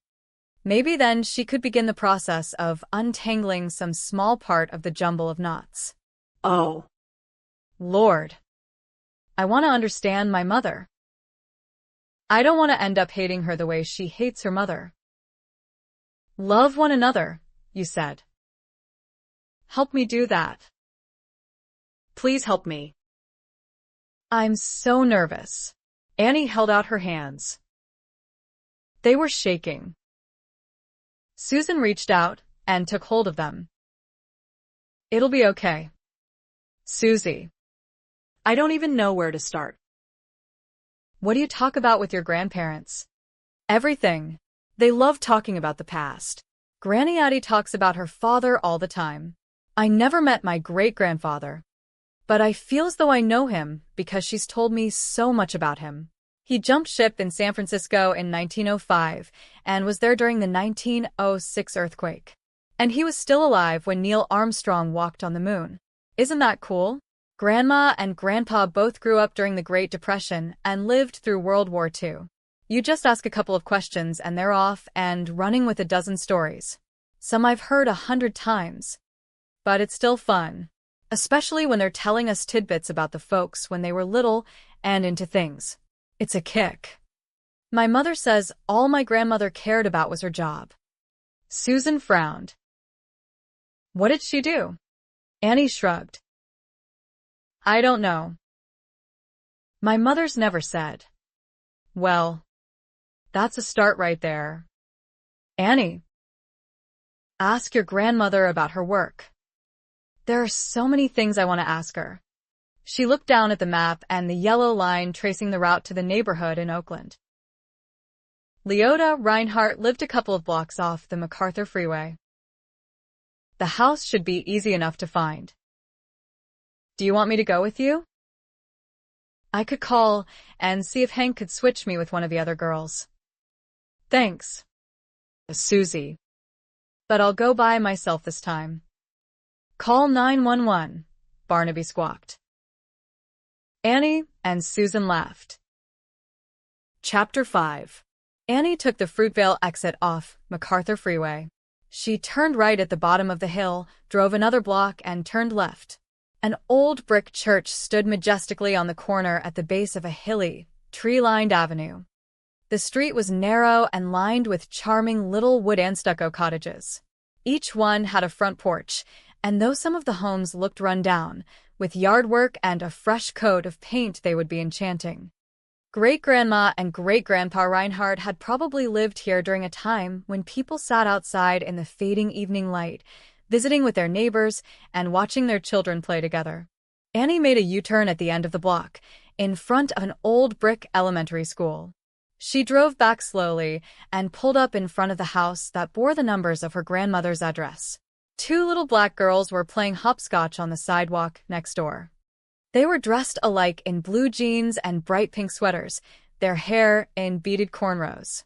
As Annie got out of her car, the girls paused in their game to watch her warily. She smiled. Hello. They smiled back, though they didn't say anything. Their parents had probably told them never to talk to strangers. Leaning back inside her car, Annie reached for her purse and the present she had brought for her grandmother. She looped her purse strap onto her shoulder and pushed the door shut. Studying the small house before her, she thought it must at one time have been one of the prettiest on the street. Rhododendrons and azaleas grew along the front of the house. There were no blooms now, but in a few months, the bushes would be covered. The lawn was in poor shape, but proper mowing, a weed treatment, and some fertilizing would bring it back in no time. The barren tree in front looked like it could be a winter-dormant flowering plum, beautiful in blossom. There were several such trees in her mother and stepfather's backyard, all carefully tended by Marvin Toccato's gardening service. The border alongside her grandmother's house was entangled with climbing rose bushes. Pink roses, Annie remembered. The white picket fence would be glorious when the vines leafed up and covered it with blossoms. She saw the wisteria overhanging the carport at the end of the drive. Soon, its lavender blooms would hang like overripe bunches of grapes, mingling with the scent of roses. This home must be simply glorious in spring. Brightly painted front steps greeted her, and there was an old rocking chair pushed back in the corner of the front porch, its seats so worn, Annie thought. Her grandmother must have spent countless hours sitting outside. It was dusty and cobwebbed now, but perhaps when the colder weather passed, Grandma Leota would sit outside again. The rhododendrons were too high in front to see over them to the street, but that could quickly be remedied. Annie also noticed the hanging pots and thought how pretty they would be filled with fuchsias dripping hot pink and purple comet-shaped blossoms. Her heart thumping. Annie rang the bell. She thought she could hear the television playing inside. Grandma Leota must be home. The question was, would she open the door to someone she hadn't seen in years? Someone she probably wouldn't even recognize? Lord, please let my grandmother invite me in. Help me not to say anything that will upset her and close any lines of communication between us. Help me see things clearly from all sides. Lord, help. She waited, hoping, excited, her stomach trembling with niggling fears and uncertainties. Why should she expect any kind of welcome? Had she even bothered to write? She thought of a dozen ways she had slighted her grandmother without even thinking about it. She didn't even know when Leota's birthday was. The door opened a crack. If you're selling something, I'm not interested. Grandma Leota? I'm Annie. Annie Gardner. The old woman looked at her oddly. Annie? She must not remember. Why should she? Annie Gardner, she said again, hoping to jog her grandmother's memory. It had been such a long time. Her mother and father had divorced when Anne was 5, and she could count on one hand the number of times she had been brought over here. Nora's daughter. She looked into her grandmother's brown eyes, but couldn't read her expression. Did her grandmother remember anything? Maybe she had even forgotten she had grandchildren. Annie's heart sank. Leota remembered. Oh, indeed, she remembered. She just couldn't speak past the lump in her throat as she looked at the beautiful young girl standing on her porch. How many years had it been since she last saw her granddaughter? Annelyn Gardner wasn't a little girl anymore. She was tall and slender, with that lovely fall of strawberry blonde hair. She was holding an African violet with lovely purple blooms. How did Annie know violets were her favorite flowers? The plant was in a little pink ceramic pot. Nora's daughter. Grandma Leota, the girl said again, clearly distressed. I know who you are. Leota was dismayed that she sounded so gruff and impatient. She opened the door a little wider to show the girl she was welcome. After all these years, little Annie was a young woman. Oh, God. All those lost years. Leota's throat closed tight. Annie stepped inside and glanced to where the television was still on. I hope I'm not interrupting. Leota stepped over and punched the power button. Geraldo can live without me. The room fell into silence. She turned and looked at her granddaughter again, studying her. She could see Eleanor in the girl. She had her mouth and nose, with some of her father in her as well. Those beautiful blue eyes. Leota drank in the sight of her, wondering what to say, wondering why she had come. She must have some reason. She looked nervous and embarrassed. "Are those violets for me?" Leota smiled at her, hoping to put her at ease. "Oh, yes. Of course." She held them out in both hands, as though they were an offering. "My favorite flowers," Leota said as she took them and admired the soft, velvety, purple petals. "How did you know?" "I didn't," Annie said softly. "I thought they were pretty and that you might like them." "I do. Very much." "Thank you." She thought of the violets she had planted in her yard and how lovely they had looked peeping up from the feather moss.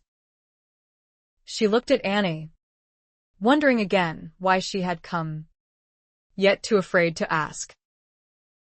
Why spoil the moment?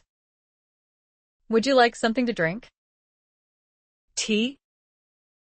"Coffee. Anything would be fine. Come into the kitchen then. I'll fix us some tea." Tea. With her granddaughter. "I wonder when I'll wake up from this lovely dream?" Annie followed her grandmother. She hadn't expected Leota to be so small. She was only about 5 feet tall and thin. Her hair was white and pinned up in a French roll with wisps here and there. She was wearing an old-fashioned white cardigan, a blue flower print dress, and pink slippers. Annie thought she looked adorable. Her grandmother held the pot of violets as though it were her most cherished possession. She looked at it for a long moment and then set it carefully on a small table by the windows. A newspaper was spread out, and Annie noticed the half-worked crossword puzzle. Then she noticed the backyard. "Oh, how sad. I remember your garden. I thought it was Wonderland." Leota glanced up. Wonderland. That description seemed to please her. Then a sadness filled her expression as she followed her granddaughter's gaze. "Well, it's not a wonderland anymore. It's a jungle. I haven't done any gardening in a long time." "Are the elves still there?" "Elves?" Leota thought for a moment, but she couldn't remember. In the rose lattice back by the vegetable garden, there were green, porcelain elves sitting on the slats. 3 of them, I think. Just big enough to fit in the palm of your hand. Oh, my. I'd forgotten all about them.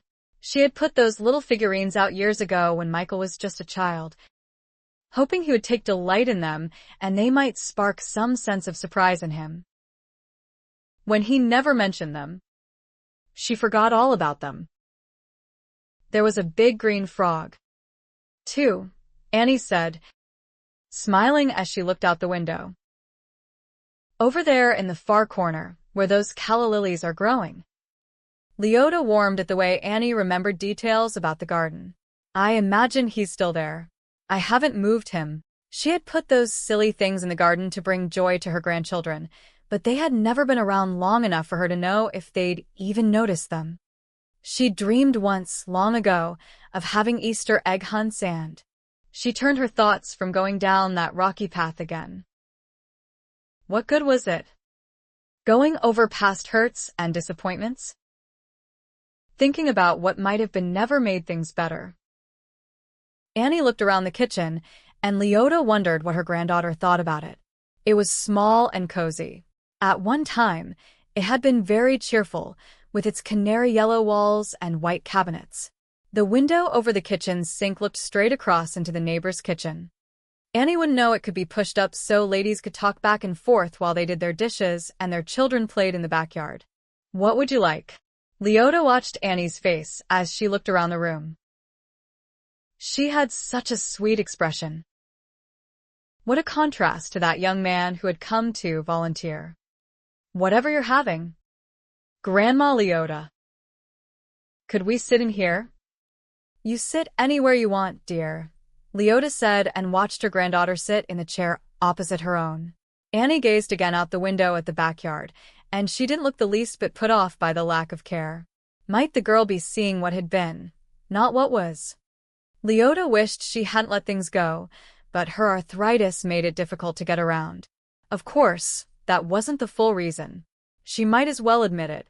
She had let things go because she had given up. Why spend all those hours in the garden when there was no one but her to enjoy it? She was sorry now. She shouldn't have done that. She should have kept it up. Now it was too late. She couldn't undo the destruction of the last few years. She was too old. This was no time to count her regrets. Her granddaughter had come to visit. Praise God. Leota felt like having something special, something to celebrate this occasion. Opening a drawer, she poked around and found a few packets of constant comment tea she had tucked away after Mama Reinhardt had died. Mama had loved constant comment tea, and the two of them would sit together in the afternoons and sip it together.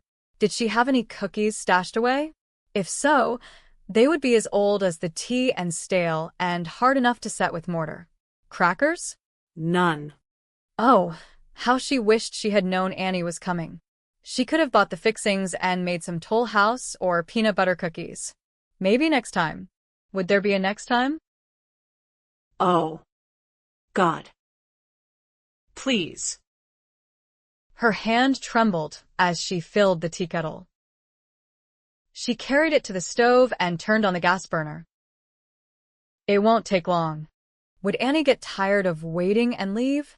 Young people these days seem to be in such a rush about everything. Places to go. Things to do. She had heard about all that from Cosma. Maybe it's those video games they play all the time. Everything moves so fast. Like gnats on a screen door, battering away and driving you crazy. I'm not in any hurry, Annie said, returning her attention to her grandmother. Are you hungry? I don't have any cookies. But I could fix you a what? She didn't have any lunch meat. She hadn't fixed any tuna. She didn't even have peanut butter on hand. An egg sandwich? Would you like that? I'm not hungry. I just wanted to see you and talk with you. Leota came and eased herself into the chair opposite Annie. How's your mother? The girl's eyes flickered slightly, and she lowered her head. The tension was back. Leota watched as Annie clasped her hands on the table. Something was wrong. Is Eleanor ill? No, Grandma Leota. Mother's fine. It's just that. She looked out at the yard again, and Leota saw the sheen of tears in her eyes. Oh dear. Something's wrong again. Isn't that always the way of it?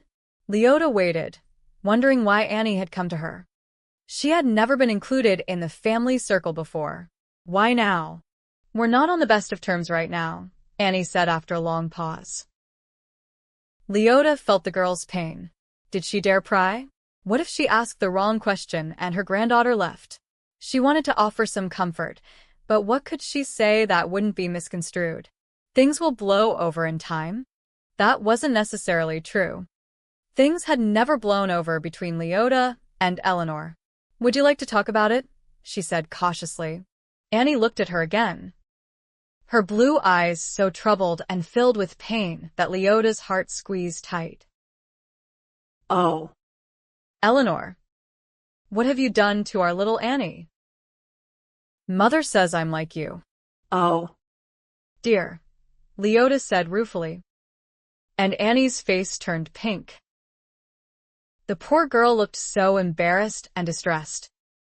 Leota was sorry she had said anything.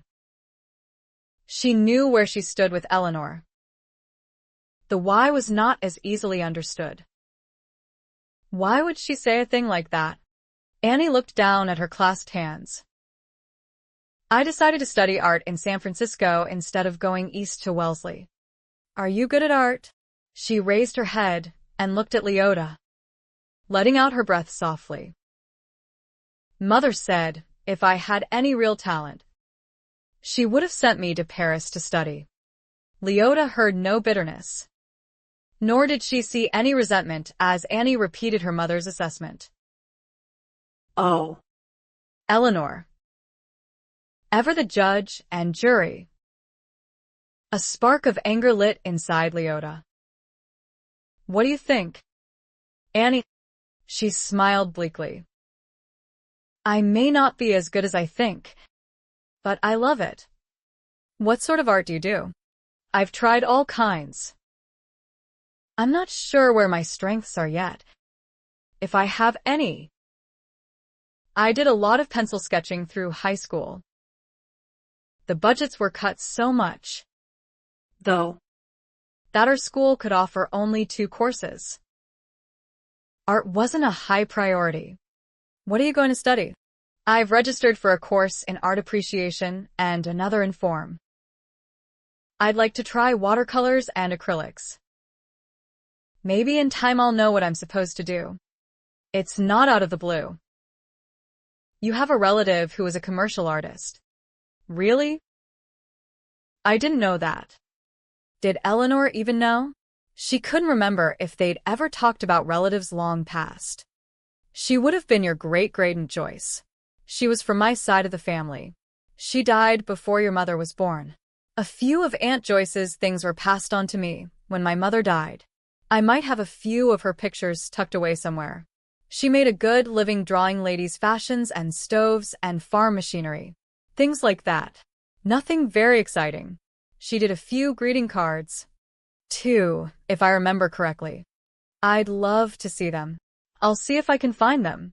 She hadn't thought about them in years. Where might they be? In her hope chest? Perhaps? Or in a box in the attic. How could she get up there to look for them? The tea kettle whistled. Leota rose and turned the gas off. She poured hot water over the tea bags and set the kettle back on the stove.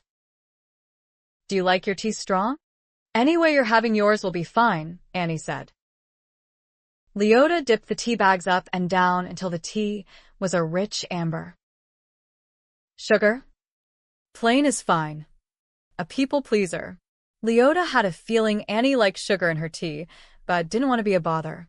The teacups rattled slightly as she put them on the table, one before Annie and the other on her crossword puzzle. She opened a cabinet and took out a cobalt blue sugar bowl. Removing the lid, she loosened the sugar inside and set the bowl on the table close to Annie.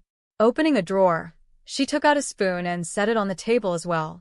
She couldn't offer cream. She didn't have any. Nor did she have any milk. She needed to make another trip to the grocery store. When was that young college student coming back? What was his name? Korban. That was it. Korban Salsek. He was supposed to come on Wednesday. Would he? She hadn't been very nice to him. Stuck-up little twerp. What day was this? Maybe she'd call that nice Decker woman and ask her if she could send someone else. It smells good. Grandma, Annie said. Thank you. Leota sat at the table with her granddaughter. She smiled to herself as she watched Annie sprinkle 2 teaspoons of sugar into her tea. Either she had a sweet tooth or she didn't like tea. Leota decided the next time she went to the store she would buy a can of that fancy instant coffee, the kind they advertised on television. Whatever the cost. French vanilla, cappuccino, double Dutch chocolate, something special. And she'd buy the fixings for cookies, too.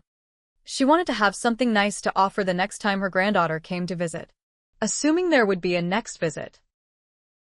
Leota began to worry.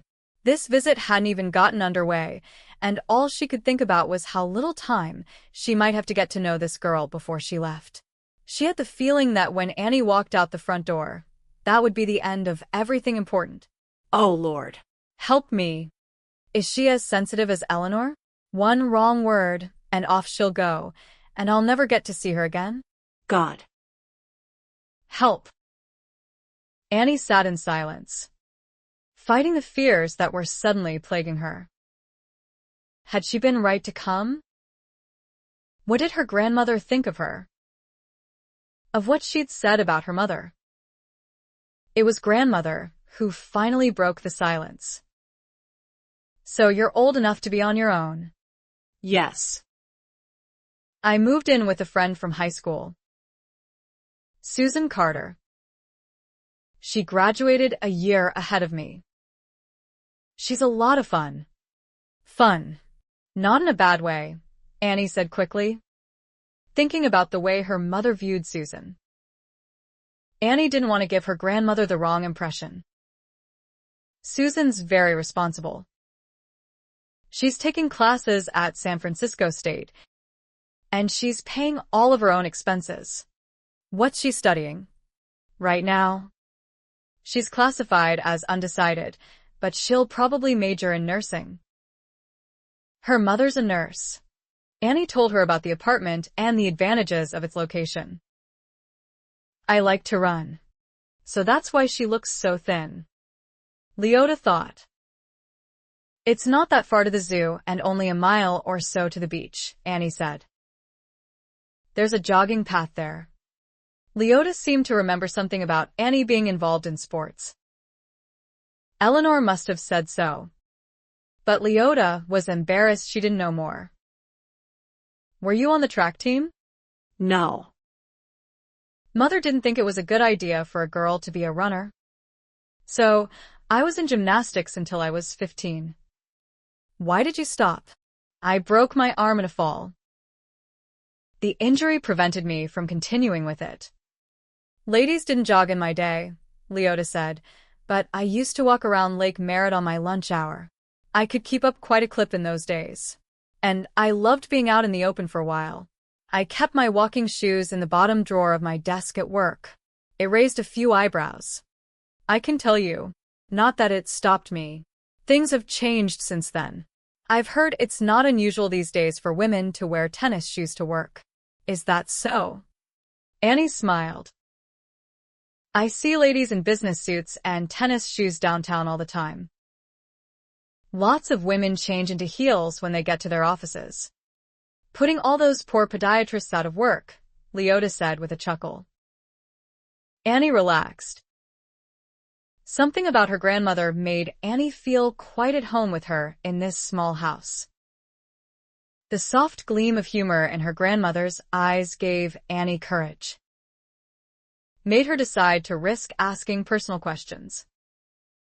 What did you do for a living? Grandma, what was the career that had been more interesting than her family? I was a secretary. Just an ordinary secretary. Did you enjoy it? I was good at it. How long did you work? 30 years. That would have been long after her mother left home. Perhaps there was something to her mother's supposition. Did you work for the same company all that time? Oh, no. I worked for 4 different companies altogether. They were all in the same office building just 2 blocks away from the lake. One went out of business, but I was hired right away by one of their competitors. When that boss retired, I worked for the gentleman who bought his company. Then that company merged with another. I stayed on and worked for them as well. Why did you finally leave? Leota smiled slightly. I turned 65. Oh. Did they let you go because of your age? No. I gave them notice 2 weeks before my birthday. She made it sound as though she couldn't wait to leave. Was that so? Did you find the work fulfilling? Fulfilling? No. I wouldn't say secretarial work was particularly fulfilling. It paid the bills. And I liked the people. Annie frowned. How is it that someone who is supposed to have loved her work so much would not seem the least interested in talking about it when the opportunity arose? Perhaps it had been the people she had worked for, who had been the draw. Had she been involved with someone? Was that what had caused the rift between her grandmother and her mother? It didn't seem likely. Had Nora known of anything clandestine, she would have said something about it. There had never been any indication that her mother would care about protecting Grandma Leota's reputation. If anything, her mother would have used that kind of information to nail Grandma Leota's coffin shut. You look so troubled, her grandmother said quietly. Is it something I've said? No. I was just thinking. Annie blushed, realizing the track of her thoughts. She was condemning her mother exactly the way her mother had condemned Grandma Leota all these years. What right had she to criticize her mother, even in her own mind? Had she walked in her shoes? Had she seen through her eyes? Dwell on what is true and right and lovely. She rubbed her temple. What is true? What is right? Do you have a headache? I have some aspirin. No. I'm fine. Grandma Leota. Really? There are just so many things. She pressed her lips together, afraid she would cry. She expected her grandmother to start asking questions the way her mother always did. What could she say? Leota sat still and quiet, as though she was waiting. Annie felt uncomfortable. She was far more used to her mother's verbally pounding at her for an answer. Tell me what's wrong now. Nothing. Mother. I suppose you want to quit piano again. Well, I'm not going to let you. Do you hear me? Someday you'll thank me for making you keep up your lessons. If I left it up to you, you'd quit everything. Mother, I just need a little time. You can have all the time you want. Right over there on that bench. You can sulk just as well at the piano as you can sulk in your room. now. Go practice. I promised the ladies you'd play at the luncheon. Annie closed her eyes against the voices that wouldn't leave her alone. Leota could see the girl's struggle. Annie was terribly upset about something. Why did you come? Annie, what could she do to help her granddaughter? Annie lowered her hands. They were trembling. She put them around her teacup. I hardly know you, Grandma Leota. Leota longed to respond, to blurt out that she would have had it otherwise. Yet she didn't dare utter such provocative words. They could be too easily misconstrued. She would not be party to casting blame on anyone, not even on Eleanor, who was at fault. Leota had been the victim of her daughter's grievances for too many years. Instead, she said very cautiously, "We can remedy that." Annie raised her head and looked at her. Her blue eyes were glassy with tears and misery. She looked so vulnerable, not like a young woman at all, but rather like a little girl who had been badly hurt by someone she loved. Leota recognized that look. Hadn't she seen it on Eleanor's face countless times as a small child? Her heart squeezed so tight, she could hardly breathe, let alone say any words of comfort.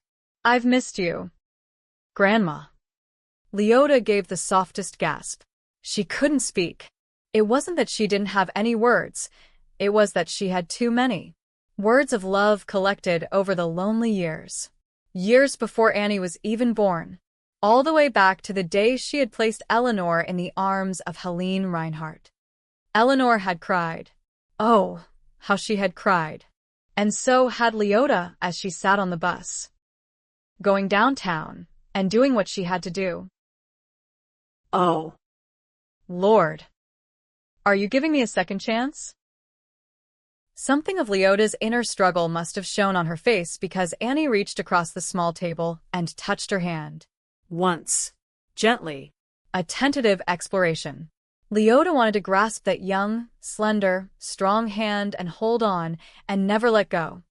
Instead, she sat silent, unmoving, afraid if she made one sound there would be an unleashing of the frightful grief and hope inside her. It hurt so much. Oh, what a burden hope could be, especially to one so young and obviously encumbered with her own pain. I guess that doesn't make any sense. Does it? Annie said softly, her voice breaking slightly. It made all the sense in the world to Leota. I've missed you, too, she said finally. It was a terrible understatement, but to say any more and give a hint to the depth of her true feelings might send the girl running. Oh, Lord. She has no idea who I am. She has no idea of the undercurrents and undertows of the past. Poor Eleanor had been in the vortex and never understood. I didn't want to explain. How could I without destroying all her illusions about her family? Oh, Jesus. Let these mild words be enough, but not too much. And so they must have been. For Annie raised her head and looked into Leota's eyes. Searching. Then Annie's eyes warmed and glowed. Closing them, the girl lowered her head, almost as though saying a silent prayer. Corbin couldn't believe what the old woman was asking. He'd taken her to the grocery store, where she had purchased brown and granulated sugar, soda, eggs, chocolate chips, and a 5-pound sack of flour. 5 pounds he had to carry, along with a pound of sugar and other items. She had gone on a real spree this time. She bought a gallon of milk instead of her usual quart, and a carton of flavored cream. French vanilla. She bought a small box of Constant Comment tea and another of orange spice. She even bought 2 tins of fancy instant coffee, although she almost threw a fit when she saw how much they would cost her. She didn't let the price go unnoticed by the poor checker. $3.85 for that little can? She had harped. That's robbery. 6 ounces, it says right here. What's the stuff made of? Gold. Corbin hadn't said a word. In fact, he had been touched, thinking she was going to offer him some instant cappuccino after all he was doing for her. He'd even decided to forgive her for the quarter insult from the first visit. He should have known better. When they reached the house, she told him she had some ice water in the refrigerator. He looked like he needed some. She even told him he could dampen a paper towel and dab his face. You're a little red. Yeah. Well, toting 2 20-pound sacks of groceries up the hill could do that to anyone. She still wouldn't ride in his car. And then she hit him up for one more chore. Before you leave, I'd like you to get something down from the attic for me. Attic. Yes. Attic. You know, the space builders leave between a ceiling and a roof. The house is small, I grant you, but it's still big enough for an attic.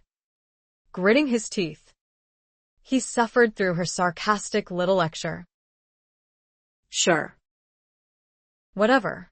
The sooner he did as she asked, the sooner he could ask if they could sit down and talk for a while. He had some questions to ask her. She took a flashlight out of a kitchen drawer and marched into the living room. Was it just his imagination, or did she actually have more pep in her step today? Standing in the small corridor facing the horrible pink and green-tiled bathroom and the 2 small bedrooms in either direction, Leota Reinhardt pointed up imperiously. She reminded him of the Statue of Liberty with a flashlight in her hand. There's the door. She gave him a disgusted look. Well, for heaven's sake, why didn't you bring the chair? Did you think you could leap up there like Superman? He wanted to throw her up through the trapdoor to the attic. She could join the other bats that were probably hanging from the rafters. I thought there might be a ladder, he said, striving for reason. He knew it was a stupid thing to say even as he said it. She jumped on it like a cat on a mouse. Oh. You want a ladder? Well. You might find one out in the storage shed behind the garden gate. I used a ladder when I pruned the trees. If you want to use it, go get it. Might not be in the best of shape, but it'll make the climb easier, I suppose. If you can get it into the house. I'll get a chair, he said through gritted teeth. Setting it carefully in the little hallway, he made sure it was on solid wood and not on the grated floor heater. It wobbled slightly when he stepped up. He opened the small trapdoor to the attic and stared into the darkness. It smelled of dust and old wood. There might be rats. His heart jumped into his throat. Have you heard any up here? He looked down at her. I've heard things scurrying around up there at night, she said calmly. From where she was standing, she was safe from whatever rodent might come leaping from the dark corners. He was the one who would be toast. But I wouldn't worry too much, Mr. Salsek. They're probably more scared of you than you are of them. Was that a gleam in those eyes? Was she making fun of him? His temper rose another notch. Were all old people this difficult? And it could be my imagination, she said sweetly. You know how an old lady gets when she's lived by herself for a long time. A little soft in the head. Isn't that right? But there are spiders. Of that, I'm sure. So was he. And that was exactly why he wasn't eager to go climbing into that infernal space. What else inhabited the darkness up here? She rapped him on the thigh with the flashlight. You'll need this if you plan on seeing anything. Thanks. Stewing, he snapped the light on and moved the beam around the small space. He would hardly call this an attic. He saw a stack of boxes, an old wooden cradle, a wooden apple crate with some empty mason jars inside, and an old bird cage big enough for something the size of a parakeet or a canary. I'd like the boxes brought down. All of them. How many are there? 3. Only 3? I thought there were more. Turn around and look behind you. Corbin turned and felt a web across his face. He uttered a single, foul word and made a quick swipe across his face, hoping the 8-legged occupant hadn't gotten into his hair or fallen into his shirt. No. There it was, racing toward the boxes he was supposed to retrieve. He squashed it. What on earth are you doing up there? Leota Reinhardt cried out from below. Killing a spider. How big is it? The size of my dining room table? You're going to pound a hole right through my ceiling. The flashlight flickered. He swore again as he shook it. Is that the only word you know, Mr. Solsek? Sorry, he muttered, realizing what he had said. For someone who attends one of the best schools in the country, you have a very limited vocabulary. I apologize, Mrs. Reinhardt. Enough already. That's all very well and good, young man. But if you've broken my flashlight, you're going to buy me another one. The beam came back on. It's still working. It had better be. Just get the boxes and get down from there before you wreck my house. Corbin made 6 trips up and down.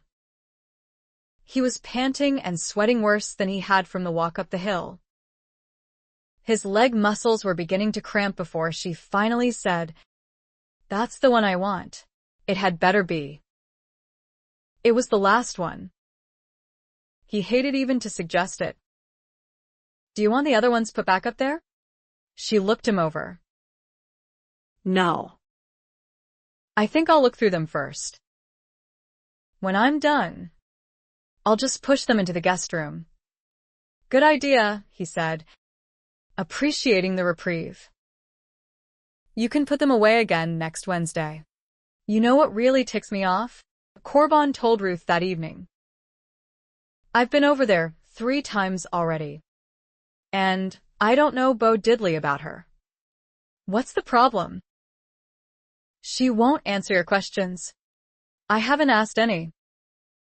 I'm so tired by the time she's finished using me for slave labor. I forget why I came. So, what are you going to do?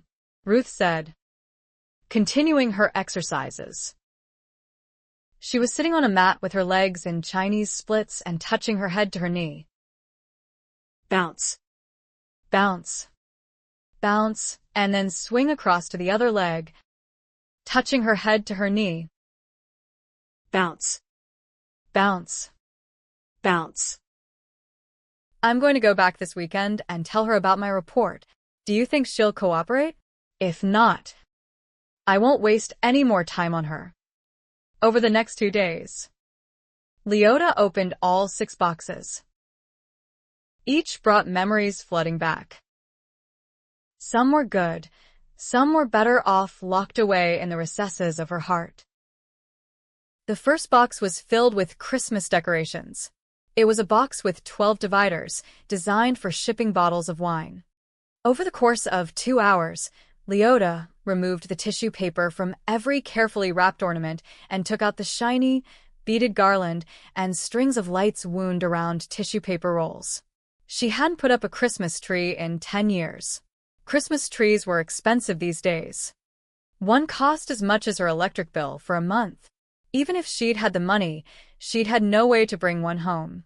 The best Christmases had been the earliest ones, when she and Bernard were alone with their children in their own little apartment.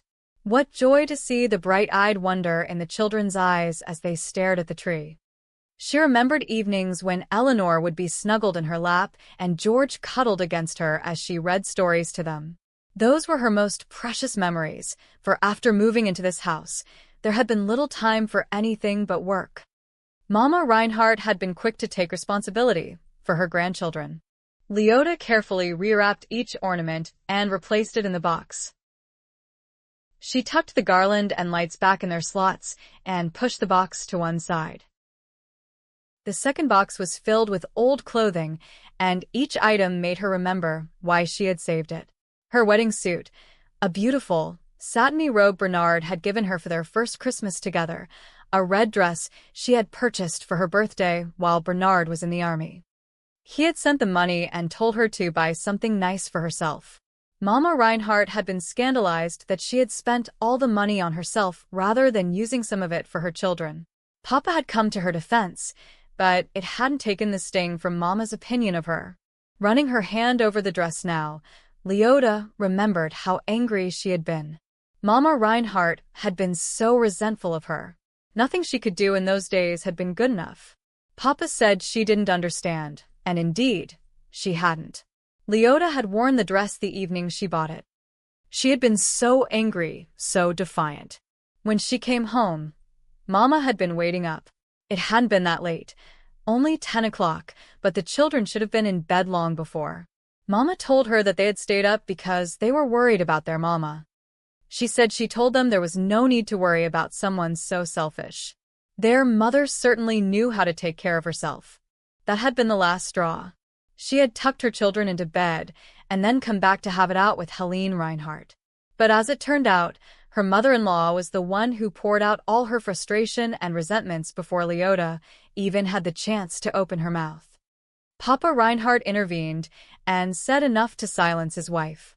Even then, Mama hadn't understood everything.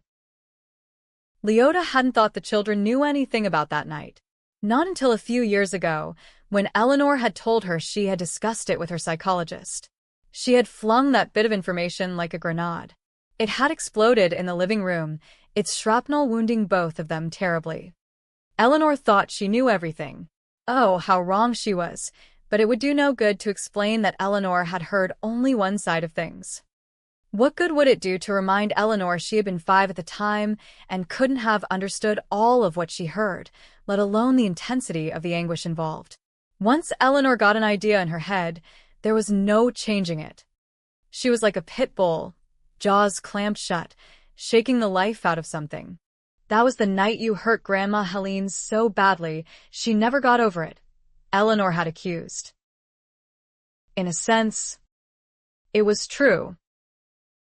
Once Mama understood why Papa had invited Leota to live with them, she never got over it. Poor Papa. Even after that evening, he continued to walk down to Diamond Park and spend hours there, rain or shine. In the later years, Mama had gone with him. Leota looked at the red dress that had caused such a ruckus. It was still brand new. She had only worn it that one evening. After that night, she folded it up and put it away. Next, she pulled out an old wool shirt Bernard had worn. She had given it to him for his birthday the first year he had come home from the war. He had worn it for Sunday dinners. She could still see him sitting at the foot of the table, facing Papa. They loved and understood one another. It was Mama who had never completely understood. She didn't want to face the fullness of what life had dished out to them. Bitter herbs and sorrow. So much sorrow. In the bottom of the box was Bernard's army uniform. Pinned to it were the medals he had received, the Silver Star, the Bronze Star, and the Purple Heart. He had told her to burn the uniform, but she had tucked it away. She had been proud of him. He had made his stand, not counting the cost. And oh, what a cost it had been! The memory of what he had told her in a moment of weakness made her shudder. She had asked him once if he had talked about everything with Papa. He said no. Yet over the years Leota had wondered if Papa had known everything already. Some things were better left unsaid. As for Leota, she had chosen to close her mind to the things she couldn't change and move forward. There were too many good things in life to allow things beyond your control to destroy you. If only Bernard had been able to think the same way. The next 2 boxes were filled with children's toys, games, and books. She set the items out one by one: a cigar box full of cowboys and Indians, a denim sack of Lincoln logs, a homemade doll in a flour sack dress, with embroidered hem and sleeves, an envelope full of jacks and a ball, a checkerboard and a box of checkers, a tin of used watercolor paints, a can of used crayons, and a number of old, worn books, including George's favorite, Kidnapped. She had put these things away as George and Eleanor had outgrown them, hoping one day she would take them out once again for her grandchildren to enjoy.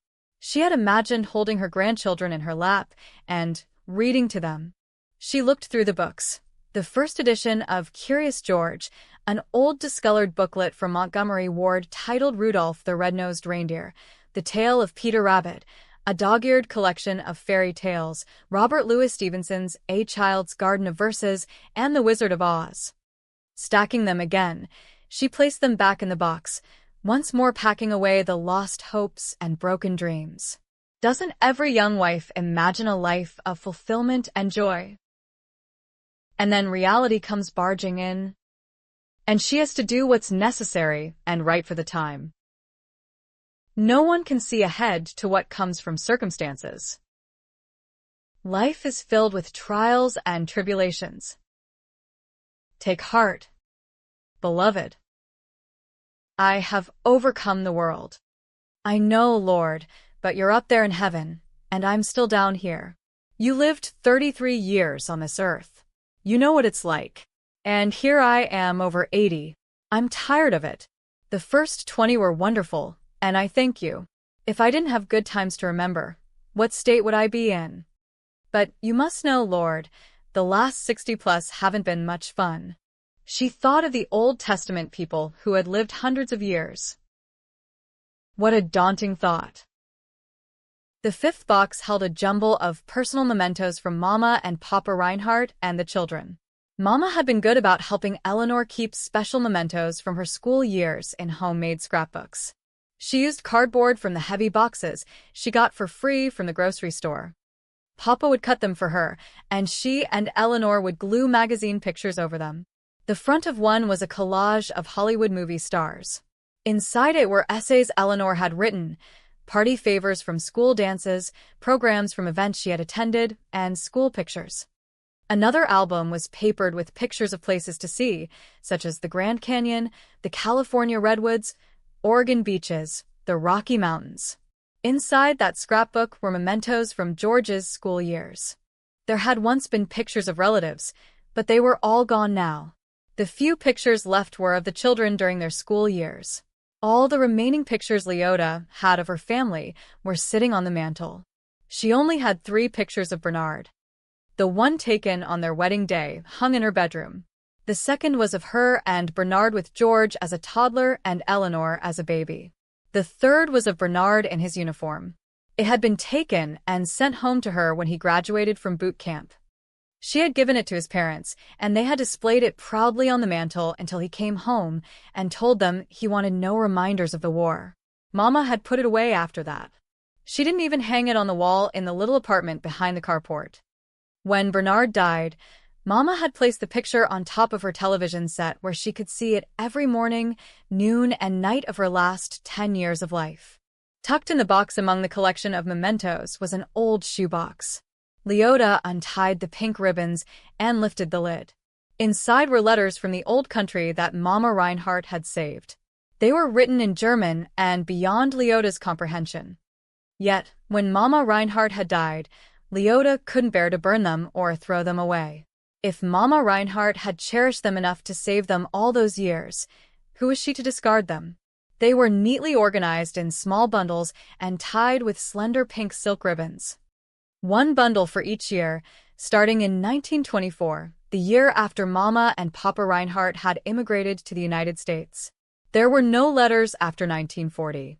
Leota wondered what the letters said. Perhaps she should destroy them. Yet the thought bothered her. The shoebox of letters only took up a little space. Maybe someday a relative would learn to read German and decipher them. Then again, maybe that wouldn't be such a good idea. She knew what Bernard would have wanted. She weighed the box in her hands. Lord, what should I do? Our family history may not be pristine, but it's ours nonetheless. What risks are involved in saving them? Who might be hurt by what they contain? And if I did burn them, how much of who we are would go up in smoke? Sighing, Leota set the box aside. She didn't know what to do about the letters. She would think about it for a few days and then make up her mind. If she couldn't decide, it would be left to someone else to figure out. Let Eleanor or George burn the past if they so chose. Before she put the lid back, she noticed one long, brown envelope tucked lengthwise in the box. She took it out and turned it over in her hands. It had no markings on it and was unsealed. Opening it, Leota took out some official-looking documents. Spreading them out, she read them. Mama and Papa Reinhardt's naturalization papers. Both had passed their test before a judge and become American citizens in May of 1934. It was no accident that these papers were in with the letters from Germany. Oh, Mama, you were pulled between two worlds, weren't you? Yet. It was a message. 2. Leota folded the papers carefully and tucked them back into the envelope. She wrote on top, naturalization papers for Gottlieb and Helene Reinhardt. She placed the envelope on top of the letters, so anyone opening the box would see it first. Then she replaced the lid, retied the ribbons, and set the box aside. She didn't need a few days to decide after all. She would keep the letters. The last box was filled with her own keepsakes. She had weeded them out the last time she went through this box. It had been the month after Mama Reinhardt had died, and she had tucked some of her things away in the attic. She held a bundle of letters from Bernard while he was away at war, and took out another of cards he had bought for her over the years for her birthday and Mother's Day. For the rest of the day, she read them.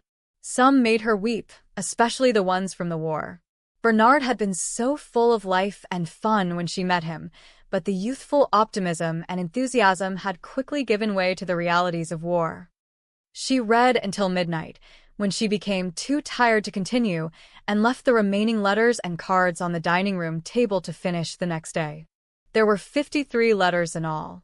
She could hear Bernard speaking to her as she read them, the young Bernard, so full of passion and hope for the future. She read every single one of the 89 greeting cards. Each had a note written at the bottom. All my love, always your Bernard. I couldn't have made it a day without you. You are the light of my life. Ever yours by the mercy of God. All my love, all my love, all my love. Someday perhaps her children would read them. Perhaps then they would understand. These were her proof that Bernard Reinhardt had always loved her, even through the years of heavy drinking and the bouts of deep depression and silence. Oh, Lord, in that day, let the accusations against me be put to rest. Let my children's eyes be opened so they will see and finally understand some small part of why things were the way they were. They don't have to know everything, Lord. Not so much that their lives will be shattered.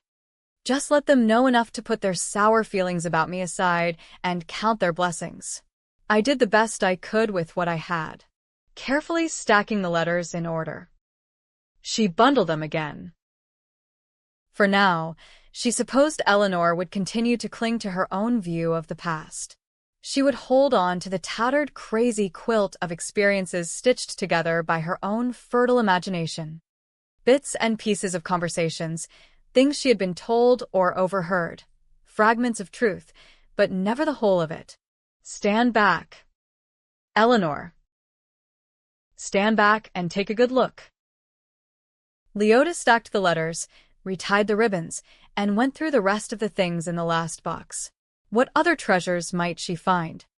She took out a beaded evening bag, a lace collar with pearl buttons, a prayer book with a worn, leather cover, and the portfolio of Great Aunt Joyce's drawings. She would go through them later with Annie.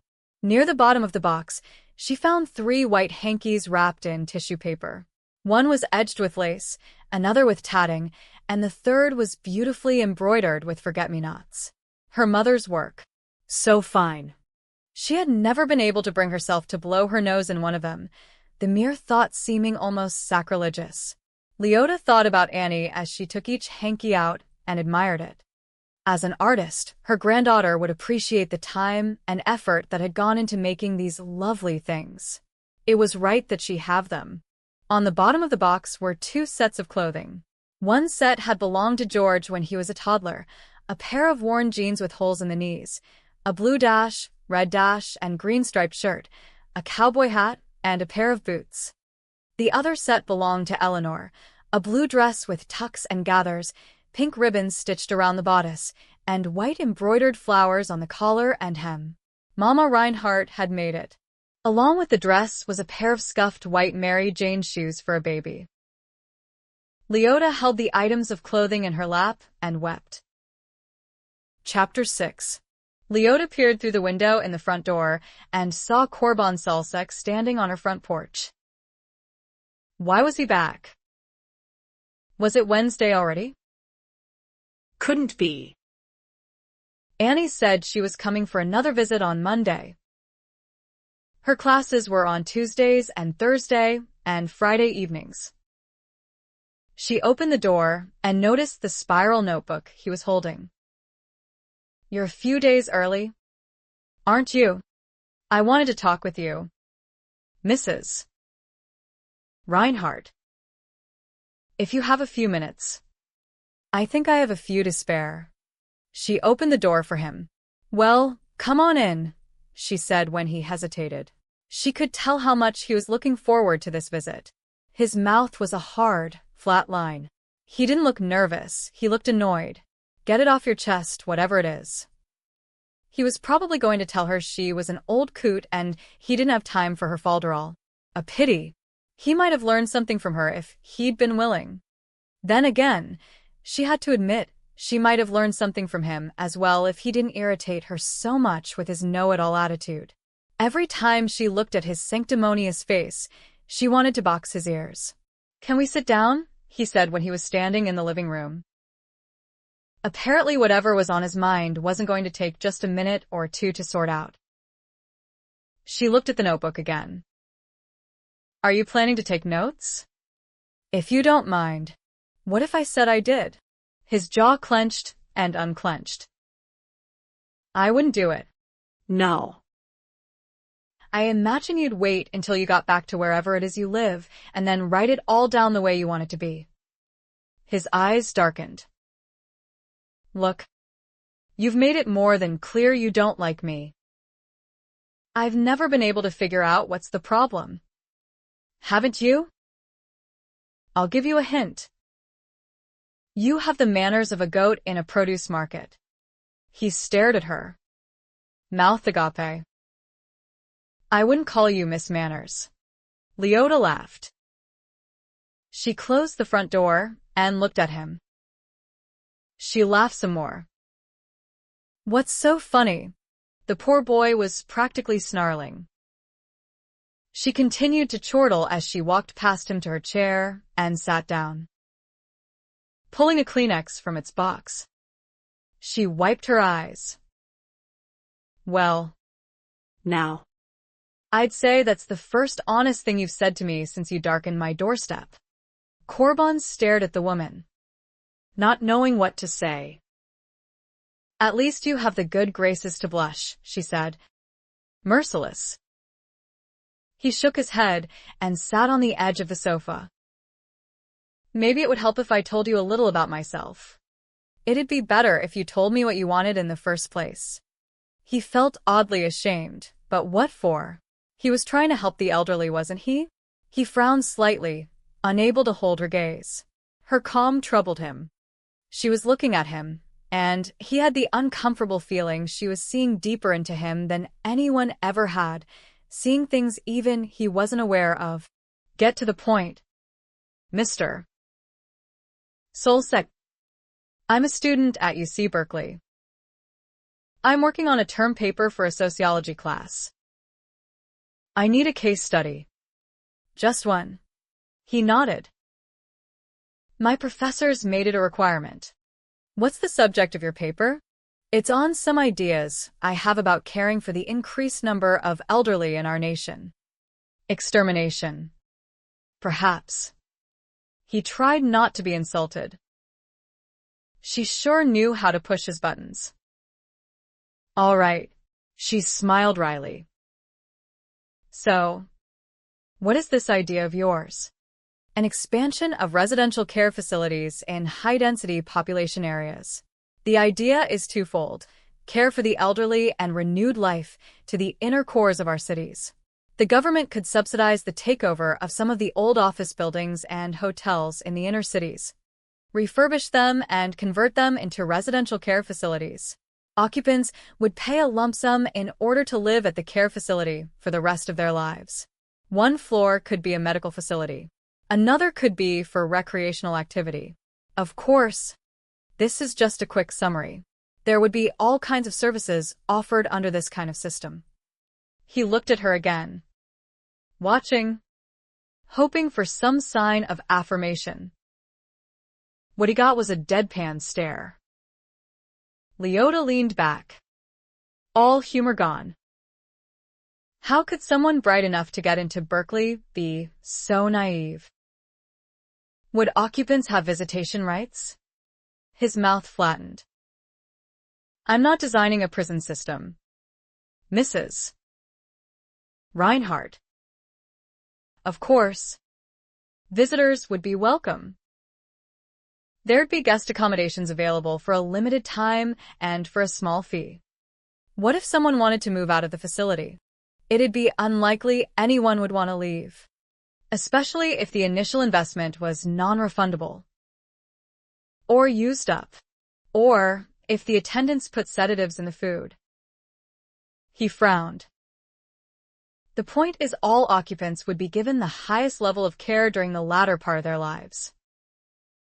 They would have a safe environment, the security of good care, comfortable surroundings, communal interaction. Many don't have that now. Someone like me? You mean? Someone in an inner-city neighborhood, living on Social Security. Someone old, with declining health and little, if any, family support. Corbin sat back on the sofa and smiled. Yes. Someone like you. How old is your professor? Mr. Solsek? Why are you asking? I think he has something else in mind for you to learn. If I could hazard a guess, I would say he's in his 60s. Close, I guess. Why? The poor fellow is looking ahead to retirement and his declining years. He's probably horrified at the thought of someone like you deciding what will happen to him. Corbon's face went red. His eyes blazed with temper. That's a cheap shot. I'm wasting my time here. What do you know about the way things are now? You're locked up in this decaying house all day watching game shows and Brady Bunch reruns. The most fun you have is tormenting the checkers at the supermarket. He stood up, tucked his spiral notebook under his arm, and headed for the door. Where are you going? I'm leaving. What does it look like? I've wasted 3 weeks coming over here, hoping to get to know you. I'll call Nancy and tell her to find you another volunteer. Well, Now. there's an attitude to open minds and hearts. The fire in his eyes died, and Leota almost felt sorry for him. Almost. I've got 8 weeks to write this report, Mrs. Reinhardt. He sounded weary and depressed. I need someone who's willing to give and take. She knew what part of that he thought she was. He was blind as a mole in a tunnel, and troubled about it. That was a good sign. Was his despair merely because of his report, or was there more going on in his life than a sociology class? Maybe he didn't even know what was bothering him. He was barely out of adolescence. How could he? If you'll sit, I'll give my opinion on what you've told me so far. He frowned, looking decidedly wary. I can guess. When she didn't say anything, he slowly returned to the sofa and sat. Okay. Go ahead. He had all the enthusiasm of a man with an apple on his head with her in possession of the bow and arrows. I'm speaking my opinion now. It can't be taken as gospel on the general geriatric population. You know. He nodded, grim-faced. I would find it daunting to live in a building inhabited solely by old folks. He leaned forward. Not everyone in the building would be old, Mrs. Reinhardt. There would be nurses and doctors, maids and cooks, recreation directors. She held up her hand to stop the flow. Let's put it this way, Mr. Salsek. I would find it daunting if the only young people I ever saw were those who were paid by the government to attend to my needs. He looked confused. I'll leave you to think about that one. Before you leave, I have a question for you, and I don't want an answer today. I want you to think about it and tell me on Wednesday. That is, if you decide to come back. Go ahead, he said cautiously. Why do you want to house old people like me in a government-funded facility and keep us away from the rest of society? Partially funded. Mrs. Wednesday. Mr. Solsek. Think about it. Corbon stood up slowly. Leota saw the struggle going on in his face. No less a struggle than what was going on inside herself at that moment. His ideas troubled her. She recognized the foundation he was building from. Clearly, he didn't. Telling him would do no good. He wouldn't believe it if she did. Could she make him see it for himself? Probably not. He was far too sure of himself. The young were always on fire to make a better world. Oh, God. Is this the way it starts? I'll make a deal with you, she said. If you're willing to give me an honest answer on Wednesday, I'll answer whatever questions you intended to ask me the first day you came here. Corbon studied her. He didn't look happy with her proposition. Maybe he thought she just wanted to keep him coming around for her convenience. Of course, There was something to that. I haven't got a lot of time to waste, Mrs. Reinhardt. Neither have I, Mr. Salsek. She had never suffered fools gladly, but she felt an inner nudging where this one was concerned. How much did he know about the way the world really was? Maybe it was compassion that drove him. All the more reason to light the lamps and let some light shine into that dark mind of his. A little at a time, so he wouldn't be blinded by it. And it's up to you anyway. Isn't it, Lord? Corbon let out his breath slowly and rose. calmly. This time, tucking his spiral notebook under his arm again, he went to the door and opened it. Pausing, he looked back at her. I'll think it over and talk to you on Wednesday. God willing, I'll still be here. Leota worried all day Sunday. Despite what her granddaughter had said, Leota didn't think Annie was coming back. Over the years, she had invited Eleanor numerous times to Thanksgiving dinner, Christmas, Easter, her birthday. Sometimes Eleanor would say that sounded nice and she'd bring the family. Then she'd call later and say she couldn't make it after all. She always had a reason. One of the children was sick, her husband had to work, unexpected friends had called, and would be arriving for the weekend. The underlying message had always been loud as a trumpet. You weren't there for me, so why should I be there for you? When Eleanor did come, she spent the entire time looking for anything she could seize upon to dredge up the past and point out yet again her mother's many faults. Lord, I know I wasn't perfect, but I tried so hard. Time hadn't helped Eleanor see the truth about anything.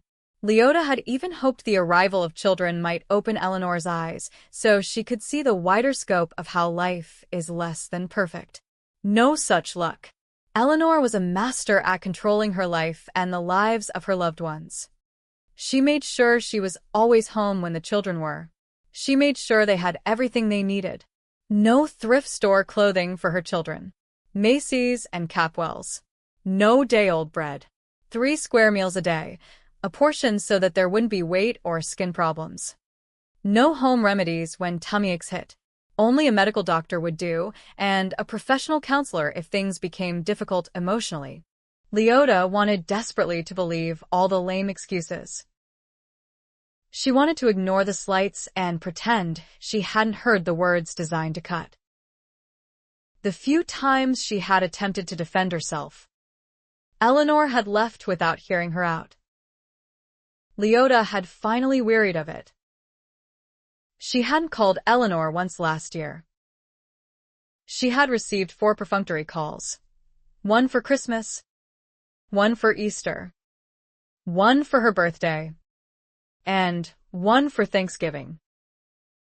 Mother's Day came and went without a card or call. A card had come each holiday from her son.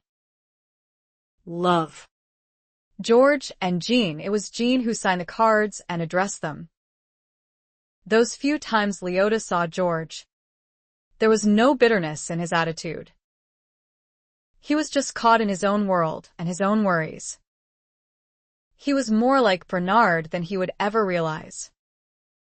Lord, I have to believe or I'll know there's no hope of reconciliation. I've dreamed for so long of a close relationship with my children and grandchildren. But did Annie come and just stir up hope? It hurts.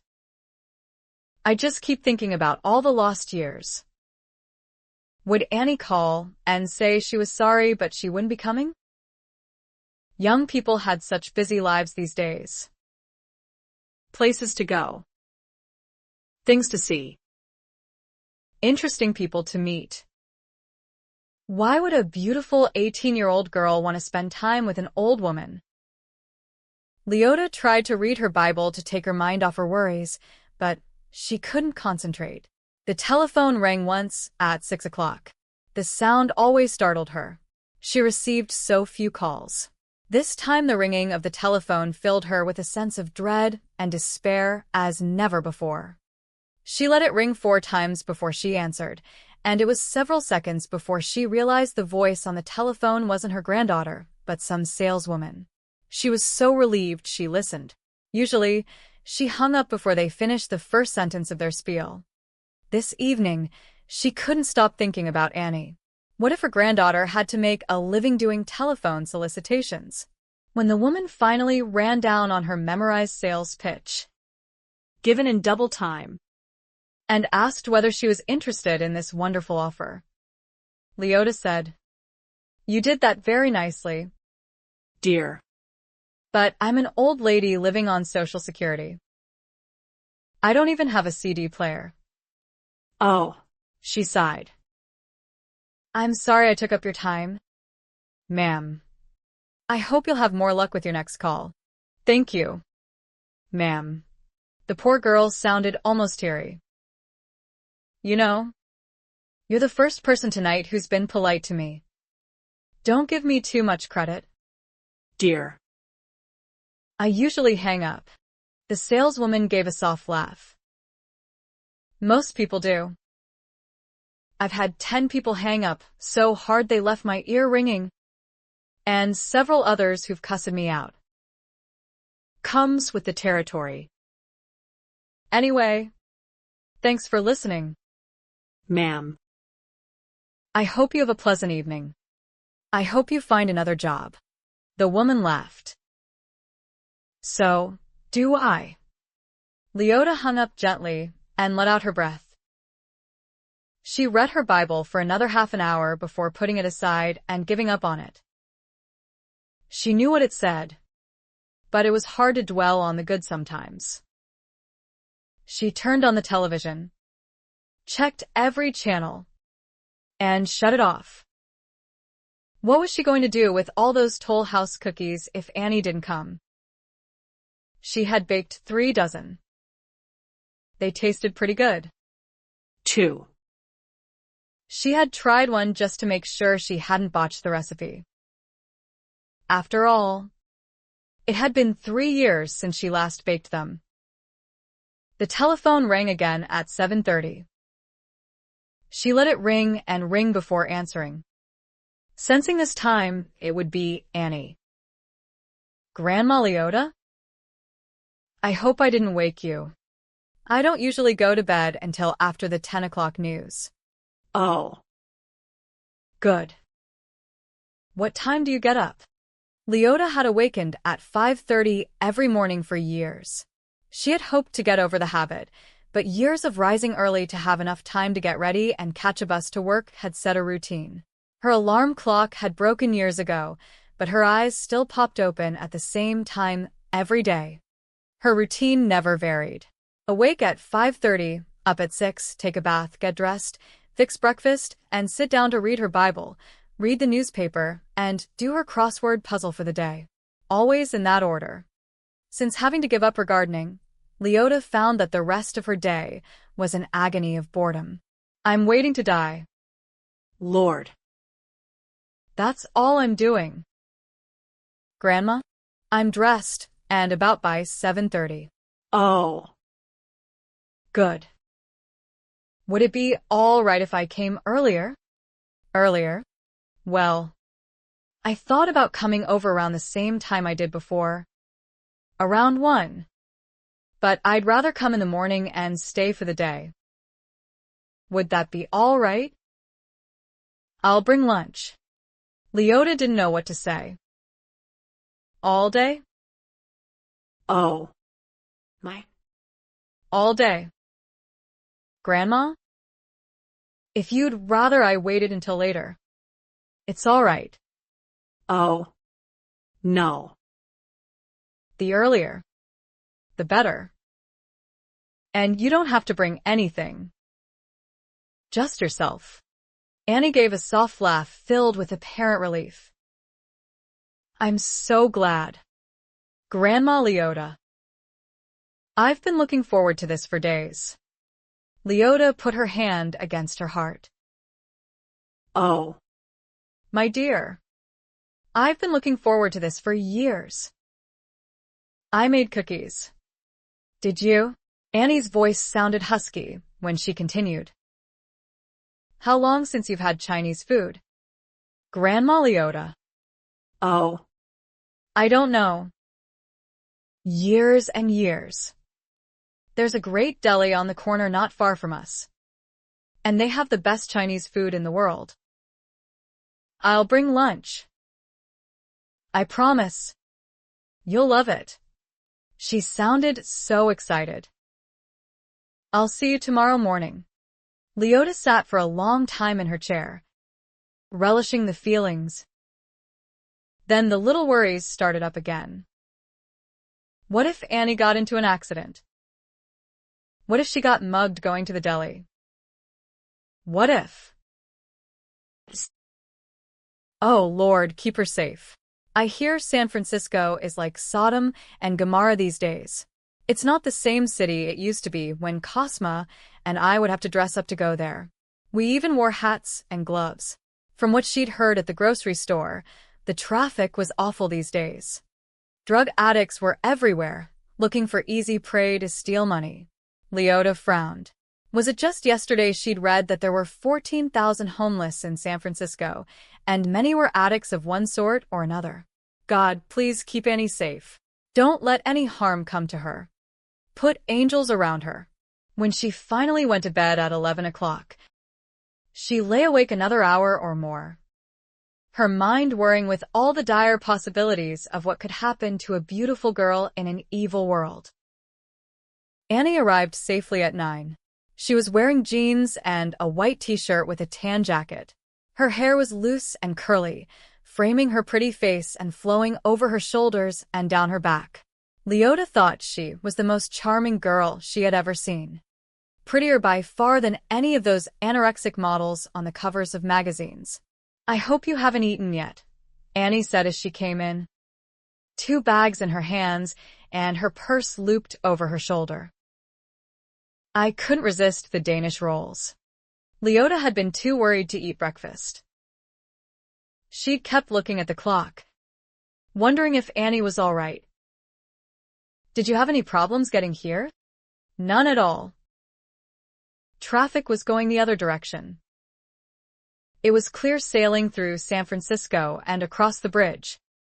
And you're just a hop skip off the freeway. Shall I put the Chinese food in the fridge? Put it anywhere you want. The house felt different with Annie here. She filled it with life. Would you like some coffee to go with the rolls? Leota said, following at her slower pace. Annie put the bag of Chinese food in the old refrigerator and closed the door. That would be perfect. Plain or fancy? Leota smiled, filled with the assurance that she was stocked for any possibility. Whatever her granddaughter wanted, she had. Whatever you're having, Grandma. Leota was dismayed by her lack of interest in libation. She thought of the outrageous price of that fancy coffee and suddenly wanted to tell Annie how much it cost for no other reason than to let her know how much this visit meant. However, she thought better of saying anything. She hardly knew her granddaughter. What if Annie misunderstood and was offended? Instead, she said, "How has your week gone?" She was eager for any information. Annie told her about her 2 classes, one in art history and the other in sketching. Both sounded interesting, as well as time-consuming. Lots of reading for one and projects for the other, but Annie seemed excited about all of it. Leota sat, enchanted, at the kitchen table, just listening to her talk. The room fairly hummed with the girl's youthful enthusiasm. Leota decided that Annie was a level-headed young lady who intended to make the most of life. How refreshing! Instead of seeing the foibles of those she served at the restaurant as faults, she found everything about her customers interesting. No doubt they liked her equally as well. How could they not? Leota rose once to spoon the sweetened powdered coffee into the cups she had taken from the china hutch yesterday. She poured hot water. Then, with the coffee ready, she stood undecided. Perhaps it would be more polite to serve Annie elsewhere than in her small, cluttered kitchen. Would you like to have the coffee and rolls in the dining room? Could we just stay here? Annie's smile was sweet. It's so nice to look out at the garden. Leota's defenses came down completely. I like it in here, too. I always have preferred this room to the front. She folded up the newspaper and set it aside. So, what if it was a little untidy? Annie didn't seem to mind, though it's been a bit depressing the past few years. She put the 2 cups on the table. Why? Grandma, I can't work in the garden anymore. I haven't the strength to do the work. There's a lot to properly keeping up a garden. Remembering the Danish rolls, she added 2 of the plates Cosma had given her years ago. They were hand-painted with gold rims and so lovely she had never dared use them. Just the thought of breaking one kept her from taking the risk. She had few precious things, even fewer from loved ones. Well, it was high time she used them. Though Annie didn't know it, this was a celebration day. Only the best would do, and if anything was broken, so be it. What good would pretty china do when the owner was dead and buried? These plates are beautiful. Grandma. A friend gave them to me years ago. She brought them back from one of her trips. France? I think. She told Annie about Cosma. They sat at the tiny kitchen table sipping coffee and eating sweet rolls. As Annie sat in the little kitchen, she found herself thinking about her mother's hands as she looked at her grandmother's. Her mother kept her nails perfectly manicured, often going to the salon to have them tipped with acrylics and painted some pretty shade. Grandma Leota's nails were neatly trimmed and natural. Her fingers were slender and graceful despite the effects of arthritis.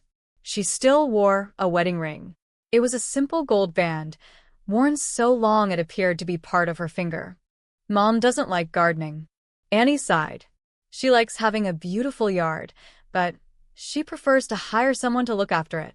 Marvin Toccato's gardening service came once a week to mow the lawn around the house, trim the bushes, and make sure there were no weeds anywhere. Periodically, he replanted new border flowers along the cobblestone walk to the front door.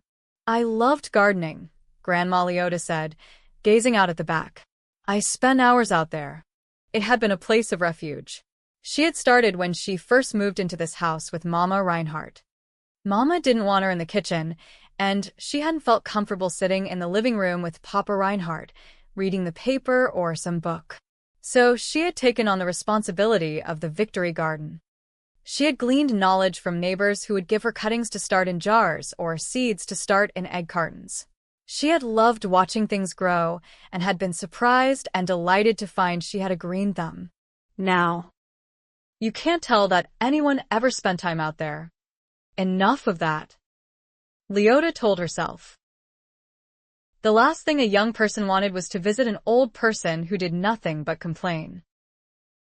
I found great Aunt Joyce's drawings. Some of them are just advertisements. They went into the front room where Leota had left the portfolio on the dining room table. Annie untied it carefully and opened it. The first picture was an advertisement for a coffee grinder. There was another of a cast-iron wood stove for the kitchen. Another was of a farm wagon, still another of some kind of farm machinery. There were advertisements of lawn chairs and china cabinets, tooling and buggies, lanterns and sleds. Pretty soon the table was covered with pen and ink drawings on paper yellowed by age. These are wonderful, Annie said, looking from an advertisement of a man's watch with its chain to a book cover. Fairy tales and funny frolics, proclaimed the sheet with a girl sitting beneath a gnarled tree trunk watching a grasshopper dressed in a tuxedo and holding a lantern. Setting it aside, Annie lifted another drawing of swirling leaves and flowers and shapes with menu printed in black, Gothic letters. Look at these beautiful borders, Grandma Leota, Annie said, admiring several large sheets that had samples ranging from grape leaves and grapes to intricate Celtic knots and Moorish designs. One looked like latticework with climbing roses. One sheet was a drawing of a lady in Victorian dress, standing amid sunflowers. The picture was bordered by trumpet vines and flowers with sensible holiday gifts printed almost primly beneath. Annie studied a page with the letter H in all sorts of styles, from the simplest block to the most ornate style. There was an advertisement for a rocking chair with elaborate arms, a wooden frame, and cushions that looked like tapestry.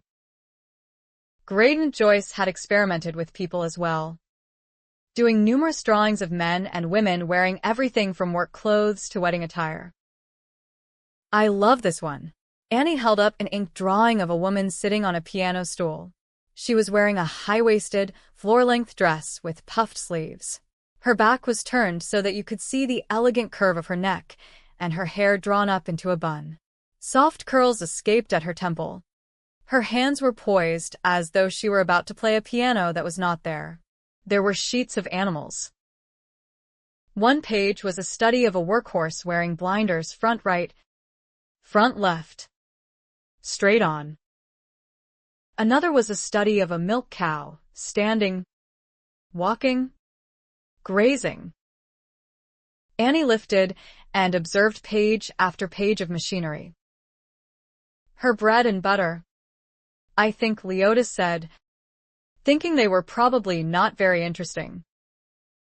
But Annie's eyes widened. They're amazing. Grandma. Look at the detail. Every nut and bolt. I could never draw like this. Never say never. Oh. My, Annie said, lifting one from the dozens. It was a pen and ink drawing of a flowered rug, so detailed it looked like a black and white photograph. Her real interest comes through in the pictures toward the back. Leota sat at the end of the table and watched her granddaughter's face. Annie loved everything she was seeing. Her pleasure gave Leota pleasure as well. Annie lifted the thin sheets of paper carefully and found page after page of buildings, a simple country church, a cathedral, a 3-story Victorian house with a veranda, a 4-story brick office building, a tree-lined street with quaint shops, an adobe mission, a queen and cottage with a rose arbor and picket fence, a log cabin, a lean-to in the redwoods with a fire blazing. All in pen and ink, all drawn with the finest details. Roses on a lattice, an upstairs stained glass window, a bird on the porch rail, the cross on a steeple. Mother never mentioned Grayton Joyce at all, Annie said. Eleanor probably. She stopped and then corrected herself. Your mother probably didn't know anything about her. We never talked about my side of the family. Annie glanced up in surprise. Why not? Leota shrugged. Were you close to your mother? Grandma Leota. She thought it a strange question. Close in terms of proximity or affinity. What did it matter? My mother died when I was 12. I remember very little about her other than she was ill for a long time. What about your father? I didn't see very much of him. He was in the Merchant Marines. Annie forgot all about the drawings. What happened to you after your mother died? Where did you go? Did you have any brothers or sisters? Any relations? The questions came so quickly. Leota didn't know where to start, or whether to talk about it at all. She thought for a moment. Annie blushed, looking uncomfortable for the first time since her arrival. I'm sorry. Grandma. I didn't mean it to sound like an interrogation. It's just that I know so little about you. I don't wonder, Leota said sadly, then added quickly, but there's not much to tell. I had an older sister. She died of consumption in her early 20s. And I had a brother who went to sea like my father. He was 15 when he left. I never heard from him after that. She frowned slightly. Strange. I haven't thought about him in so many years. What happened when your mother died? One of the ladies from the church took me in. Her name was Miss Mary O'Leary. Irish as Irish comes. She gave a soft laugh, closing her eyes as the memories surged sweet. Oh. I haven't thought about her in years. Were you happy with her? Oh. Yes. She was very robust, very healthy. She loved to take long hikes in the hills on Saturdays. I think she did it at times to wear me out. She kept me too tired to get into mischief. Annie laughed. Were you prone to it? On occasion. I pulled a few pranks in my day. Miss O'Leary taught at the high school. She made sure I settled down enough to complete my education. I did very well under her tutelage. She smiled. Or else. Did you go to college? Oh. Mercy. No. There was no money for a venture like that. And very few women went to college in those days anyway. Do you wish you could have gone? Leota felt pulled back to those days when her future had stretched out like dawn on the horizon. Life was full of possibilities. It was an unfolding adventure, something new around every bend in the road. I wished for many things. I wished for more education. I wished for home and family. I wished for travel. She smiled at Annie. Wishing doesn't cost anything. Do you still wish for things? Not as much. What I wish for now is far different than what I wished for when I was young. Reconciliation. Oh, yes, Lord, I wish for that with all my heart. Yet, Leota knew she might as well be wishing for the moon where Eleanor was concerned.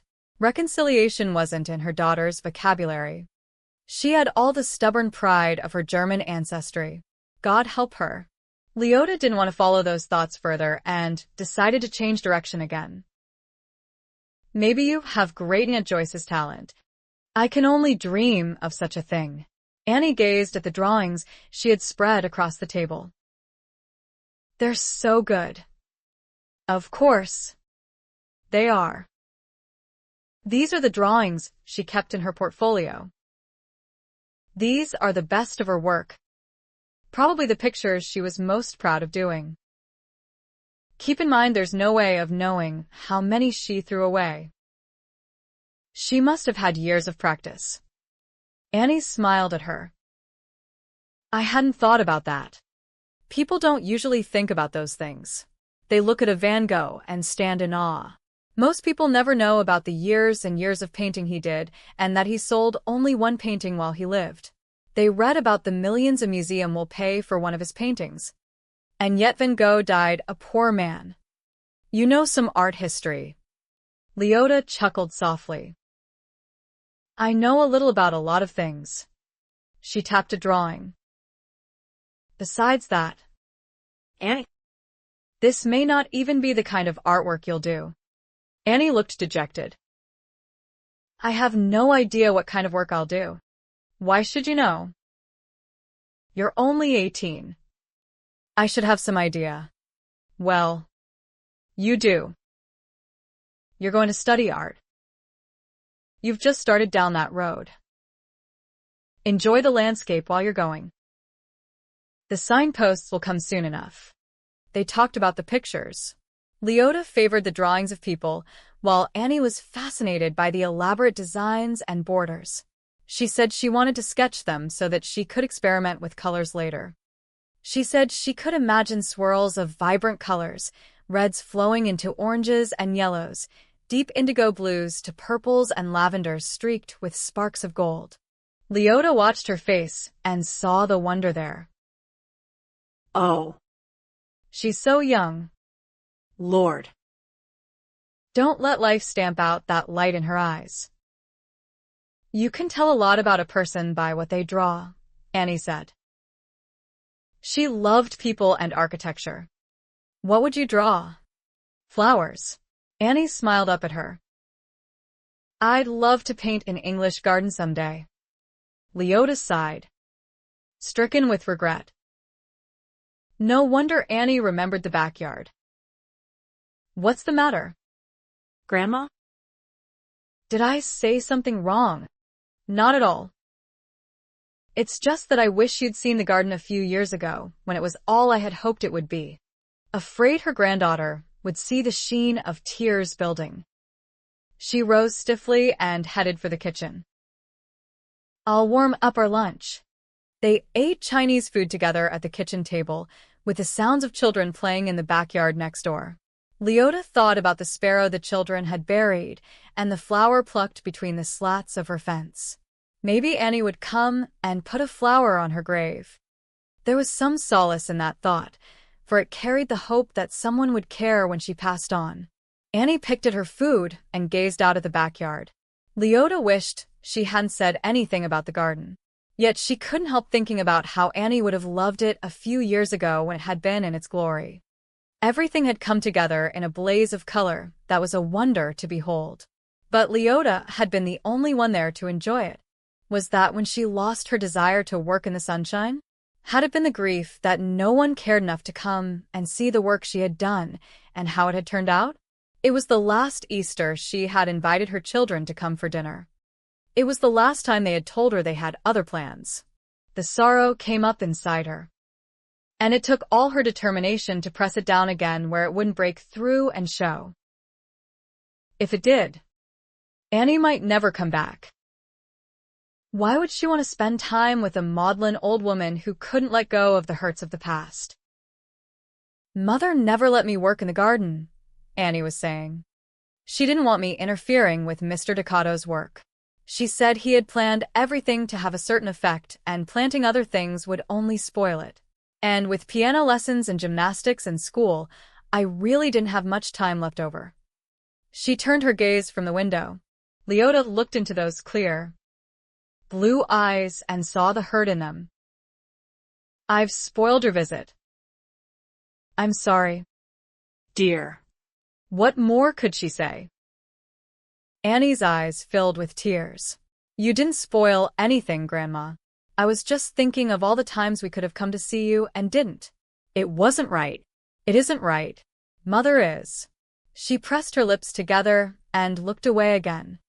Leota saw her swallow and felt the girl's pain as though it were her own. So unforgiving, Annie said finally. Leota caught a glimpse of Annie's fears.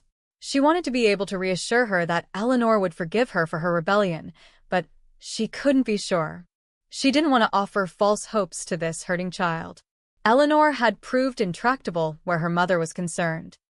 Might she be the same way with her own daughter? What a terrible loss that would be. I wish I understood my mother. And my daughter. Annie put trembling hands around her coffee cup and stared into it for a moment. When she raised her head, Leota saw the desperate unhappiness there. Had she been covering it up for her sake? I need to know, Annie said softly. What does Mother hold against you? Leota sighed. I've thought that over for years. Annie. She's always said I didn't care about her or her brother, and that I was a bad mother. Did you care? Annie spoke so tentatively. Leota pitied her more than she pitied herself. I cared very much. And I was the best mother I could be under the circumstances. What circumstances? Grandma. What life hands you. She didn't want to talk about it. She couldn't give all the details without putting others in a bad light. And she didn't want to be put in the position of defending herself against her own daughter. What good would that do? It would only put Annie in the middle of something she couldn't fully understand. It might make Annie feel ashamed, too. There were so many things that came into it, things Leota had never told Eleanor. Some things were best left unspoken, weren't they? If only Mama Reinhardt had known everything from the beginning, then things might have worked out differently. She had known, and her careless words had cost so dearly. Leota thought of the poor old woman in her later years, wanting to make up for earlier mistakes and knowing it was too late. The darkness had triumphed, it seemed, and no amount of light had been able to dispel it. So far. I didn't know. He didn't tell me. I know. Mama. And I couldn't. It's done now. Let's put it behind us. This is the way it would always be. She had accepted that. Eleanor was descended from strong German stock. Her blood was a blessing and a curse. Oh, God, why couldn't her strength have been channeled elsewhere than into her resentments and endless disappointments? What would it take for Eleanor to see the truth, all of it, and finally purge herself of bitterness? Leota was weary of the battle. Too much time had passed for things to be undone and put to rights. Leota had almost given up hope of anything changing until Annie came. But she couldn't burden her granddaughter with her dreams. She had the hope of her salvation, and that was enough. Death would come, and the pain would stop. Annie reached over the table and took her hands, startling her from her grim reverie. What if we brought it back? Brought what back? Leota's thoughts were stumbling over the past, searching for other avenues she might have taken. Why? It was too late. You couldn't relive your life or change the course of it. The garden? Grandma. What if we worked together and made the garden what it was? Leota's heart leaped, but only for a moment. It was sweet of Annie to suggest it, but the girl had no idea what she was saying. Leota had been cast out of the garden 5 years ago by old age. Her joints had ached horribly from arthritis. She had become dizzy in the warmth of the afternoon sun. On fall days, even 2 sweaters hadn't been enough to ward off the chill that seemed to set into her bones. She had finally come into the house one day, taken off her work gloves and thrown them away. What was the point of all that toil when she was the only one around to see the result? And it made her sick anyway. No. It was too late. She shook her head at the impossibility of the task. Annie couldn't know. She couldn't even guess the work that went into making a garden flourish. And yet, hadn't that been her dream over the years? To work in the garden with her children and grandchildren? no. She must be sensible. It was only kindness that had made Annie offer. I'm too old. She couldn't climb a ladder to prune trees or turn the soil. She couldn't work on her knees anymore. If she got down on them, she'd never get up again. You have the knowledge, Grandma, and I have the strength. You could tell me what to do. She saw the eagerness in Annie's eyes. An eagerness no doubt born of ignorance. It takes time, Annie. You have school and work and friends. You have your own life. I want to spend time with you. You're welcome here anytime. Dear. Don't think for a minute you have to work to be welcome. Annie searched her eyes. Couldn't we try, Grandma? Well, I don't. Please. Leota weakened. She looked out the window, remembering how the garden had once looked. Then her vision cleared and she saw all that needed to be done. Not today, she said finally, weary and depressed. We'll talk about it next time. Next time Annie would have had time to think things over more carefully and realize she had better things to do. Chapter 7. Where did you say and was? Nora's hand gripped the phone tightly, her face going hot. She's gone to visit with her grandmother in Oakland, Susan repeated. The adrenaline of anger pumped through Nora's veins. Her daughter wouldn't do this to her. She couldn't. Susan Carter was lying. She had to be. Emlyn wouldn't dare betray her like this. Mrs. Gaines, you must have misunderstood. Susan. Leota Reinhardt. Isn't that her grandmother's name? Nora's heart pounded. Would you like to leave a message? Mrs. Gaines. Did Emlyn say what time she would return? Her hand gripped the phone so hard her fingers hurt. She had no intention of leaving a message with Susan Carter. It was sure to be forgotten or given incorrectly. Later this afternoon. Could you be more specific? Susan. No. Ma'am. I'm sorry. I can't. She sounded anything but sorry. But I can tell you Annie and I are both on the same schedule at the restaurant this week. I'm sure she'll be home in time to get ready for work. Nora fumed. How dare the cheap little no-account call some hole-in-the-wall flat Annie's home? Nora could hear someone talking in the background. You have a male visitor. Some hooligan. Probably on drugs. Any self-respecting man would be working at this time of day. Or going to college. There's no one in my apartment. Mrs. Gaines. I'm all by myself. You needn't lie. Susan. I can hear him. What if I told you he wasn't a man? A television. I assume. We don't own one. Cheeky girl. Nora had never liked her. She liked her even less now that her daughter was living with her.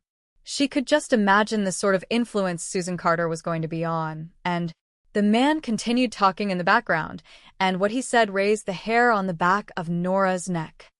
What's he telling you? To call the police? What's going on, Susan? Oh. Nothing much. He's talking about another mugging. I suppose, Susan said with airy indifference.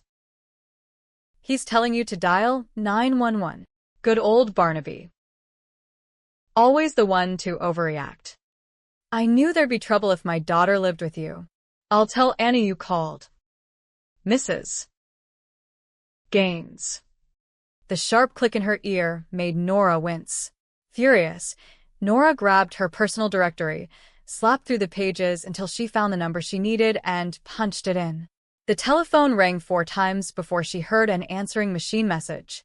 This is the Carters' residence. The calm, sweet voice made Nora feel she was listening to fingernails raking down a blackboard. We're sorry, but we can't come to the telephone right now. Please leave a message at the sound of the beep. This is Nora Gaines. I suggest you look into what's going on in your daughter's apartment before she gets arrested for indecent behavior. One of the men she's entertaining was screaming for 911 when I called. She slammed the telephone down and stood up. She was so angry she was shaking. How could Emlyn do this to her? Nora was meeting 2 friends for lunch in half an hour. What was she going to say to them?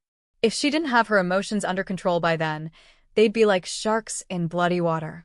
They'd want to know what was wrong. They would want to know what had happened to make her so upset. What could she tell them? That her perfect daughter had run away? That Emlyn, with her straight A's and sky-high SAT scores, had thrown away the opportunity to go to a prestigious Eastern college? That Emlyn preferred living in some cheap little dump with some cheap little tramp in San Francisco rather than live another day in Blackhawk with her own mother? Stupid. She's stupid. Nora went into the kitchen, opening and slamming cupboards as she took down the coffee grinder, a cup, and some sugar. Her heart pounded hard and fast as she stuffed a filter into the coffee maker. Beans scattered as she poured them too quickly into the grinder. She shook the machine as it hummed. Taking the top off, she poured the grounds carelessly, spilling half over the sides of the filter and some onto the tile counter. Cursing, she hurled the basket into the sink, leaving a trail of grounds across the floor in its wake. The maid was coming this afternoon. Let her clean up the mess. She didn't want coffee anyway, and she certainly didn't need it when her heart felt as though it would burst any second. 1 cup of coffee and the caffeine would push her over the edge into a heart attack. And it'll be your fault, Anne-Lynn Gardner. All your fault. You'll be sorry for hurting me like this. You'll come to the hospital and stand by my bed and hold my hand and beg me to forgive you. You'll say, I'm sorry, Mother. You were right. I should have gone to Wellesley. I should have listened to you. Nora uttered a ragged sob and bit her lower lip. She deserts me and goes to visit my mother. Nora itched to grab her car keys and drive to Oakland. She wanted to tell her daughter what she thought and how she felt. The hot words were already bubbling, the steam building. Oh, the sacrifices she had made. And even appreciate them? No. It was bad enough that Anne refused to go to college. It was bad enough that she had run out on all of the wonderful, painstaking plans made for her. It was bad enough that she had gone off to live like some bohemian in the city. But this. She's gone to visit with her grandmother in Oakland. It was nothing short of betrayal. Annie drove across the Bay Bridge, the portfolio of Great Aunt Joyce's work on the seat beside her. Grandma Leota had insisted she take it. It's been up in the attic all these years, dear. You take it home with you. It's part of your heritage. Maybe looking at those pictures will encourage you with your art. And she had given her a thin box that contained an exquisite hand-embroidered handkerchief with lace edging. Your great-grandmother made it. She sold things like that. She wasn't able to do anything else because of her poor health. Just hankies and embroidered pillowcases and the like. She made crocheted lace. But I don't have any of that left to show you. She'd send me down to a fancy millinery shop a few blocks from where we lived and have me sell it to the lady there. I can remember my mother sitting by the front window where the sunlight would spill in on her. All day she would sit there and do needlework. Annie had never seen such beautiful work and said so. Her grandmother had been so pleased. It is beautiful, isn't it? I knew you'd appreciate it. It would look wonderful pinned to black velvet and put in an antique frame. The next time she went down to the art supply store on Market, she would buy what she needed. When she entered the flat, Barnaby let out a screech. Call 911. Call 911. Oh.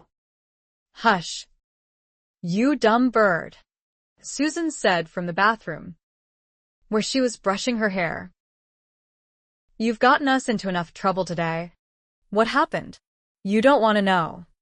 Annie laughed. That bad. Worse than bad. Catastrophic. She stuck her head out the door. But there's no time to tell you about it now. We have to leave for work in 15 minutes. Are you going to have something to eat? I took Chinese to my grandmother's. She added some bits of fruit to Barnaby's bowl. Here you go. My fine, feathered friend. Polly wants a cracker. Dumb bird, Susan said, coming out of the bathroom. Your name is Barnaby, and you don't eat crackers. Polly wants a cracker. Tough, Susan said. Fruit it is. Buddy. Call 911. Annie laughed and headed for the bathroom to change her clothes, while Susan stood glaring at the rainbow lorry. What is it with this bird? Susan said. It's getting so I say anything and he's calling for the police. He doesn't think you like him. Oh. Now. Where would he get an idea like that? Susan glowered at the bird pacing back and forth on his perch. Call the cops. Murder, she wrote. Maybe we should put a hood on him when the telephone rings. You know, the kind they put on a falcon. That might shut him up. 911. If you were a dog. Barnaby. I'd have you in a choke collar so fast your head would spin. Polly wants a cracker. Starve. You mangy buzzard.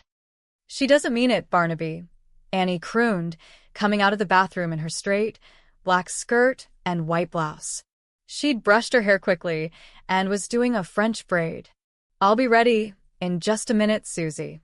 She came over and stood near the bird as she finished her hair. You're a pretty bird, Barnaby. A very pretty bird. You might not think so after I tell you what he did today. Your mother called. Annie turned and looked at her. The rueful look on her friend's face was warning enough. What happened? She asked as they left the apartment. She heard Barnaby calling for the police. So she called my mother. And my mother called me. She wanted to know if it was true I was about to be arrested. Oh. Susie. Annie closed her eyes. Susan laughed. Still think Barnaby's a pretty bird? Want to go back in and wring his neck? I'm sorry. She was always apologizing to someone about something her mother said. Why were you apologizing? You're always doing that. Annie. It's not your fault. She came down the stairs. What did you tell your mother? She shrugged. I told her we were throwing beer busts and orgies and running track lighting so we can grow pot in our living room. What else? You didn't. Annie went cold inside at the thought of what her mother would make of such a statement. Susan laughed. Of course. I did. She knows me better than that. Annie. She didn't believe me for a second. In fact, she laughed. Especially when I told her about our bird. Her smile turned rueful. A pity your mother doesn't know us as well. The mailman came shortly after Annie left. Leota opened the door and reached out, pulling the sparse bundle from the metal box mounted on her wall. She closed the door and locked it again. Well. She had won $1 million from some publishing clearinghouse, and they were sending it to her bulk mail. What did they think? She was born yesterday? She walked into the kitchen as she sifted through the rest of the mail. A mailer advertised carpet cleaning. $49 to shampoo the rugs in 2 rooms. Highway robbery. She'd rented a machine 5 years ago for less than $10 and done the whole house. Of course. It had been days before the rugs were completely dry, and the work had almost killed her. She looked at the gray rug. Was it 5 years? Maybe it was longer than that. 6? 7? Too long. On the other side of the advertisement for carpet cleaning was a notice about a missing girl. Stranger abduction. Missing since December 15th. Not a day went by that Leota didn't find one of these depressing notices in her mailbox. What was happening to the world that so many children were missing? 2 envelopes were from charities, undoubtedly looking for donations. One of them was from the organization that had sent Korban Salsek. She should have known she would end up on their mailing list. Maybe she'd send them a check for $10, rent that rug cleaning machine at the grocery store again, and have Korban Salsek shampoo carpets for her. Oh, wouldn't he greet that idea with a happy smile? She couldn't help but chuckle at the idea. She would suggest it the next time he came just to see the look on his face. If he came back. Dumping most of the mail into the recycling bin, she tore open her bank statement and sat down at the kitchen table to study it. Everything looked in order. Social Security had deposited her monthly check. A dividend had been added. Twice a year, enough to pay taxes plus some. She was saving in case the house needed repairs. But not this year. She wrote so few checks, balancing the statement was always easy. She was even making interest, enough to buy stamps to send in the few bills she had. Utilities, water, Telephone, fire and theft insurance. Pushing the statement aside, she gazed out at the garden again. Time would tell if Annie had been serious about bringing the garden back to the way it was. Whatever happened, it had been a sweet thought, sweet enough to spark something inside Leota for the first time in a long time. Her mouth curved. And there isn't much spark left in this old gal. Lord, but what a day. Perfect. In fact. Annie's wonderful. Isn't she? Lord? It makes me feel good, knowing a little of my blood runs in her veins. The telephone rang. Who would be calling her this time of day? Annie. Perhaps. Just to let her know she had arrived home safely. Leota made it to the telephone by the 7th ring. Mother. Is Amlin with you? Leota blinked. Eleanor. When was the last time she had called? Nora. Mother. Remember? Nora. I hate the name Eleanor. That's why I never use it. She huffed as though striving for calm. I'm calling for Amlin. Is she there? No. She isn't here. Leota tried to push down the hurt feelings that rose again. Her daughter had never understood. Never even tried. Was she there this afternoon? Eleanor spoke as though talking to a small child. Yes. She left over an hour ago. What's wrong? Nothing I can't take care of. How have you been, dear? It's been a long time since. Just hunky-dory. Eleanor's tone was filled with mockery. Her anger radiated through the telephone lines. I've been busy. Very busy. You've raised a wonderful daughter. You should be. I can imagine what you two talked about today. Anger rose through the pain. No. I don't think you can. Well, I'm sorry, Mother, but I don't have time to talk with you right now. I need to talk with my daughter. Leota had no doubt in her mind what that meant. Try not to say anything you'll regret, Eleanor. Her daughter hung up. Leota put the receiver back slowly and sat down in her recliner. She should have held her tongue. Eleanor never would listen to anything she had to say. Why had she even made the attempt? She put her head back and closed her eyes. All the joy from the day, with Annie dissipating.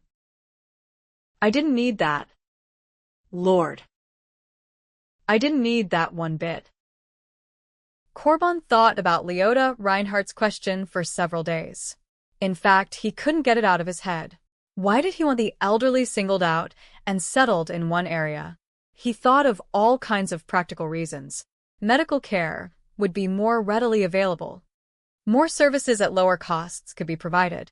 He couldn't think of one negative about his idea for facilities financed by private money and assisted by government funding. What had she seen in it that he was missing? Why had she made that crack about Professor Webster? Why should anyone be horrified by his ideas? They were sound. They were compassionate. She abhorred the ideas he had presented. Why? He obsessed about it so much. He finally called Leota Reinhardt and told her yes, he'd like to come by on Wednesday to talk with her again. She sounded surprised to hear from him and said he could come as long as he would walk with her to the bank. They open at 9. Come early. All right. He was unable to keep the annoyance from his tone. He'd been hoping to sit down, talk for an hour or so, and leave. Now. It seemed he would be making another trek to Diamond. I think we can walk and talk at the same time, Mr. Solsek. Be here at 10. Any time after that, and I'll already be on my way. The next morning, he rang her doorbell at 9:30 sharp. Sure that if he got there any later, she'd have left just to irritate him. Good morning, she said, letting him in. You look bright-eyed and bushy-tailed. He knew how he looked. He had been so bleary-eyed this morning. He'd nicked himself while shaving. I was up late working. On your paper?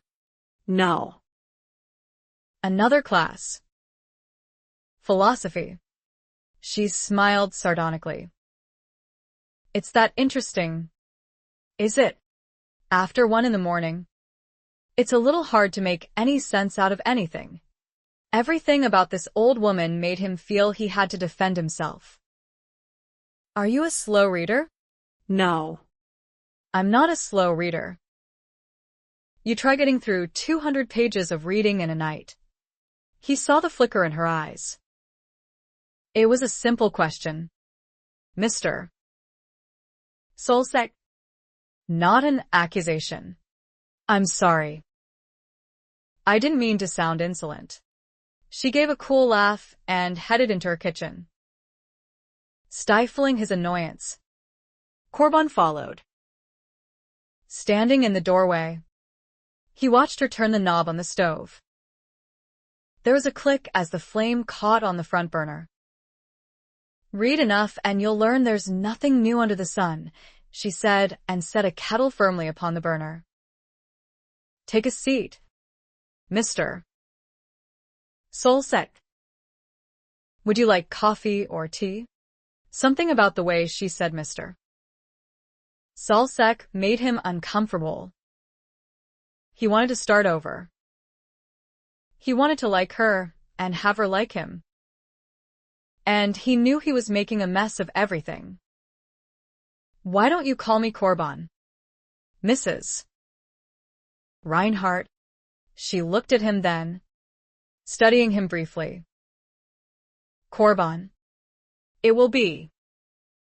Coffee or tea? Was she mocking him again? Coffee. Please. Plain or fancy? He almost rolled his eyes. What was going on here? He felt like a turkey facing Thanksgiving. Are you having any?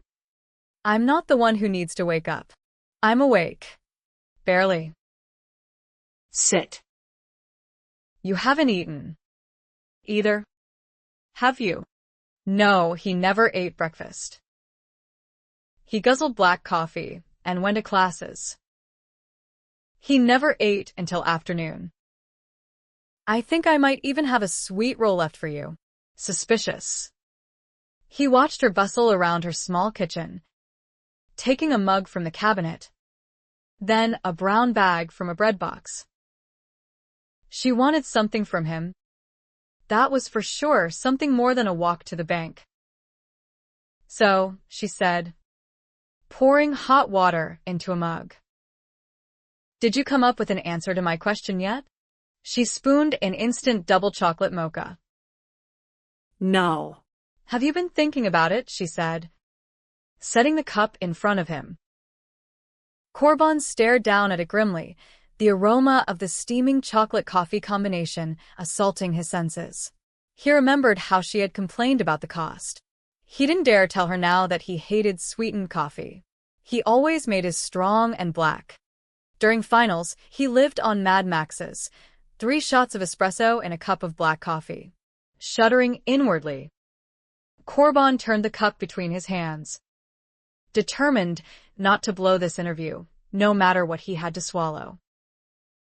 I've been thinking about your question. In fact, I've been thinking about little else. That's good. She eased herself into the chair opposite him. Folding her hands on her newspaper, she waited. He sipped the coffee and tried not to grimace. I'd appreciate it if you'd just spell out your objections to what I proposed. Mrs. Reinhardt. It'd make it easier. Easier. Perhaps. But it wouldn't sink in as deeply. That's just it. I don't know what you want to sink in.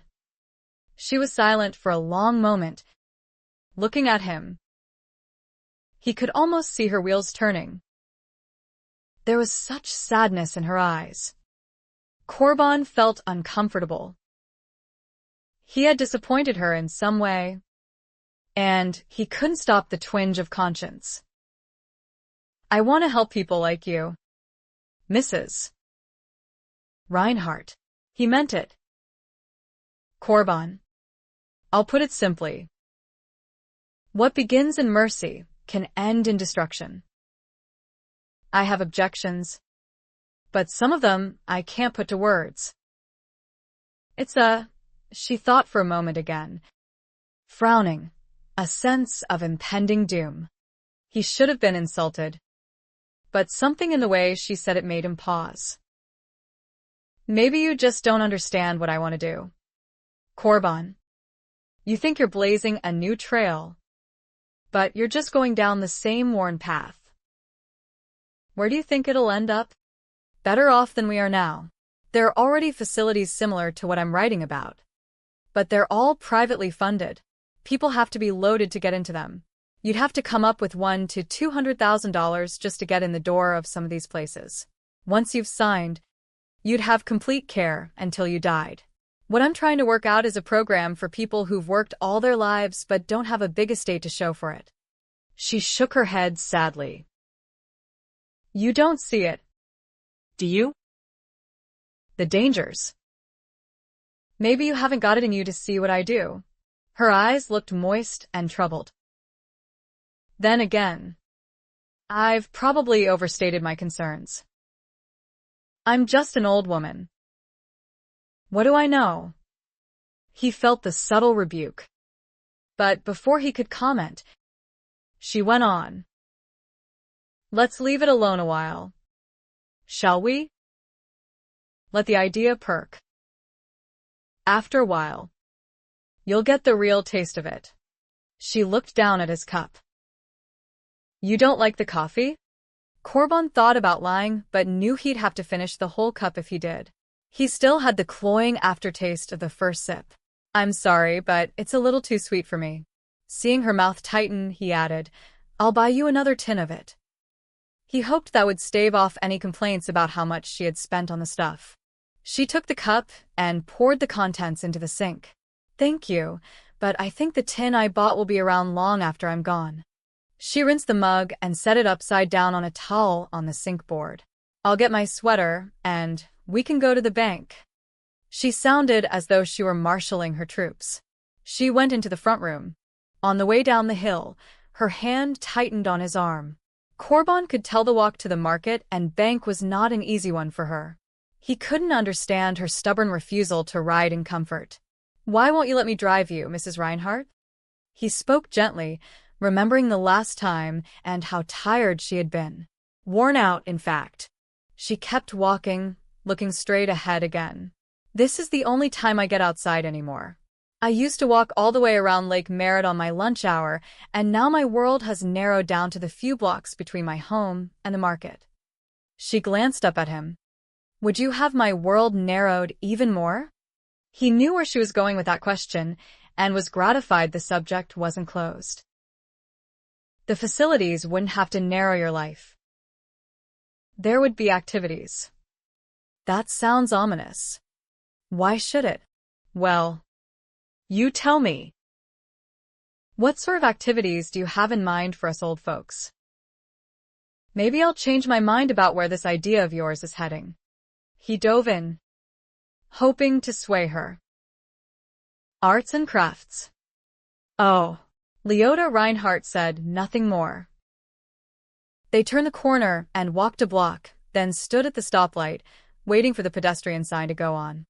He held his silence all the way across the street, down another block, under the freeway overpass, and to the next light before he surrendered, knowing she wouldn't say anything until he pressed.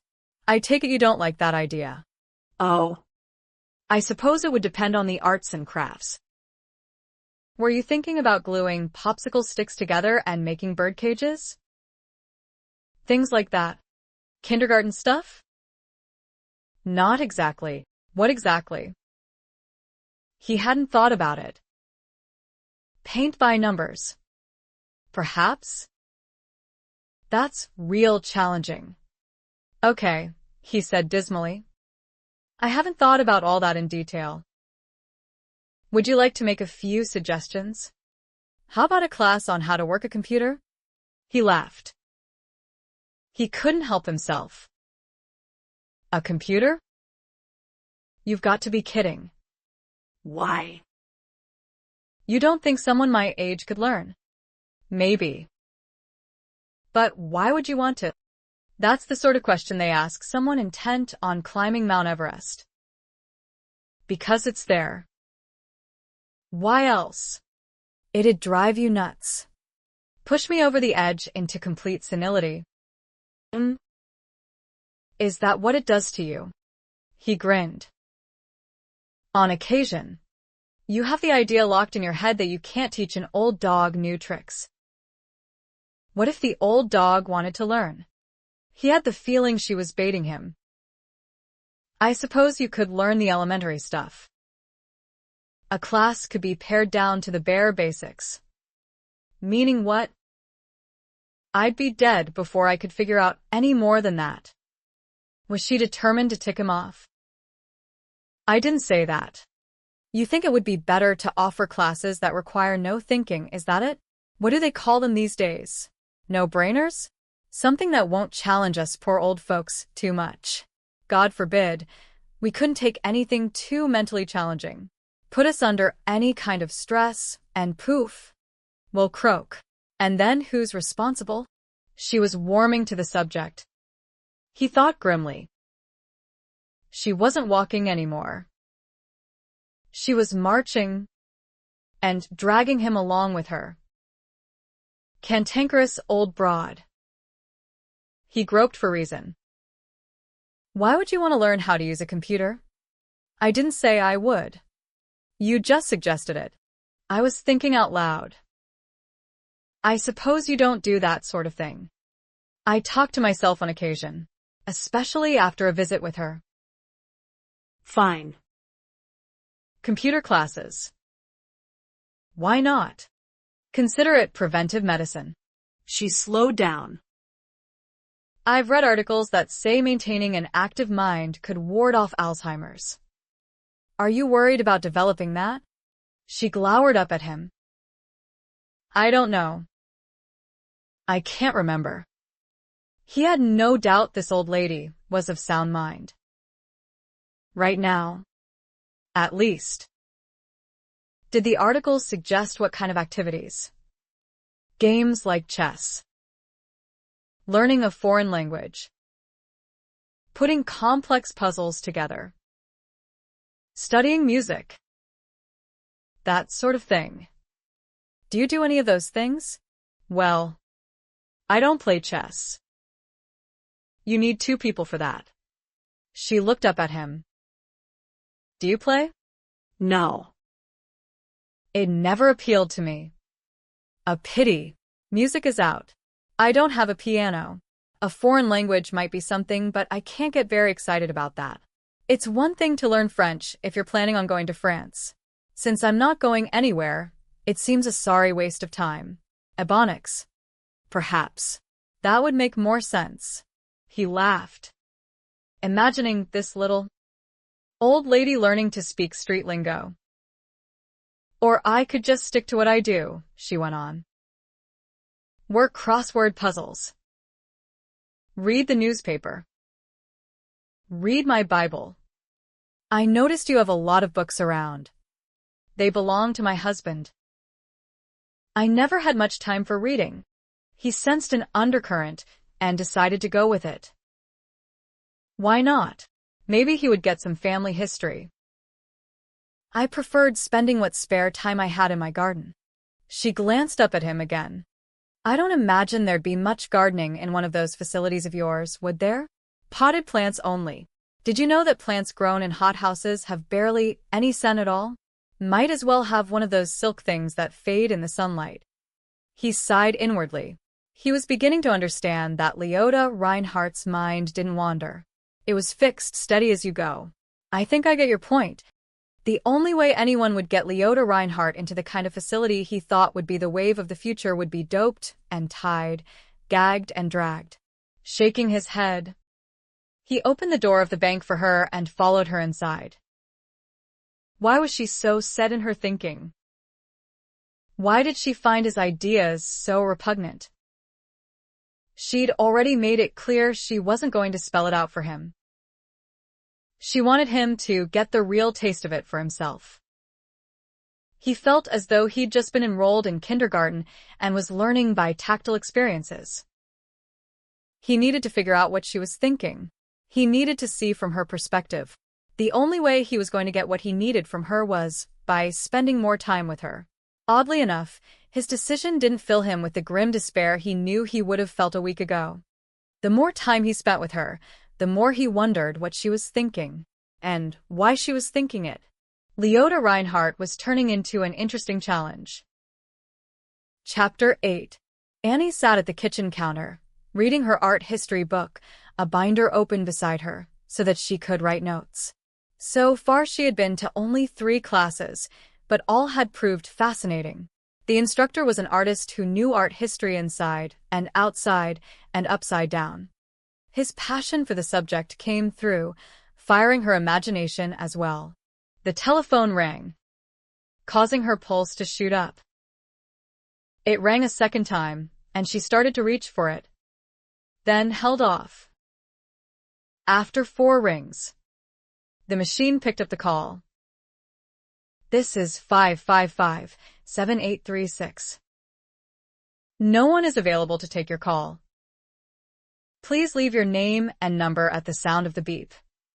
She listened, thankful Susan hadn't played any more pranks, and changed the message again. The last message was in jail. Need bail. Unless you have bond, don't respond. Though Annie's father had laughed and left a message, her mother had not seen the humor in it. I suppose you think that's funny, Susan. It isn't. And this is your mother. Call home. Annie had done so, and suffered through a 15-minute, one-sided diatribe in which her mother had called her to task for not having the courtesy to call home sooner. Do you have any idea how much I worry about you?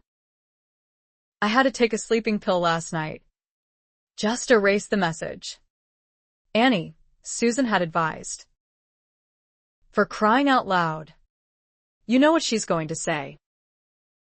She's been giving you a guilt trip for as long as I've known you. She's my mother. I can't just ignore her, no matter how much she wished she could. But her conscience wouldn't allow it. Over the past few days, her mother had called no fewer than 10 times. Each time she turned up the guilt even higher. I love you so much. Every time I see the news, I wonder. Her mother didn't have to say the rest. Annie knew it already. Her mother wouldn't worry so much if she were attending Wellesley. After all, she would be in a women's dormitory. There would be supervision. She would be mingling with girls from good homes. The answering machine beeped. She heard a man laughing. What happened to the other message? You make parole? This is your big bro. In case you've forgotten the sound of my voice. I'm driving up to the big city this weekend. What do you say to a ritzy dinner someplace? Someplace other than that garlic joint where you work. Give me a call back, Susie Q. Bad boys. Bad boys. What you gonna do? Barnaby belted out, bobbing his head as he stood on his perch. Annie chuckled before returning her attention to her textbook, thankful the call hadn't been from her mother. She hadn't responded to the last 2 calls, one from last night and one from this morning, although she knew she'd have to call her mother soon or hear the telephone ringing again. The date had come and gone for Annie to change her mind and go east to college. Why wouldn't her mother let it go? She was like a pit bull with her teeth sunk into an idea. Susan came in an hour later. Annie had just finished reading the last section assigned and was going over her notes. Mom and Dad send their love, Susan said, flinging her purse onto the sofa. Any calls? Sam. Susan pushed the button and stood listening to her brother's voice. Awesome, she grinned. Let's give him a heart attack and ask him to take us to the carnelian room. You ask him. I won't be here. Susan frowned. You're going to see your mother? I'm scheduled to work Thursday and Friday this week. So I asked my grandmother if I could spend Saturday with her. I'd like to spend the night, too. But I don't want to put her out. Would you mind if I borrowed your sleeping bag? It's yours. Thanks, Susie. Now, if she could just get Grandma Leota to let her work in the garden. You're really getting into this volunteer business, aren't you? Ruth said, a mocking smile on her face as she continued her stretching exercises on the floor. She was wearing black sweatpants and a white tank top. Wednesday and now Saturday, too. We didn't have anything planned, did we? Not that I've heard about. Not missing a beat of the music. She touched her forehead to her right knee and then walked her hands across in front of her. Took hold of her left heel and touched her forehead to her left knee. I'll probably be studying all day. Corbin watched, annoyed. She had the exercise video on the television, the volume turned up. He'd seen her go through this often enough to know she had another 45 minutes to go before completing the routine. Feel the burn, the too perky exercise leader droned on. Hold it. That's it. 1, 2, 3, 4. It was hard for him to concentrate when Ruth did her workout in the living room. The music wasn't bad the first dozen times, but after that, it began to wear on his nerves. He wanted to put his foot through the television screen and send the image of the exercise instructor into oblivion. "I thought we agreed you'd do this in the morning," he said evenly. "I know. But I wasn't in the mood today. I thought about skipping it altogether and decided I'd better not. Skip one day, and pretty soon I'd skip another." The way he was supposed to skip studying for the next hour? "I have 2 hours to study before I have to leave, and I can't concentrate with that music going." "It won't kill you to wait half an hour." Her tone lit his fuse. He punched the power button, shutting the video off. "And it wouldn't kill you to hold to the schedule we agreed on." Her face was flushed. Whether from the workout or temper, he didn't know. Nor at that moment did he particularly care. Her dark eyes were hot. He met her glare. Waiting. He was beginning to think he'd made a terrible mistake when he asked her to move in with him. A frown flickered across her face as she looked into his eyes. She glanced away, then straightened into a sitting position and stood in one smooth movement. "I'm sorry. You're right." She pushed another button and took the video out. She slipped it into its case and snapped it shut. "I'll go out for a run instead." She dropped the box lightly on the coffee table rather than onto the shelf where it belonged and went into the bedroom. Corbin sat on the couch and flipped his philosophy book open. His teeth were clenched so tight his jaw was beginning to ache. He didn't want to think about what might be going on in Ruth's head right then. But he figured he knew anyway. She always knew when to capitulate, right at the last moment.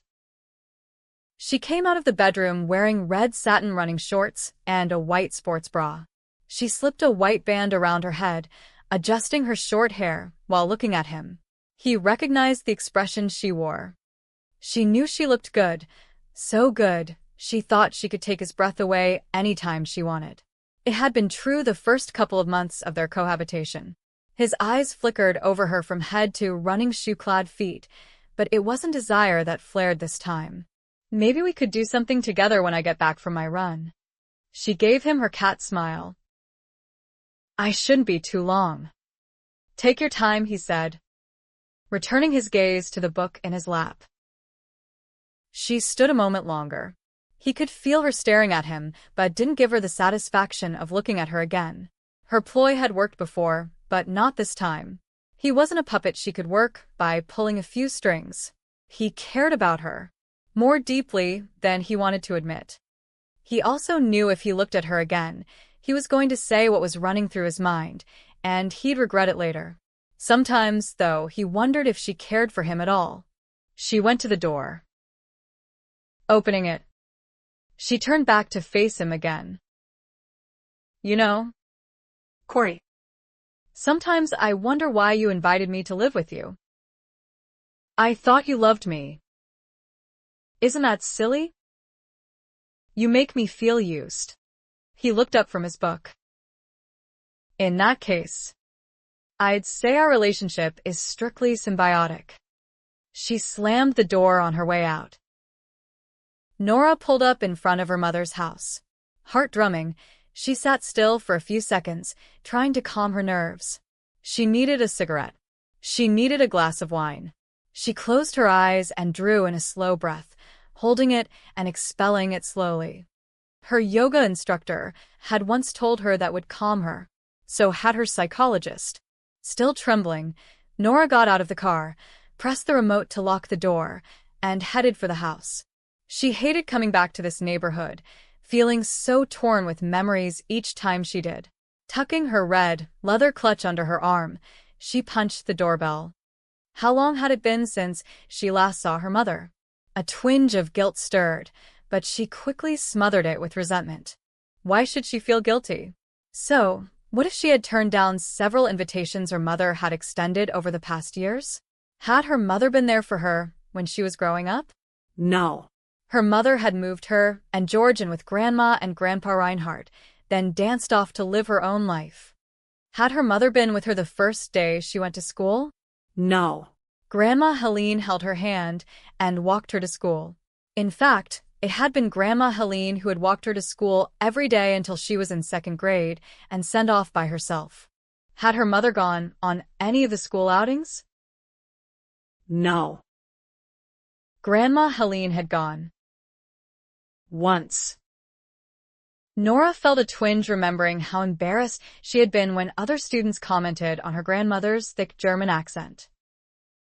Had her mother been the one to make her a dress for her high school prom? Of course not. She'd made it herself.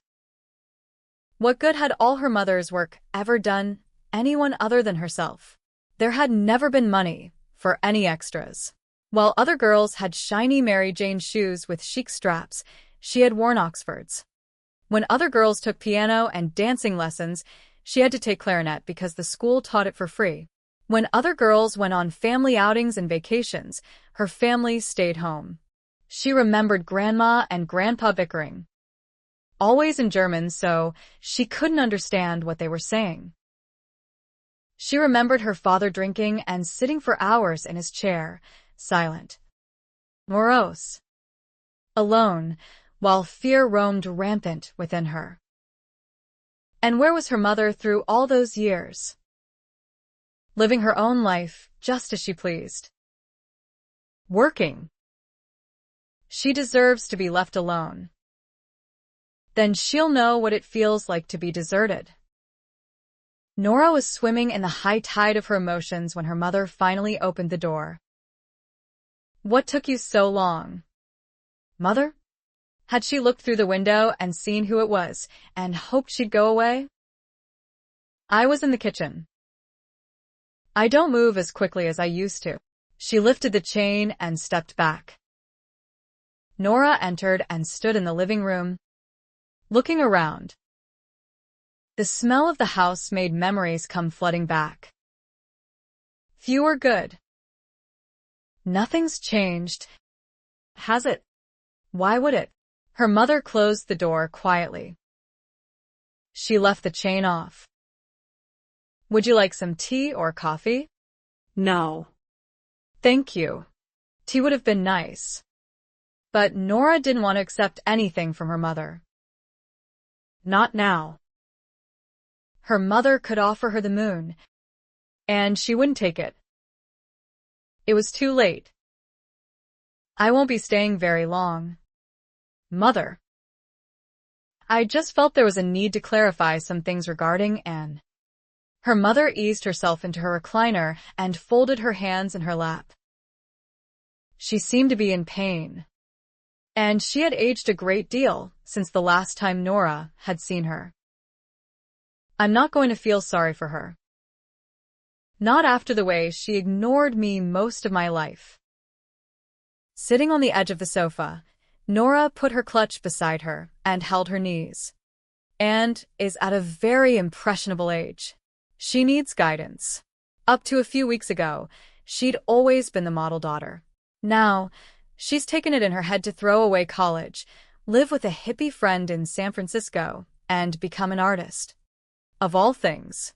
But maybe you know all this since she's been here visiting with you. Her mother's eyes narrowed slightly, but she said nothing one way or the other. Nora had expected as much. No cooperation. She's a gifted student, Mother. She graduated with top grades. Had very high scores on the SAT. She had immaculate references and recommendations. She was offered a wonderful scholarship to a prestigious college in the East. Then one day, she just snapped and said she didn't want to go. She got in her car and drove off without thinking things through. Nora smoothed her skirt and rested her hands on her knees again. Now I've fixed things temporarily so that she can still go. I've spoken with the dean of admissions and told him, and has taken ill and couldn't come. They've agreed to hold her scholarship until next semester. You lied to them? Nora's face went hot. Anger surged, making her feel on fire. Leave it to her mother to see the negative side of anything. Do the right thing, she had always said. Do the right thing. Had she? She is sick. Mother. She must be sick in the head to throw this opportunity away. Because it's what you want. Yes, she said through her teeth, rising. Yes, it's what I want for her. It's what anyone with half an ounce of sense would want. She's groomed herself for years for this chance, and suddenly she runs. Well, I'm not going to let her be such a little coward. I'm not going to allow her to throw it all away. What if it's not what she wants? It is what she wants. It's what she's always wanted. We've been talking about colleges from the time she entered kindergarten. Her mother sighed softly, looking weary and old. Maybe if you would just hold off for a time and allow her to find her own way. You mean the way you did? Back away completely. Nora should have expected as much. I should be like you? She saw the flicker of hurt in her mother's eyes at her sarcasm, but anger took hold of her. Is that it, Mother? Have nothing to do with making some kind of future for my children? She saw the sheen of tears in her mother's eyes and felt ashamed. In the wake of her shame came another wave of anger. How dare her mother try to make her feel guilty? I should have known you wouldn't help me, or even try to understand. You never did. I understand. Only too well. She sounded so sad, so worn down and hopeless. Nora's eyes also filled with tears. She fought them, not even sure why they had come welling up, making her want to cry out. Part of her wanted desperately to reach out to her mother, to say she was sorry, to cling to her. Another part wanted to lacerate her for all the times Nora had desperately needed her, and she hadn't been there. I want what's best for my daughter. I know you do, Dear. but your best may not be God's best. Nora stiffened at the gentle words, for they were a firm rebuke. What would you know of God's best for my daughter? When was the last time you went to church, Mother? 10 years ago. I go every Sunday. And Lynn should honor my plans for her. Instead, she's decided to be stubborn and rebellious. And you're helping her. Her mother closed her eyes as though she couldn't bear to look at her. I should have known better than to come and talk to you, Nora said, voice cracking. You were never there for me before. I was foolish to hope you'd be here for me now. She snatched her clutch bag from the sofa and headed for the door. I've always been there for you, her mother said in a choked voice. Every day of my life. Only you never understood. You never even tried. Nora turned on her furiously. When were you ever there for me? Name once. Her mother didn't respond to her attack. Instead, she spoke in a quiet tone. You've always said I destroyed your dreams. Why would you enlist me to do the same to your own daughter? Trembling, Nora stared at her. She drew in a shaky breath.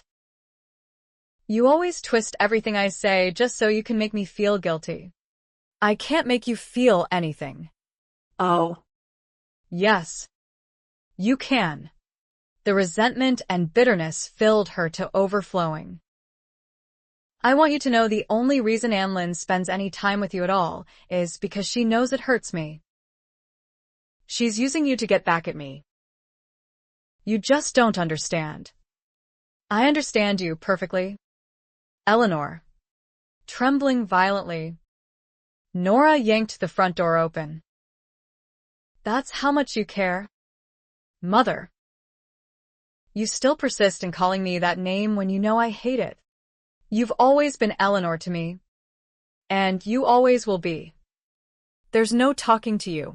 You always have to have your way in everything. Well, enjoy your solitude. She hurled the door shut. Her heels clicked on the steps. 2 black children had drawn a colored chalk hopscotch on the sidewalk. No child would be allowed to make a mess like that in Blackhawk.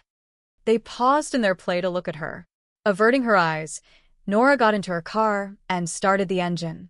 Pulling away from the curb, she drove quickly down the street, turned right, and headed for the freeway on-ramp.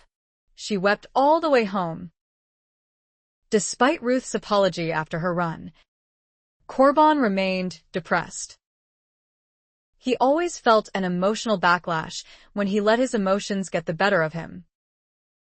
For the first time since she'd moved in with him, he refused to take back what he had said. She noticed, of course, but said nothing. It seemed to him that she made more effort over the next 2 days. She did her share of household chores and kept her bargain about maintaining quiet during his study hours. Yet, he knew he was living in the eye of a tornado. Her attitude would change when she met with her friends again. It always did. The storm clouds were building overhead, and he and Ruth would end up in the twister before she settled down again. If she did. Having overheard some of the conversations as well as what Ruth had told him, Corbin had gleaned that most of these young women with whom she hung out were from broken families, as was she. 2 girls had been sexually abused by male relatives. He could understand how they might hate the men who had abused them, but did that group all males in the brutal category? Or give them due cause for becoming lesbians? 3 of the 10 who met had come out of the closet. 2 of those were comfortable with their alternative lifestyles, their families having come to terms with them. The 3rd was an emotional mess, swinging from frothing hostility to despair. Someday she'll kill herself, Ruth had said flatly after one particularly distressing evening in which the girl had monopolized the meeting in venting her anger. And it'll be her parents' fault for not allowing her to be herself. They should be forced to see it's perfectly natural for some people to be homosexual. She was born that way. Hogwash. She's the one who isn't accepting things. Ruth's eyes had flashed. She's happy as what she is. Happy? You call that happy? Well, if you had people calling you terrible names, maybe you wouldn't be happy either. The only names I heard this evening were the ones coming out of her mouth. You're so close-minded. Corey. It's pathetic. If I didn't know better, I'd say you were homophobic. I'm close-minded? Well, maybe they ought to meet somewhere else, since it's my apartment they're coming to in order to vent their spleens against all males. They had digressed from there. It had been one of their worst arguments ever. After they finally shouted themselves out and spent the night sleeping apart, they had agreed to let the subject drop. For 2 weeks, Ruth had gone elsewhere to meet with her friends. And then they were back again, his digs apparently being more comfortable than wherever else they'd been. They made him nervous, these women who sat around talking about intolerant men and patriarchal society and equal rights for women. Equal to them meant women should get the first chance at the best jobs. Another case of affirmative action gone awry. More militants who wanted to use discrimination to end discrimination. We're just going to meet for an hour or 2 on Saturday morning, Ruth said, serving him the dinner she had prepared. Prego poured over boiled noodles with some Parmesan sprinkled on top. Any Tabasco? She set the bottle down in front of him. There's going to be a march in San Francisco in a couple of weeks. And we want to prepare for it. What's it about this time? Funding for AIDS research. We thought we'd make a banner.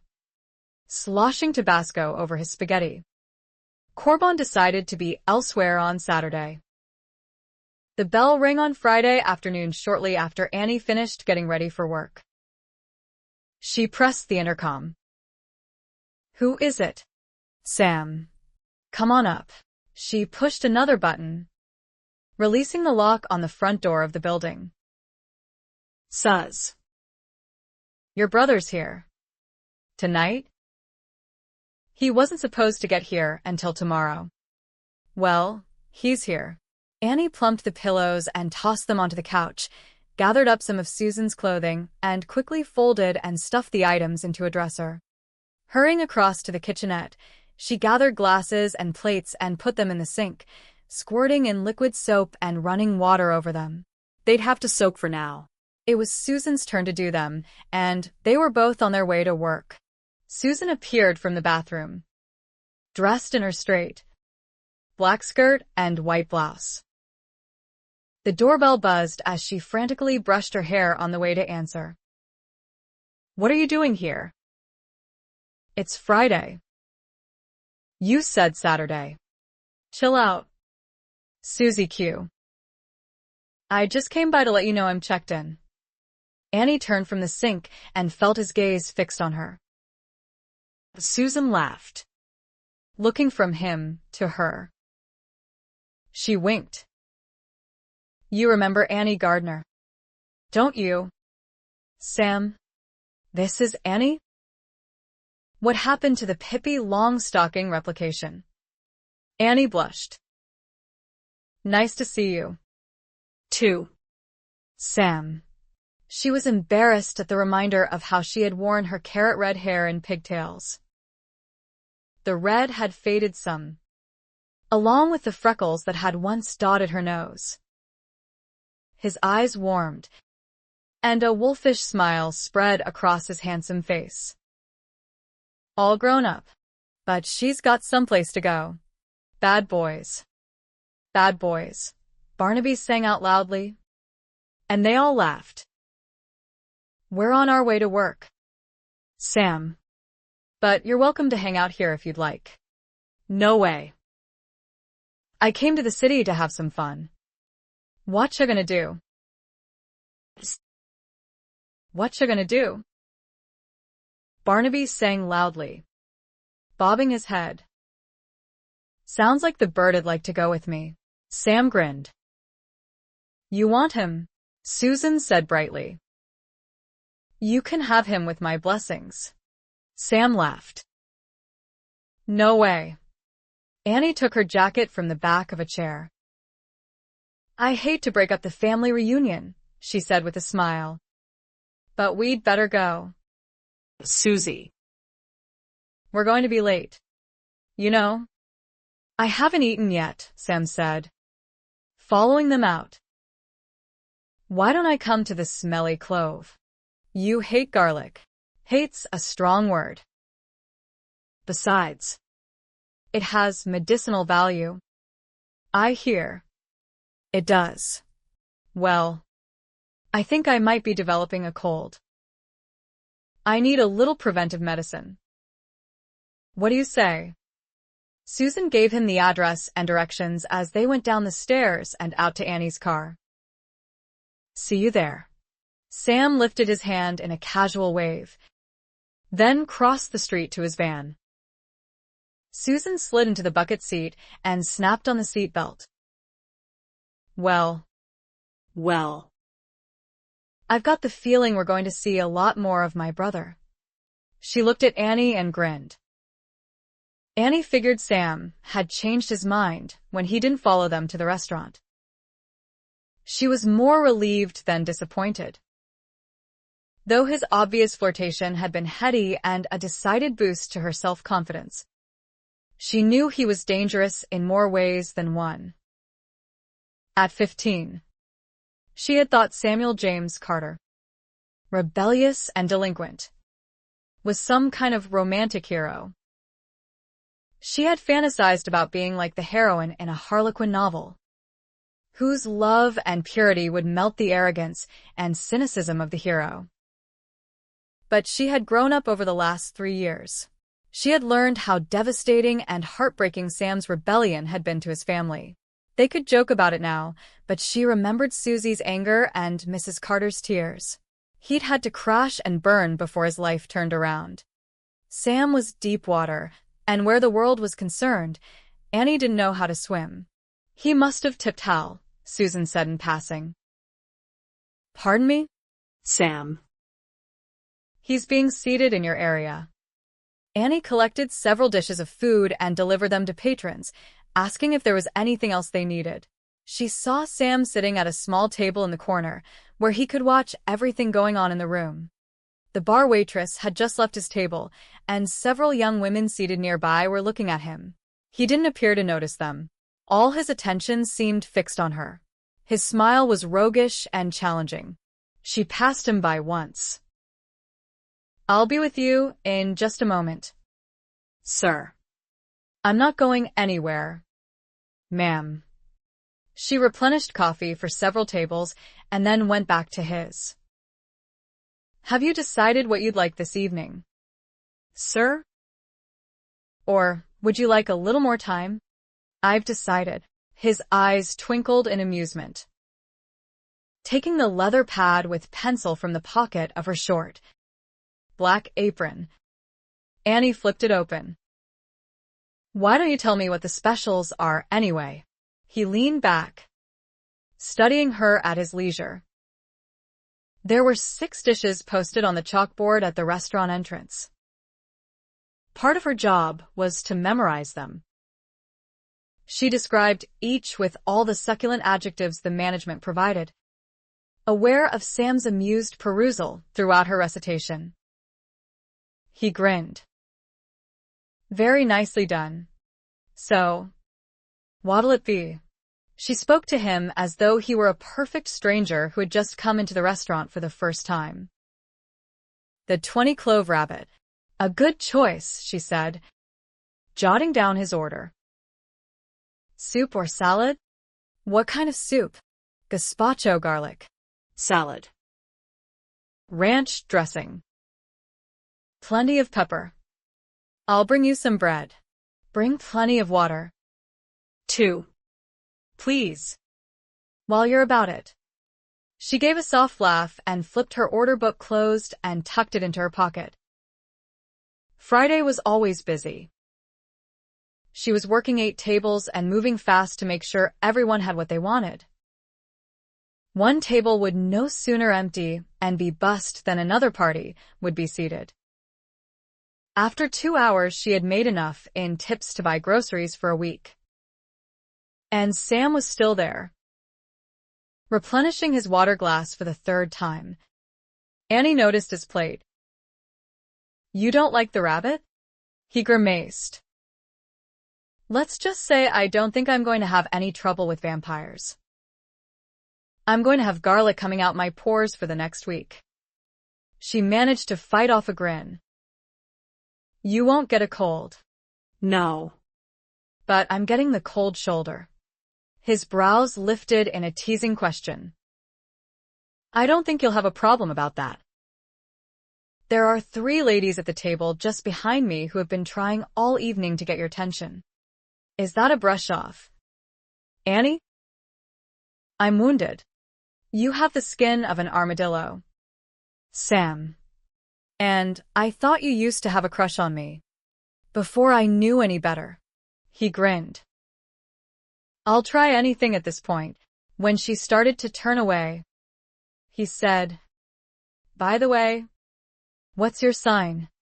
It was the oldest line in the book. And he knew it.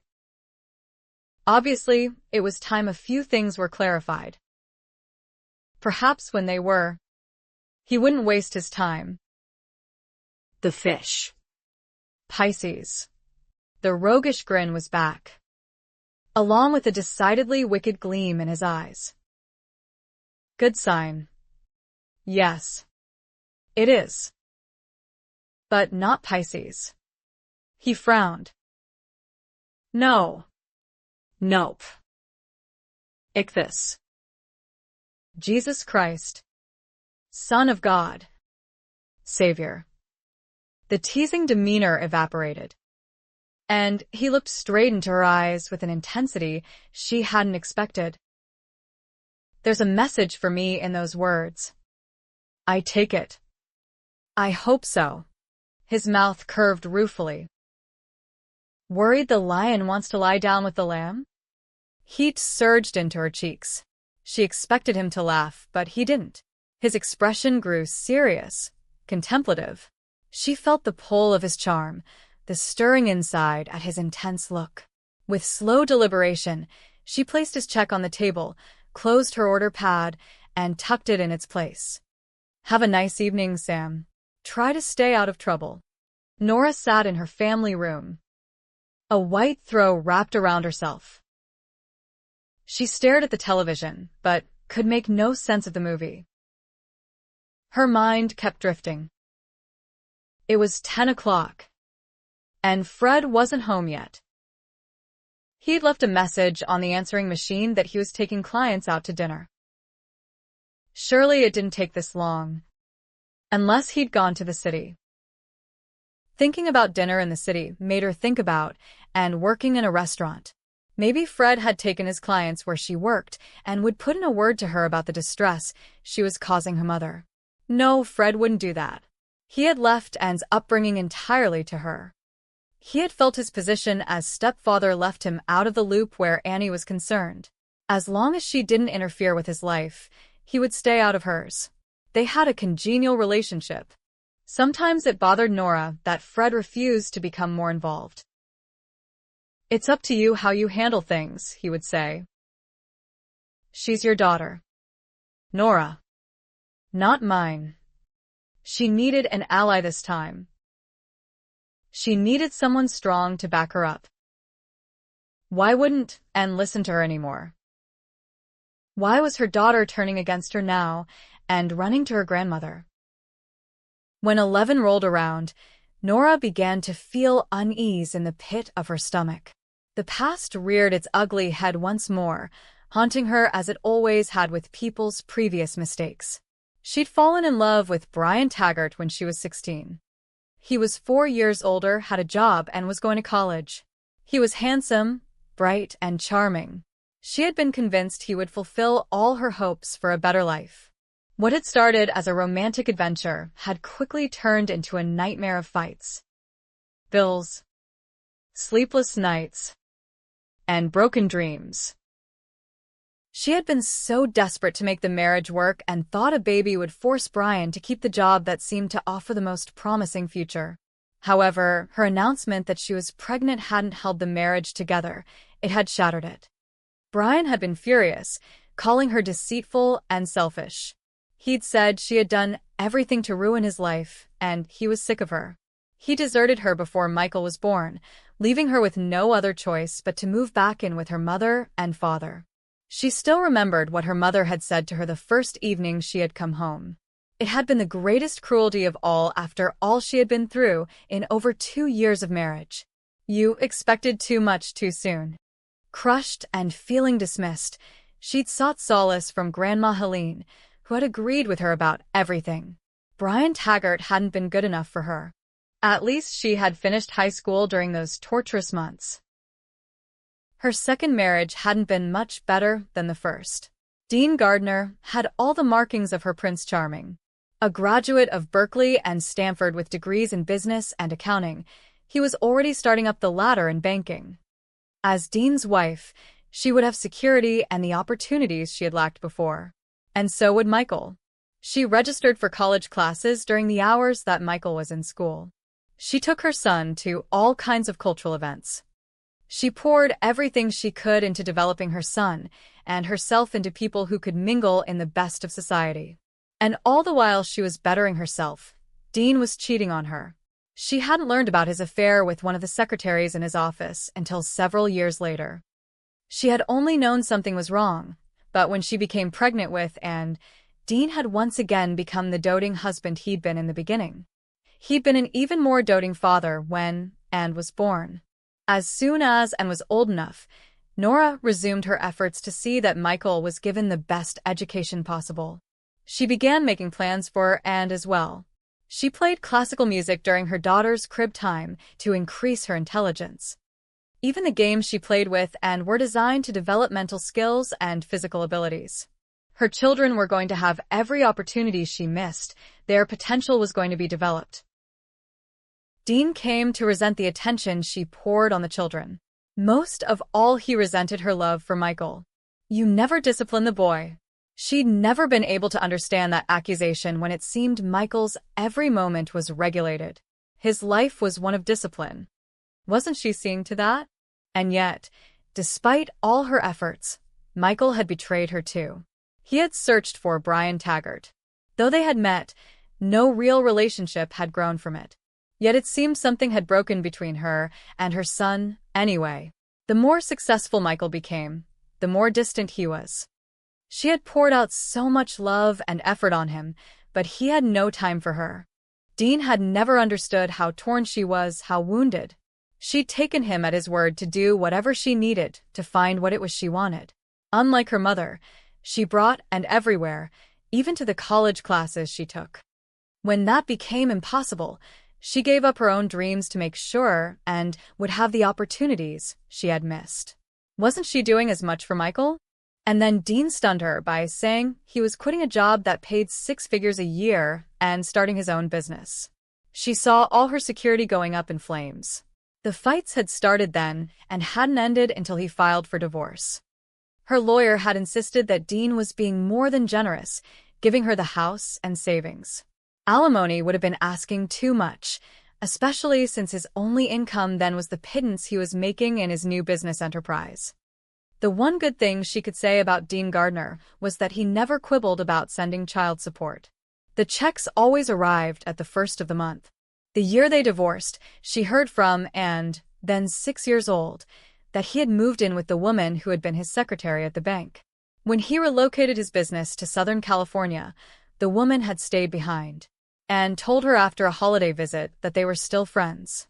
Nora could make no sense of her ex-husband's life, nor did she want to have anything to do with him, other than to receive her monthly checks.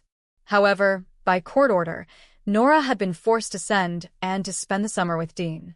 When she returned, Nora learned that he was living with another woman. He lived with that woman for several years before she apparently accepted a lucrative job in New York and left. Amicably. Again.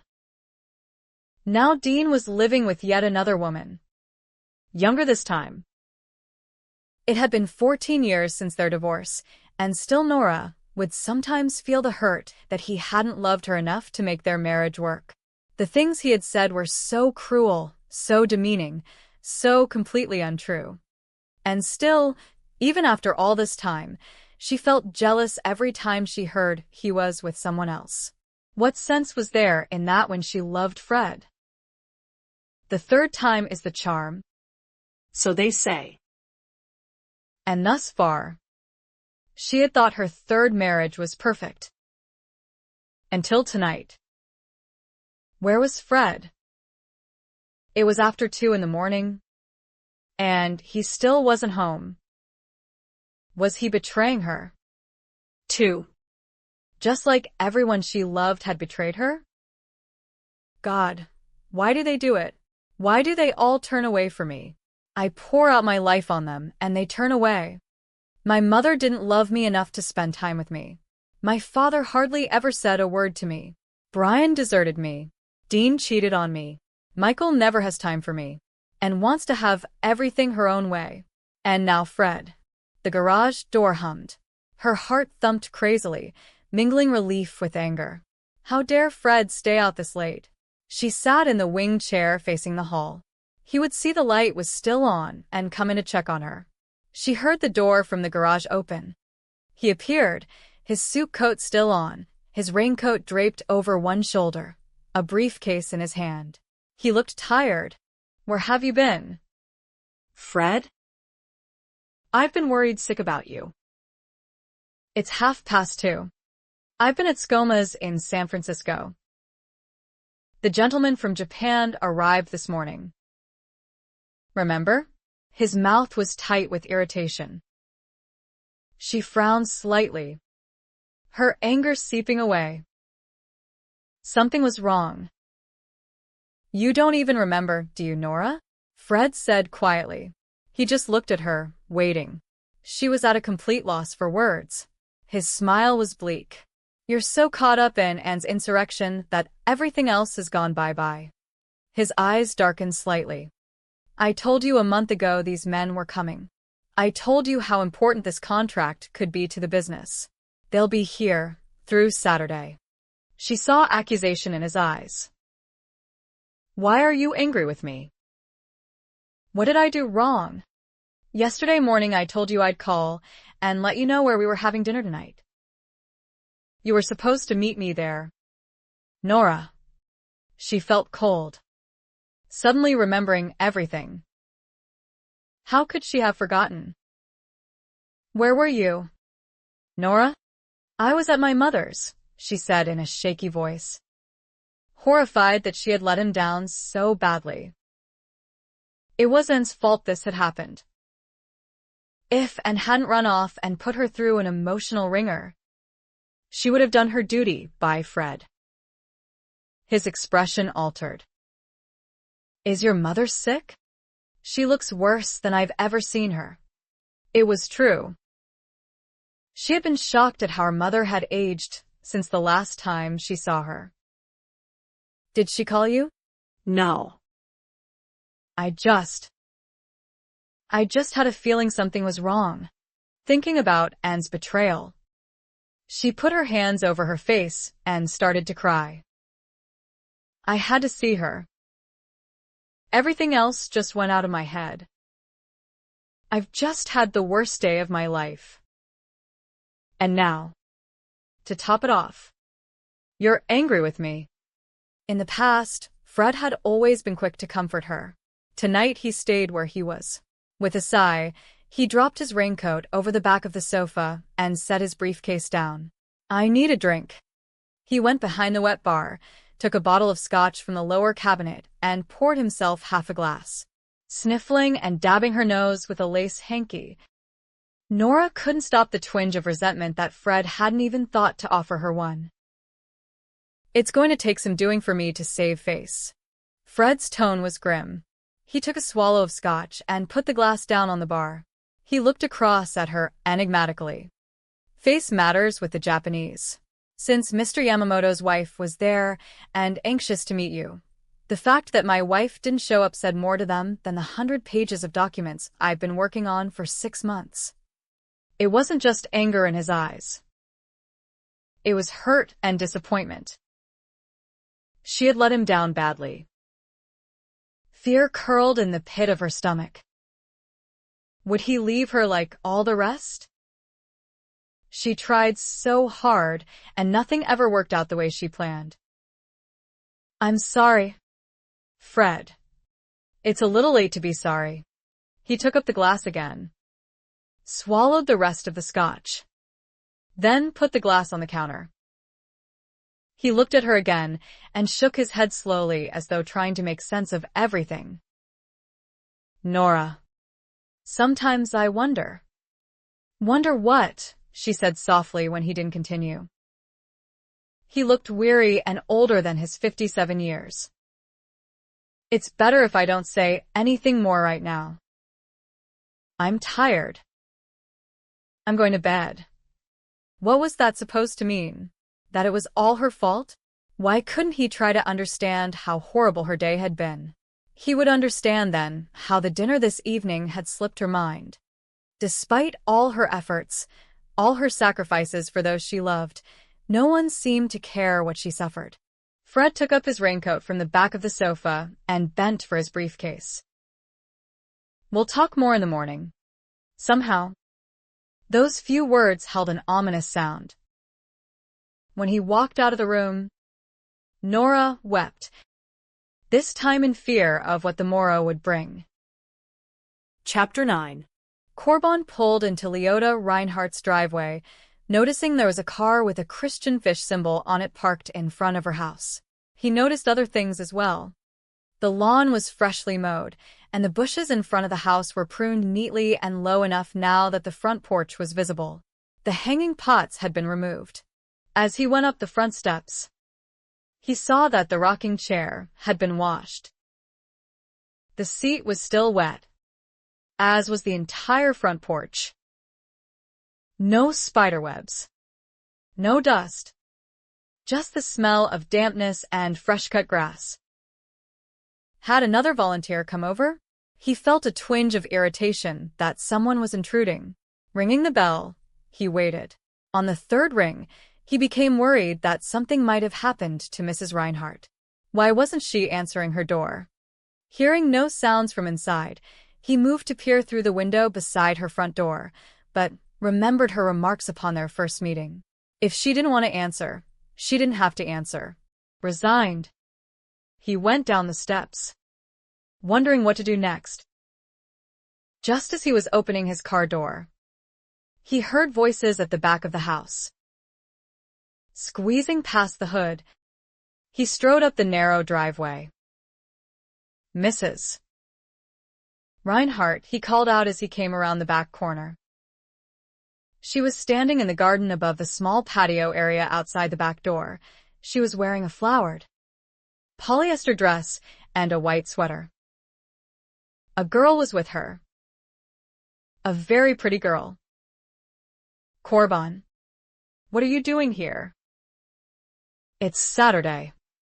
Just thought I'd drop by, he said, trying not to stare at the old woman's companion. This is my granddaughter, Anlin Gardner. Annie? This is Korban Salsek. He's from a charity that sends volunteers to help old people. The girl had a trim, athletic figure and long, strawberry blonde hair pulled back in a ponytail. She was wearing a soiled, white t-shirt, faded blue jeans, and dirty tennis shoes. She removed a gardening glove and stepped forward, hand extended. I'm pleased to meet you, Korban. Sweat dampened her forehead and dirt smudged her cheek. Despite her disheveled appearance, she glowed with innocence and an open friendliness that made him smile back. Likewise, he said. You've arrived just in time, Leota said, a gleam in her eyes. That remark was enough to snap him back to full attention. Raising a brow, he looked at her. Dare I ask? She chuckled. We were about to prune the trees in back. It's not the best time of year for it, but they're in dire need. And you're just the man for the job. I seem to be the only man around. Don't spoil the compliment. He laughed. She looked better than he had ever seen her. Being outdoors seemed to agree with her. We're going to bring the garden back, Anne said, smiling. What was he getting himself into? I don't know the first thing about gardening. I don't either. Anne sounded positively delighted. She pulled the glove back on. We're about to learn. Grandma supplies the brains. We supply the brawn. Korban will take exception to that. Annie. Leota smiled straight at him. He's a senior at the university. And you know how smart they all think they are. Weil and laughed. Korban glowered at the old lady, feigning annoyance with her. I don't suppose it would hurt me to get my hands dirty just this once. Good boy. Rise to the challenge. Tools are in the shed to the right of the gate. He could care less about gardening, but he could see that today Leota Reinhardt was in the mood to talk. Maybe it was the presence of the little dish walking along the cobblestone pathway ahead of him. Whatever it was, he intended to hang around and take mental notes. There's a ladder on the back wall, Leota called, following at a much slower pace. She had her hands out slightly as though to balance herself better. And a saw. It should be hanging on the wall to the right of the door. And a can of latex paint and a brush. Korban wondered why she was talking about paint. They were going to prune trees, not touch up the stucco. Watch for black widows in there, Leota called, standing at the open gate beneath the sagging arbor. They like dark places. We will. Grandma. Groaning inwardly, Korban hung back, hoping the girl wouldn't expect him to brave the arachnids. She didn't even bat an eye in his direction. Without the least hesitation, she picked up a broken branch and opened the door. She attacked the webs like a warrior with a sword, upward, downward, forward, moving fearlessly into the dim, dusty environs. She banged around briefly and handed the saw out to him, then came out carrying a ladder. Don't just stand there, Korban, the old lady said. There's an extension pruner mounted on the wall. And we'll need the can of latex paint and a brush. Should be on the shelf. What's an extension pruner look like? He looked around cautiously before going inside the dusty, shadow-filled shed. 2 poles that fit together after you get them outside. On the end of one are clippers. He found the pieces and became entangled in the rope attached to the lower part of the clippers. Winding the rope quickly around his hand, he picked up the 2 poles and brought them outside, thankful to be in the sunlight again. He didn't feel anything crawling on him, and had already set up the ladder near the biggest tree in the center of the walled-off garden and back. What kind of tree is it? Grandma. Apricot. The one over there is a cherry tree.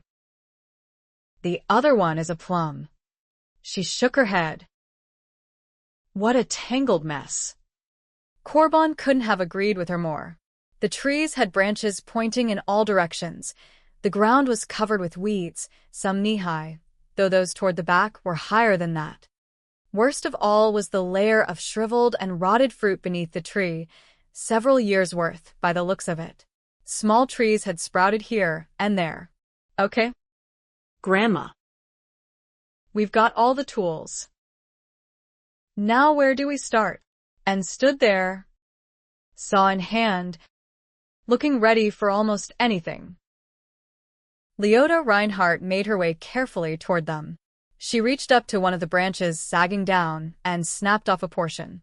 She looked at it and then around and up through the tree. First thing you have to do is remove all the dead, broken, and diseased branches. That one and that one, she pointed.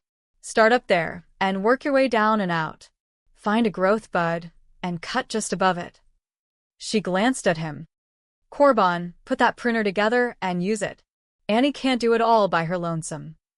Watch out below, Annie said as the first branch swung down. Easy, Mrs. Reinhardt said. You don't want the branches banging into each other. Hand the can up to her. Korban. Annie. You need to paint over the cuts so no germs can get in, and the sap won't bleed too long. Use the pocket knife I gave you. Annie took the knife from her back pocket, pried open the small can, and tucked the knife away again. Korban watched her dab paint onto the cut branch, setting the can into a joining of branches. She leaned down for the saw she had put on the ladder tray. The pruner. Korban. The pruner. The old woman was like a general mustering her troops. She stood on guard at the gate, watching the battle.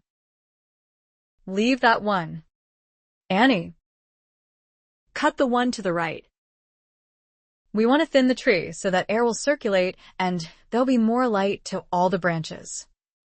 This one. Grandma. Yes, that's it. That's the one. Korban, see if you can get the one over there. Pull. Don't be afraid of it. See how that limb is rubbing on the bigger branch? It's doing damage. There's probably a wound there. Annie, you'll need to paint over it so there won't be any decay. There's a branch right there that needs cutting. The wind must have snapped it. See it? The one with the brown leaves. Can you climb, honey? Annie laughed. You betcha. Stepping off the ladder into the tree, the saw dangling from a hook on her belt, she moved through the tree with grace and ease. She paused briefly to get the can of paint and hook it to her waist along with the saw. She didn't seem to care that some paint was getting on her Levi's. Korban worked below, glancing up at her. She was like a kid at a picnic. Heads up, Annie called as another branch took flight. As the old woman tutored her minions, the tree took shape. It began to open from within, light filtering through the green leaves and making the edges shine gold. The branches no longer spread in all directions, unwieldy and out of control, but were contained, rounded upward, flat on top like a wine glass. "Now, Mrs. Reinhardt said with a sigh of satisfaction. "There she is. That looks just right." Annie came down from the ladder. She stepped back almost to the gate, where her grandmother stood, and looked up. The smile the old woman wore was childlike in its pleasure. "The tree will bear fruit this year, Mrs. Reinhardt said. "Lots of it." Corban frowned. "I'd think with fewer branches, you'd get less fruit. A good pruning stimulates the right kind of growth. Same holds true with people." He was about to ask her what she meant by that when Annie said, "What should we do with the prunings, Grandma? Too bad we don't have a chipper. I've seen crews working on the trees that line the streets. They feed the branches in, and they're chewed up into a fine mulch that they spread under the tree, all in a matter of minutes. We have something better than a chipper." Leota Reinhardt's grin was pure mischief. "We have Corban." She looked at him and waved her hand in command. "Just cut the bigger branches into 2-foot lengths. I'll get some string, and you can make small bundles and stack them by the back door. I'll burn the branches a few at a time during the cold spots ahead." "While Corban's doing that, Grandma, I'll start on the cherry tree," Annie said, folding the ladder. Corban stifled his irritation. Little Miss Eager Beaver and the slave driver. What did these two women think he was? Part of the Conservation Corps? Breaking a dead branch over his knee, he tossed it aside, then picked up another branch. It would be easier to do the work as quickly as possible than to try to get out of it. Pretty little Annelyn Gardner was already perched on the ladder beneath the cherry tree. Corban broke another branch over his knee and tossed it aside. If he could get some information out of her, the whole day wouldn't be shot. "I take it you and your grandmother are close?" "Not as close as I'd like us to be." She peered down at him, the saw poised. "Our family didn't come often, but when we did visit, my mother relegated me to the backyard. I hardly know my grandmother, Corban." She began sawing the dead limb. "But I'm going to remedy that." Leota found the ball of twine in the laundry cabinet on the back porch. She was already exhausted. Just standing at the garden gate wore her out. The sunshine felt so good, but it also drained her of what little energy she had. Too many months of sitting inside in artificial light, she guessed. She had become as pale as a moldering corpse. Well, she wasn't sitting inside anymore. She took her sun hat from the wall, where it had been hanging for 2 years, and went back outside. Her legs felt like lead as she went up the 4 brick steps to the cobblestone walkway that ran in front of the living unit Bernard had built for his parents. Everywhere she looked, things needed pruning, thinning, tying up, and removing. Hours of work. For her, it had always been a labor of love. Would it be so for Annie? Poor Corban looked so grim. She had no illusions about why he had agreed to help. He was after information, probably interrogating Annie right now. Not that Annie could tell him much. The little darling wouldn't even realize she was being interviewed. It wouldn't enter her head that someone might want to use her. Then again, maybe she was being unfair to Corban. It wasn't entirely his fault he was so puffed up with knowledge that he didn't have a lick of sense. Education was no less an idol these days than it was in the past. Corban didn't have her advantages. Sometimes the school of hard knocks taught more than the best universities in the land. And you, Lord, you teach the heart as well as the mind. Sometimes the truth is hard to bear. But it's better to walk in the light of truth than to live in the darkness of lies. She was panting slightly when she reached the gate. You work quickly, she said to Korban. His gaze flickered from Annie to her. She stumbled over one of the cobblestones. Keeping her balance, she gripped an arbor post. Are you all right, Mrs. Reinhardt? Korban looked worried. What did he think? She'd keel over and die at his feet, and his paper would go up in smoke. I'm fine. Just old and clumsy. I'll get you one of those garden chairs. Buttering me up. Are you? He paused and gave her a sardonic smile.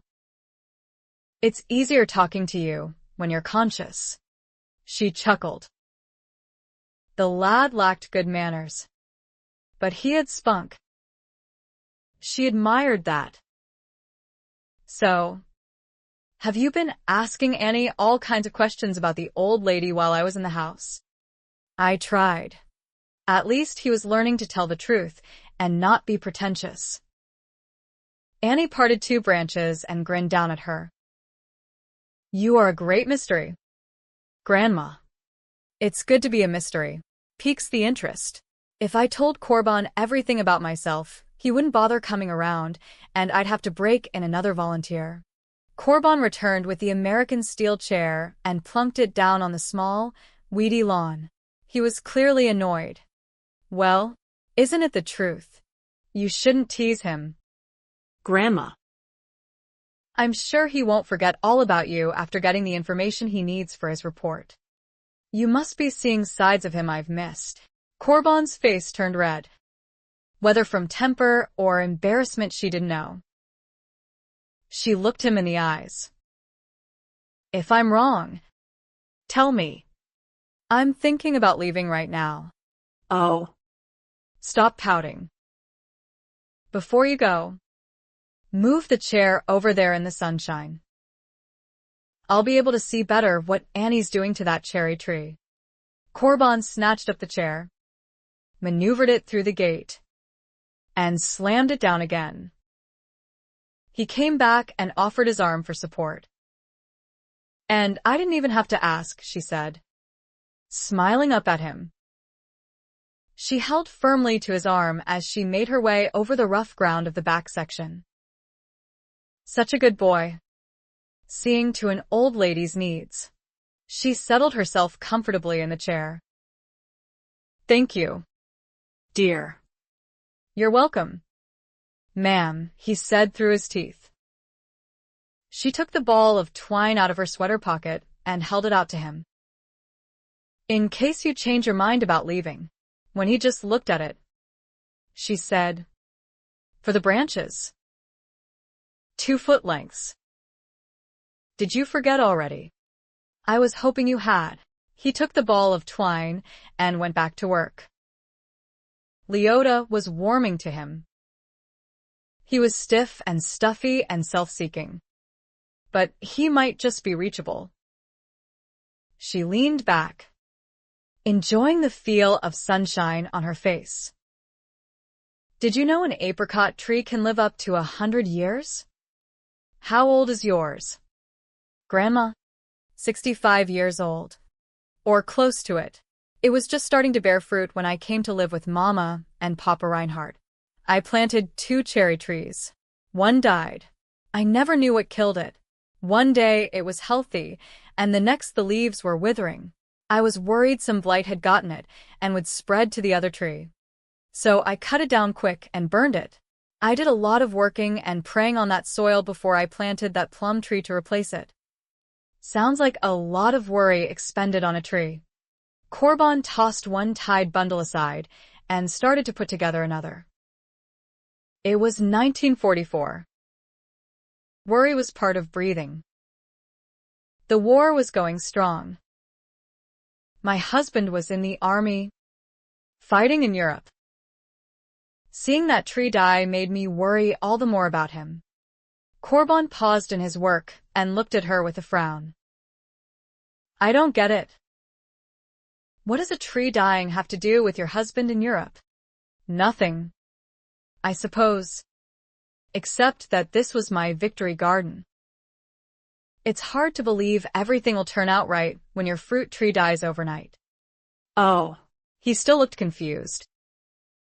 His smile was polite, but his expression said it all. He thought she was losing her marbles. Did your husband come home?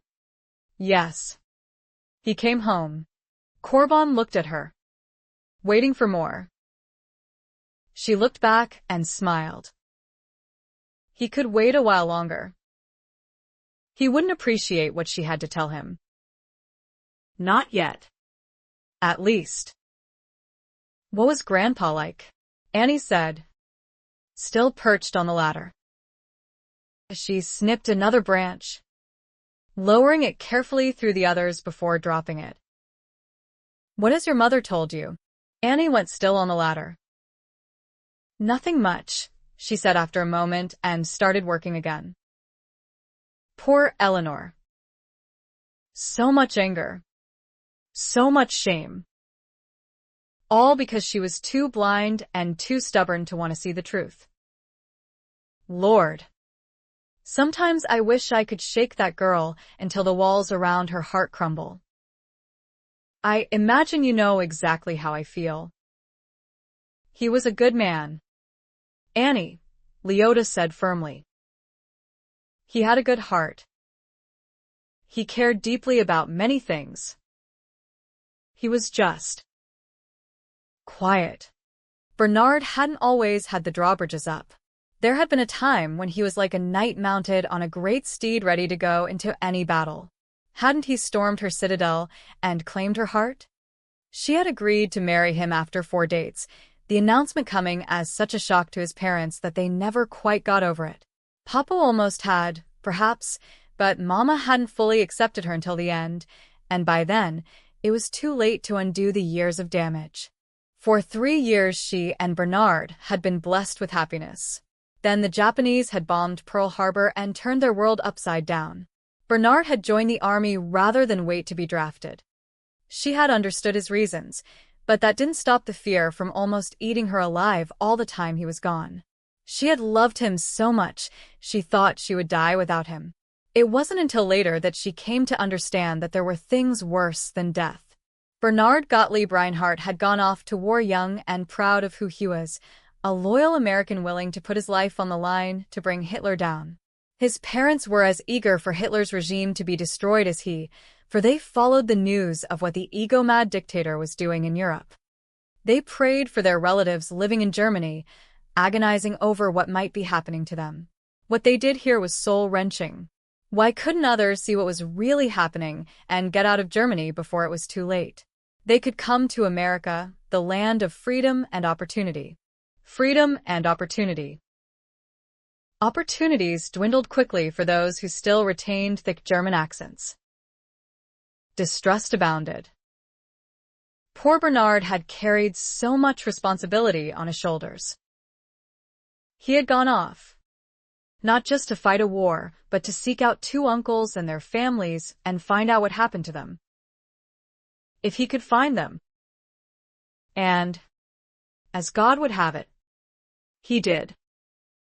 The Bernard Gottlieb Reinhardt, who came home, was not the same man who had marched proudly off to war.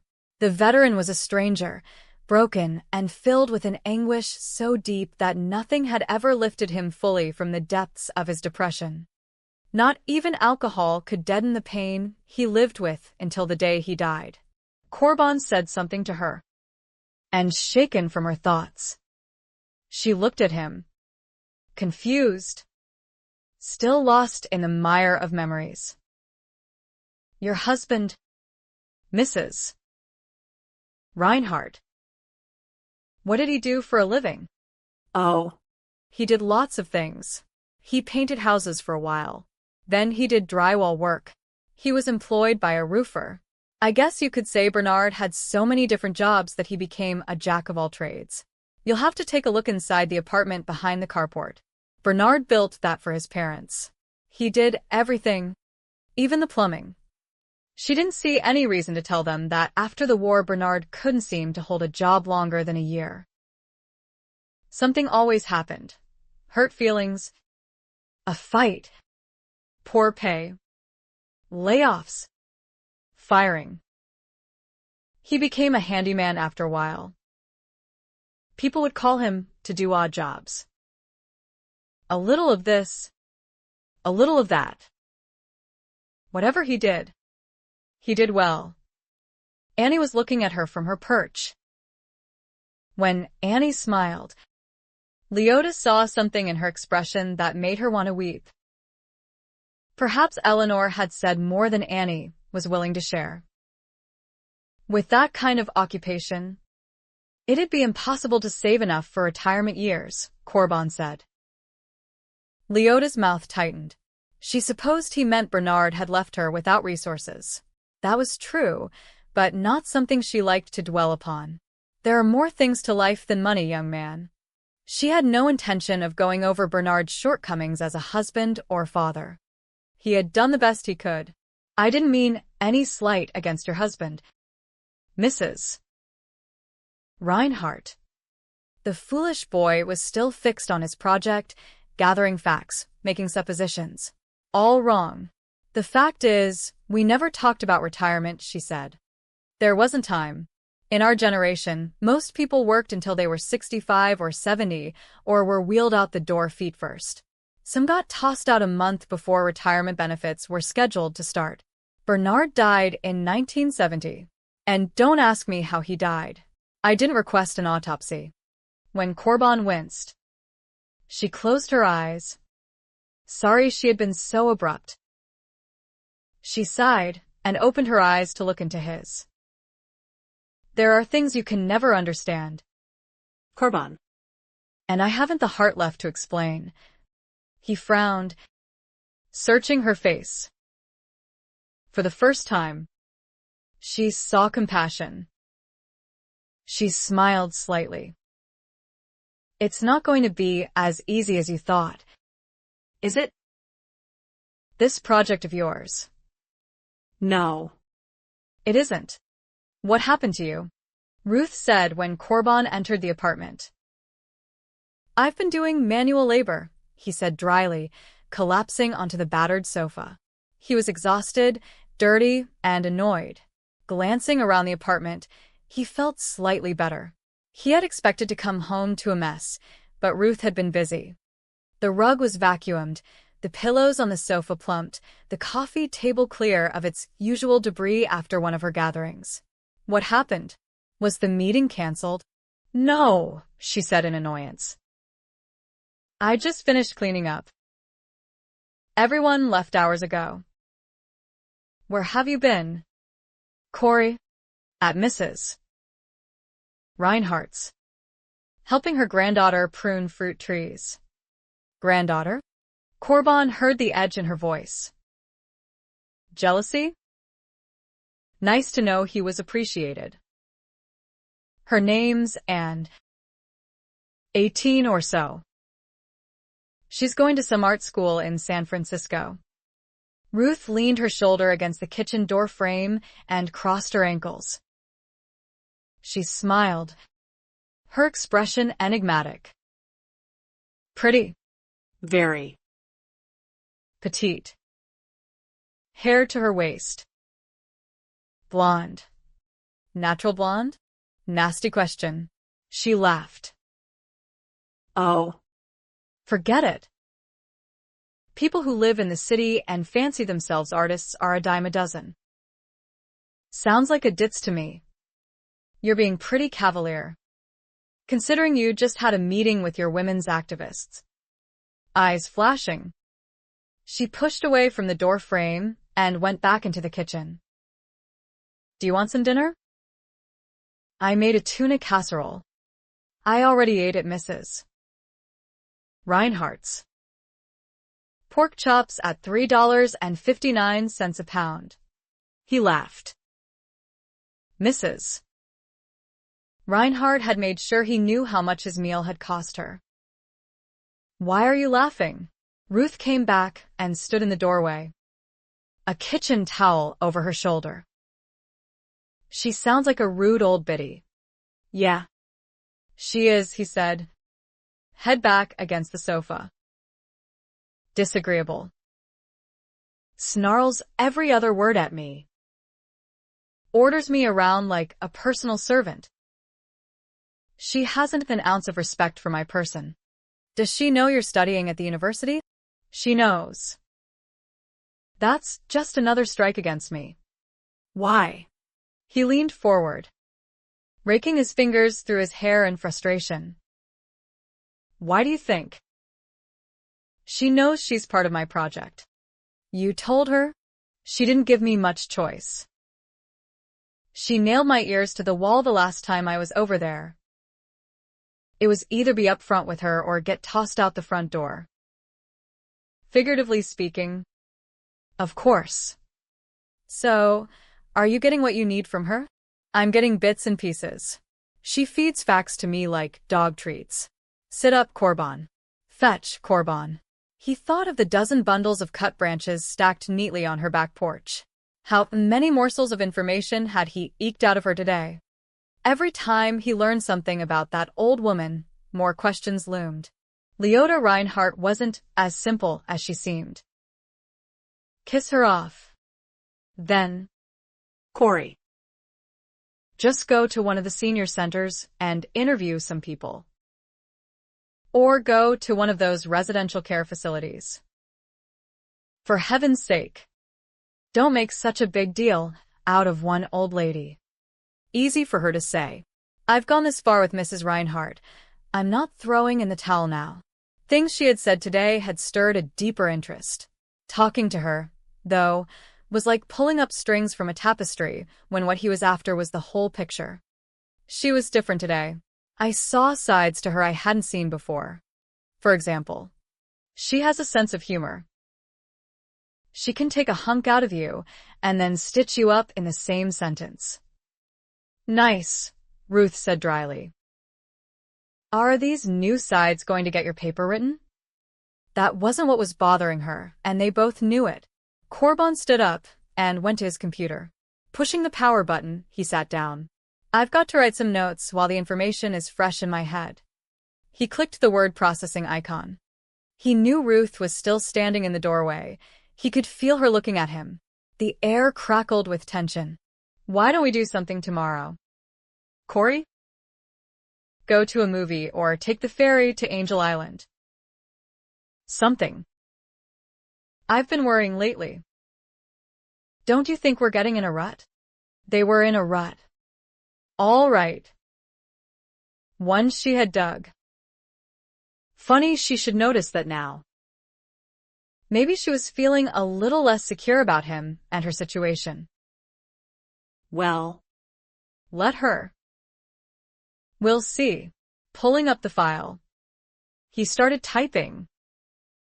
R's granddaughter was visiting today. Noticed a difference in R's attitude. Cheerful. Focused. Sharp sense of humor. Made numerous jokes at my expense. She talked more than usual. Talked some about her husband.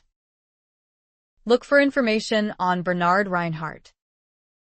And said she didn't know much about her grandmother. Family didn't visit often. Maybe I'll go without you, Ruth said. He heard the faint threat behind her declaration of independence.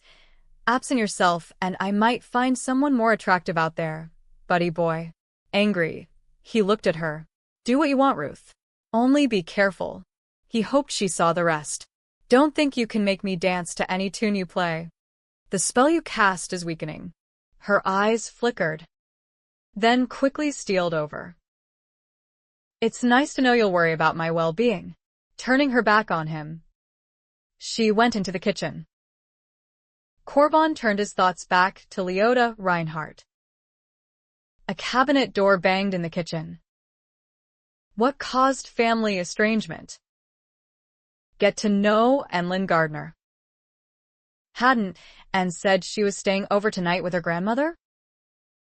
Maybe he would go by again tomorrow and get her telephone number. Chapter 10. Leota sat in the middle of the church, in the middle of the pew, with Annie. Hands folded in her lap, Leota gazed at the stained glass windows along the east side. Early morning sunlight came through, making the rainbow hues glow with color bolder than life. At the front was an old, rugged cross mounted on the wall. Banners hung to the left and right proclaiming, "King of Kings and Lord of Lords," in exquisite, silken designs of gold and purple.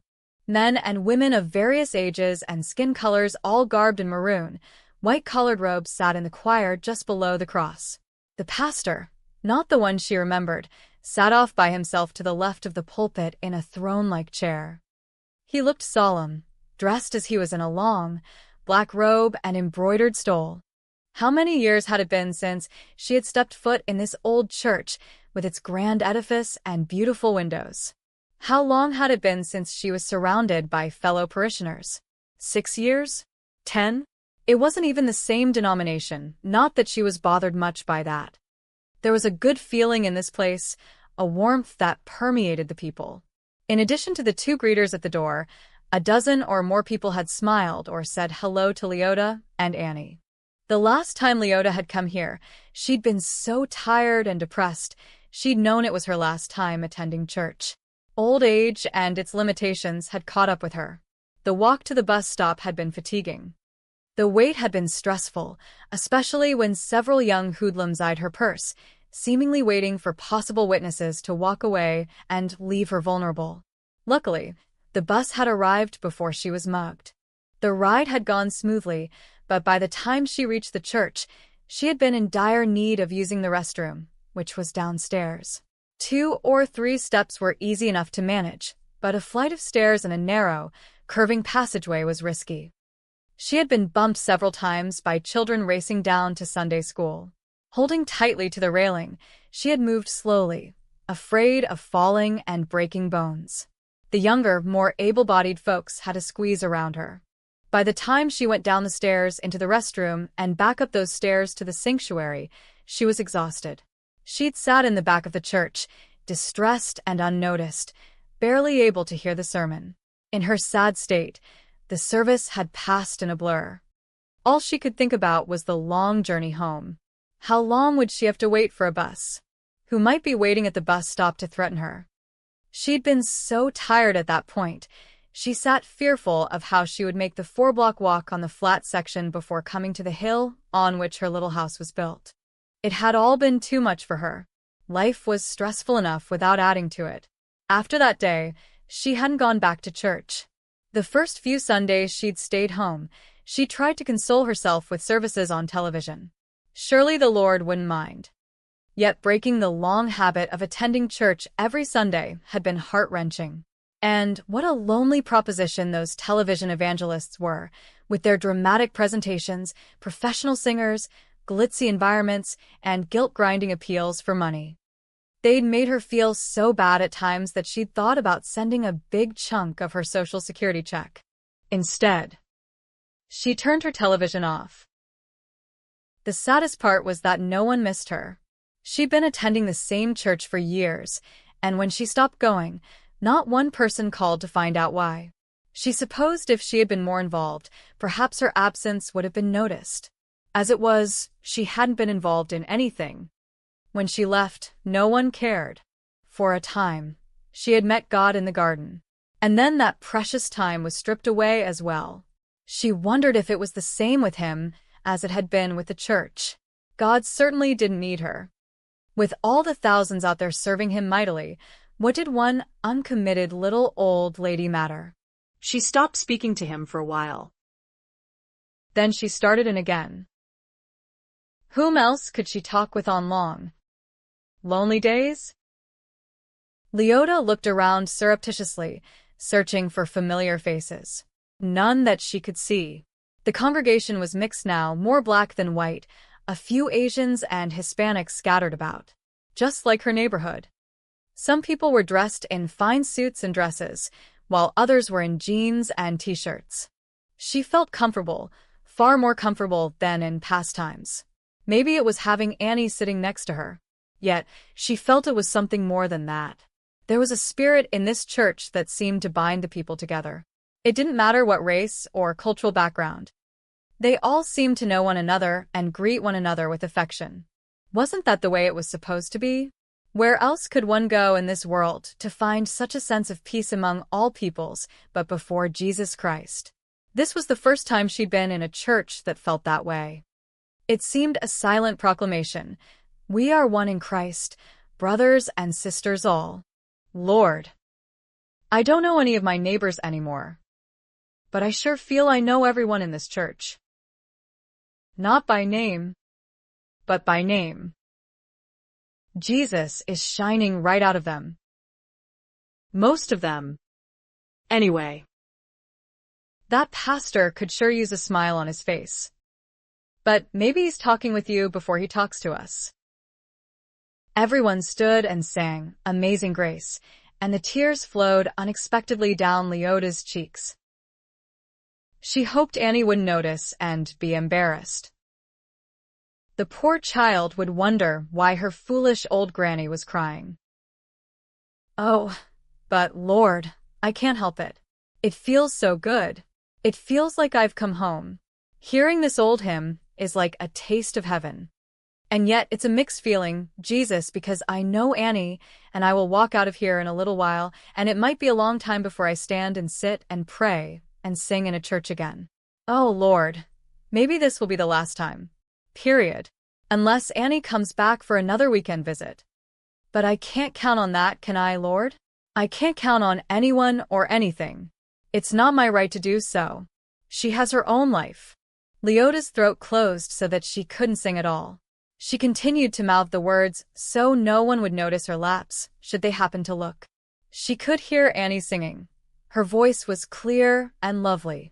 Eleanor had probably had her in voice lessons. Eleanor had desperately wanted voice lessons when she was a teenager, but there had been no money. Leota had suggested Eleanor join a church choir, but her daughter had thought that was the cruelest thing anyone had ever said to her. Others were noticing how well Annie sang. 2. A young black woman turned and looked back at Annie, smiling as she did so. Pleased. Leota looked at her granddaughter with pride. Annie wasn't noticing a thing because she sang with her eyes closed. Oh, Lord, she's lovely, isn't she? And such a blessing. I know I ought to be thankful for the little time I have with her. I shouldn't expect more. And I am grateful, Lord. I am. But you have to know how much this hurts. She'll go back across the bay in a few hours, and it might be a long time before I see her again. I know I should relish the moment, enjoy it for what it is. Help me not to think about tomorrow. There were times, though she hated to admit it, when she wondered if it wouldn't have been better had Annie never come. It's just like when the feeling comes back into your foot after it's been numb. Hurts so much. Oh, God. Life hurts. I forgot how much. She and Annie sat again. The pastor began his sermon. There is a time. As he read from the Bible, Leota's mind raced ahead of him, remembering the scriptures. There is a time for everything, a season for every activity under heaven. Ecclesiastes. Written by an old king who had squandered his years in vain pursuits. The pastor read only a portion of the passage before starting to build his point about Christians becoming involved in the community, making their voices heard about the way the government was run, being active rather than passive. Leota tried to concentrate, but her mind wandered. She would hear a few words and off her mind would go again, into the past, wandering down tunnels like a rabbit racing through its warren. She was familiar with the book of Ecclesiastes. She knew the passage very well. Yet none of what the pastor said seemed to apply to her. She wished he had stuck to the scriptures instead of going off on what everyone ought to be doing to change the world. If she had learned one thing in her long life, it was to put less stock in what the world was doing and more in getting right with the Lord. It took God to change a heart. A changed heart meant a changed life. Enough of them, and then, maybe, God willing, the world would change. Yet it seemed unlikely. From all she had read in the Bible over the past years, the world was winding down. Nothing was going to get better. It was going to get a whole lot worse. And then it would end in fire. She supposed this young pastor was talking about the meantime. He wanted everyone to work hard to try to change things for the better while the world waited for Jesus to come back. The thought exhausted her. She was past the age of being involved, being active, making any difference in the world. The truth was, she didn't care anymore. Let the fire come. She was closer to a time to die than anything else. She didn't fault the young pastor for his zeal, for his great hope of seeing a cleaner, safer, more loving community. But hadn't he read Revelation? There is a time. He quoted again. He used the words like a bell tolling. As indeed it was. Leota's mind wandered again. A time to plant and a time to harvest. The trees were pruned now for the first time in years. There would be fruit when summer came, fruit in abundance to be canned and given away. Would anyone learn how? Would Annie turn the soil in the Victory Garden and plant vegetables?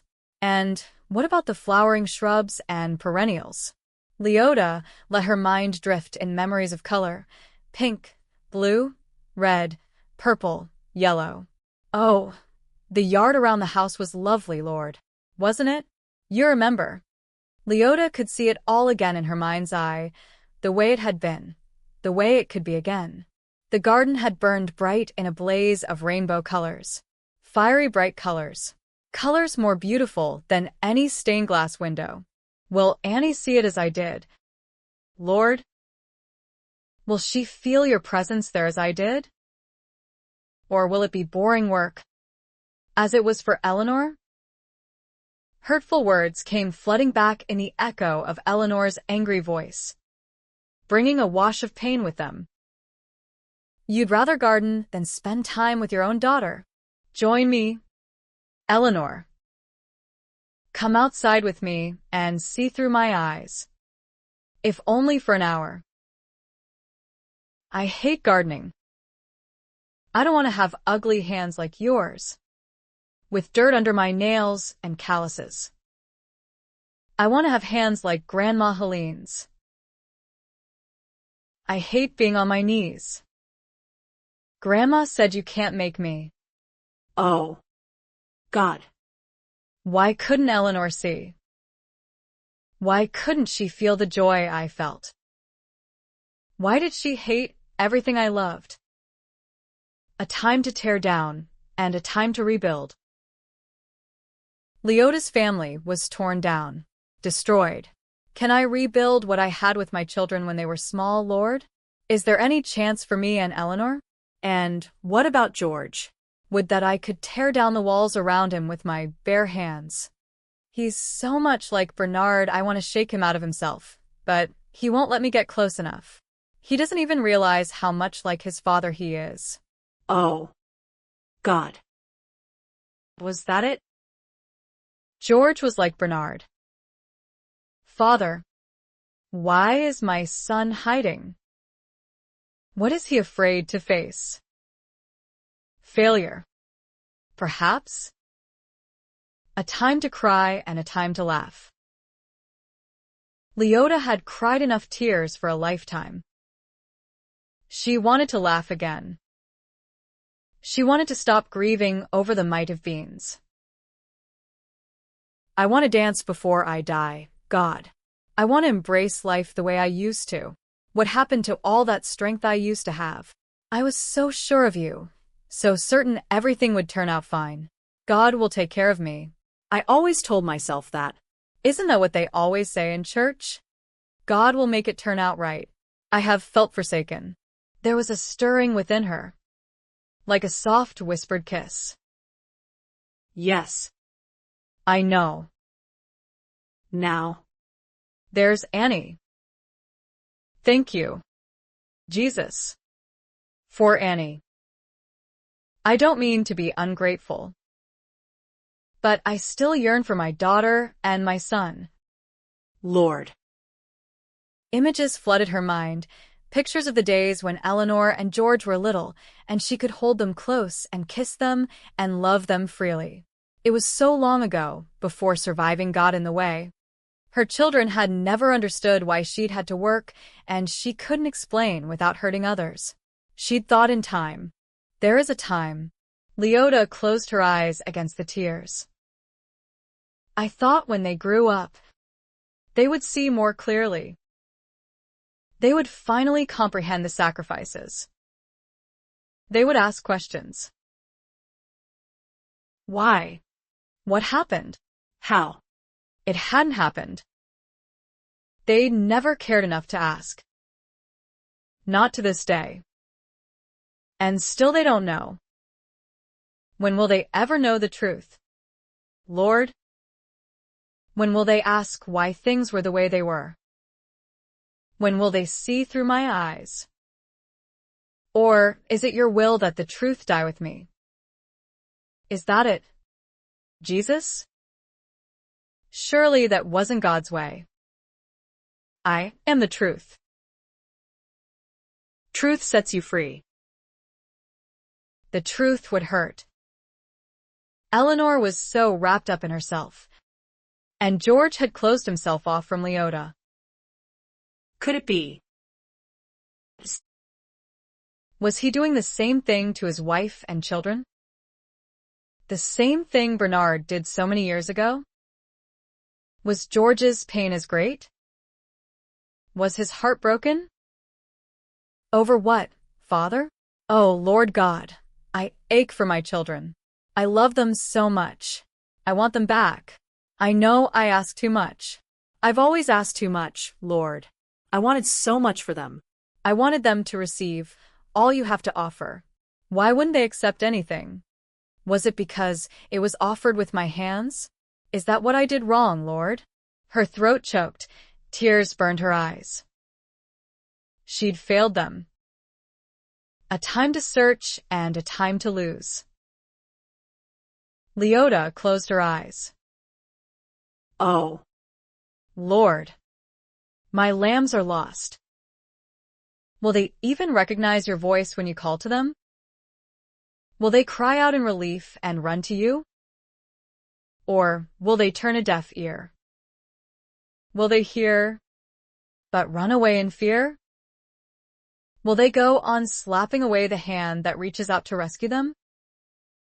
She had tried so hard, and yet it had all come to nothing.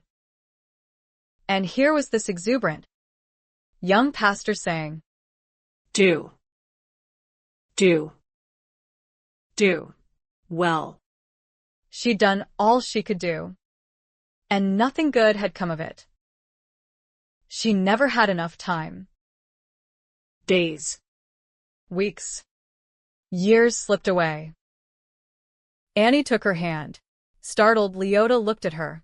Her granddaughter smiled, a tender look of concern in her eyes. Blinking back tears, Leota smiled back, hoping none of the anguish she was feeling showed. Annie's eyes filled with tears, too, and she took Leota's hand in both of hers, holding it tenderly on her lap. Leota closed her eyes again. I have done nothing good, Lord. And yet, here I sit seeing what you have done. Maybe there is hope yet. If she could let go. If she spoke truth. If they would listen. A time to keep and a time to throw away. The gentle words filled her. Oh, Lord, I will hold tight to my love and not let go. I will throw away all the cruel words flung at me. I will cast away anger and hurt and despair. I won't think on the false accusations, the slights, the long silences, and the rejection. I will think about you. I will think about Annie. I will think about the flowering fruit trees. I will think about the perennials and annuals that will come even without care. Flowers don't grow if it doesn't rain, and it's been raining, Lord. Oh, it had been raining such a long, long time. A time to tear, and a time to mend. A time to be quiet and a time to speak up. A time to love and a time to hate. A time for war and a time for peace. Leota pressed her lips together. She would tear down the walls and mend the fences. She would be silent no more. Oh, Father, it is time, isn't it? It's time to speak of the past, to make the truth known. I have loved long and hard, but it's time to hate the evil that has held my children away from me. I will go to war for Eleanor and George, whether they like it or not. The battle is not over until I draw my last breath. I have waited and waited, and I will wait no more. I will shake them with what I have to tell. I will shake them to their very souls. Maybe that will be enough to tear down their altars and smash their idols and turn them once and for all to the living God who made them to be his children. Glory be to the Father. The congregation sang out suddenly, and the rafters seemed to ring with the sound. And to the Son, and to the Holy Ghost. As it was in the beginning, so let it be again. As Leota stood again with the rest of the congregation, she didn't remember a word the pastor had said, but she felt refreshed. She made no attempt to join in the singing, but let the words rain down upon her. Lord, cleanse me again. Wash me with your living water and hyssop. By your blood, I am made white as snow. Heal my wounded heart and make me whole. And then, Lord, give me your sword. For men went forward, and a prayer was said before the offering plates were taken up. A young black woman sang. Leota recognized the name of the hymn printed in the program, but what the girl was singing didn't much resemble what Leota remembered. The melody was almost lost in the fancy scales up and down, the warbles and trills. She supposed this was what people called soul music, but it made her want to shout, "Just sing it plain like it was written. Sing it plain." Annie was smiling. She and everyone else in the pew seemed to be enjoying the music. That was plain enough to see. Leota could see for herself the young woman was putting her entire heart into that hymn. The girl reached a high note, and Leota felt goosebumps. It reminded her of the day she had watched the children next door bury that bird. They'd all sung a hymn in the same style. Quieter because they were burying a bird. By heaven, it wasn't the same woman. Was it? She did look vaguely familiar. Leota noticed the offering plate coming closer and felt acutely distressed. She dug in her purse, trying not to think about how many days it would be before another Social Security check arrived. All she could find was $9. $9. What a pittance that was to offer the Lord of the universe, the creator of all. Embarrassed, she folded the bills and kept them in the palm of her hand. When the plate was passed to her, she tucked the bills beneath the white offertory envelopes already filling it and passed it on. The old familiar doxology was sung as the men carried the plates forward and placed them on the altar. The pastor said one last prayer, asking that the Lord would empower all present to go out and do something bold for Jesus. As he left the pulpit, everyone began singing again, one last rousing song with a Jewish-sounding melody accompanied by much hand-clapping. Shocked, Leota stood limp and silent. This display of zeal was far from the solemnity of past services. And these people were nothing like the placid-faced parishioners who used to fill these pews. When the song ended, everybody started talking and moving about. Some crowded into the center aisle and headed for the door, where the pastor was waiting to greet them, but the rest seemed in no hurry to depart. They clustered together in small groups, smiling and talking and laughing. Things had certainly changed. She and Annie hadn't taken 2 steps when the young black woman in the row in front of them turned around to greet them. Her name went right in Leota's right ear, and out the left. "This is my grandmother," Annie said. "Mrs. Leota Reinhardt. Well, I'm pleased to meet you, Mrs. Reinhardt," the young woman said. "Are you and from out of town?" No. "I attended this church for over 20 years. The woman looked confused. Now. I'm embarrassed. I thought I'd met everyone who attends here. I haven't come for a few years. Too hard to get here from where I live. I used to ride the bus." She slipped her hand beneath Annie's, needing support. So many people milling around made her nervous. She moved stiffly. She didn't want to get bumped and fall on her face and make a fool of herself. Annie put her hand over Leota's. Where do you live? Mrs. Reinhardt. In the Diamond District. I'm familiar with the area. What street? Annie told her. Well, you don't say. Arba Wilson lives on the same street. You must know her. I don't know anyone on my street anymore. Leota wished they could leave and save her further embarrassment. Arba Wilson. Well, she finally had a name to put to the face of her next-door neighbor. Annie looked at her, perplexed. Her granddaughter must have felt the discomfort radiating from her because she started to move. Besides that, it was clear the lady greeting them didn't know what to say. Extending her hand, Annie shook the lady's hand and said they were very pleased to meet her, but they had better be going. Others said hello as they made their way to the door. The pastor shook Leota's hand as Annie made swift introductions. His grip was strong enough to make Leota wince. I hope you put a visitor's card in the offering plate, he said. No. I didn't. She had noticed it upon sitting down but hadn't thought to fill it out. Oh. Well. I hope you enjoyed the service. Mrs. Reinhardt. It was different from what I'm used to. In fact, everything had been different. And refreshing. You liked it? Though. Didn't you? Grandma, Annie said with a smile. I didn't say I didn't, Leota told them both. Well, that's good, the pastor said.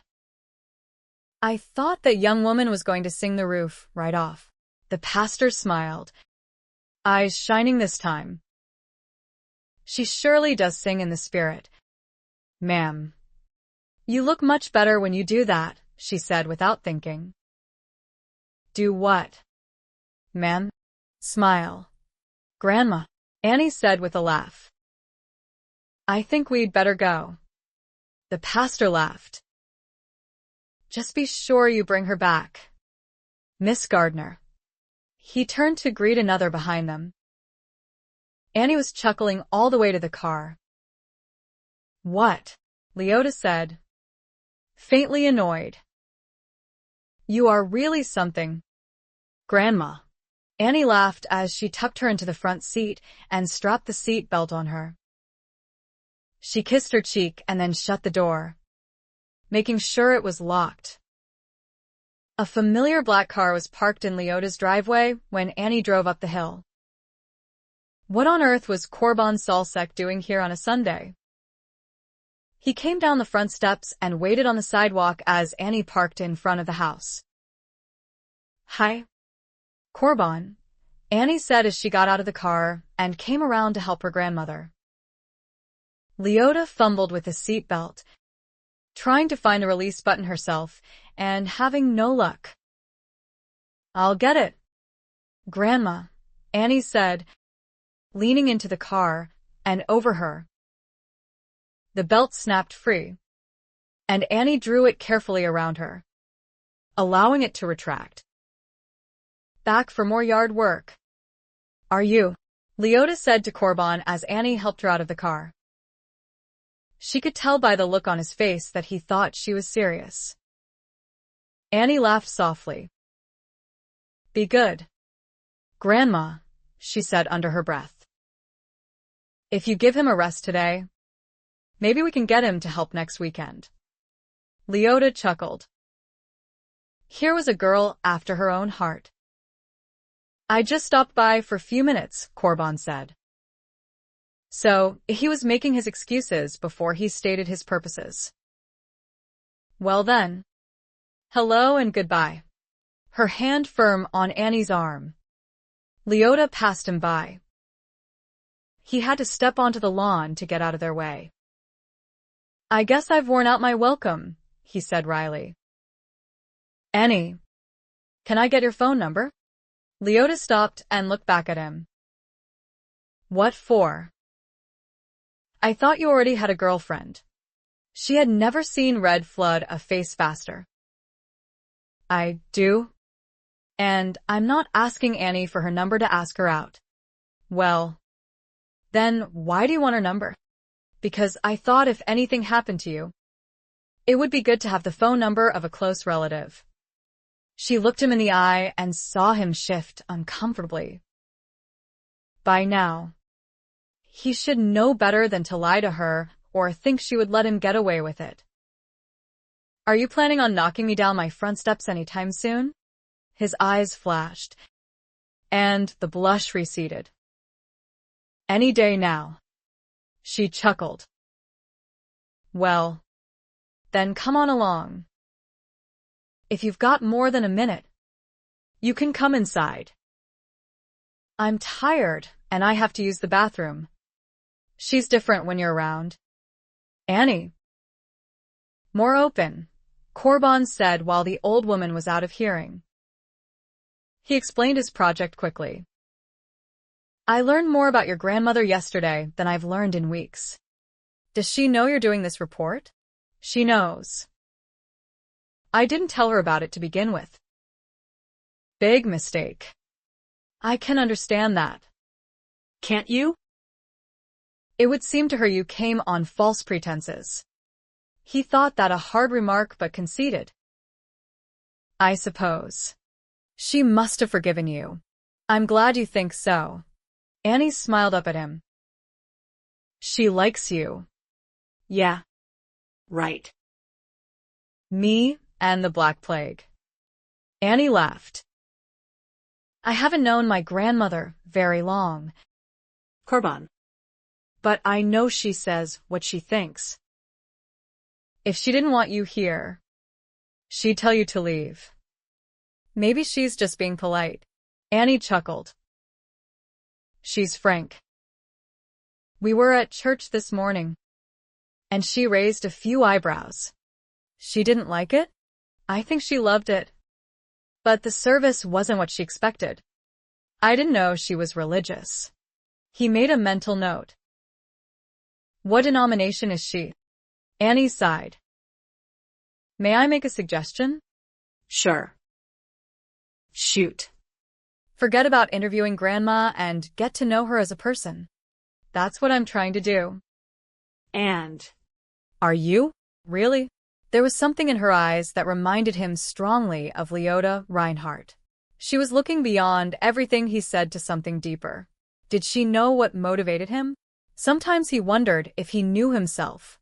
Unlike the old ladies, however, there wasn't the least hint of unkindness in her expression. I'm trying to do good with what I learned from her. He wanted and to understand. Her clear blue eyes held his in an unwavering, uncompromising look, and his conscience twisted.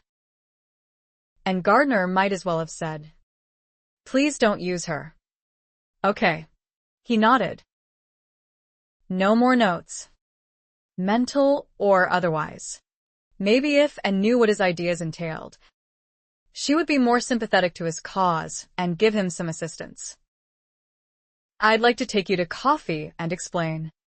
We can have coffee right here, Leota said from the doorway. It might be good for you to spill all your beans on the table and let Annie examine them. Let's see what she has to say about the government projects you want to see come into fruition for us poor old folks. Corbin took the challenge. Mrs. Reinhardt had made him think a few things over, and he now had more concrete ideas about what kinds of recreational activities might be available in the elder care facility. Maybe the amendments would be more to her liking. And sat listening without comment. Mrs. Reinhardt heated water and mixed fancy cappuccino for her granddaughter, then brewed a pot of regular coffee for him. The old lady said nothing during the half an hour he talked, though he expected her to jump in and make her objections known. She served them both, and then sat in the chair nearest the windows, gazing out at her garden while he talked. When Corbin finished, he waited for Anne's approval, knowing it would carry weight with her grandmother. "It sounds as though you have very admirable intentions," she said. He waited for more, but she just looked at him with a perplexed frown. Her gaze moved to her grandmother and back to him. Her placid neutrality annoyed him. "What's wrong with the plan?" "I don't know." She shook her head. "There's just something about it that troubles me." "Explain what you mean." "I can't explain."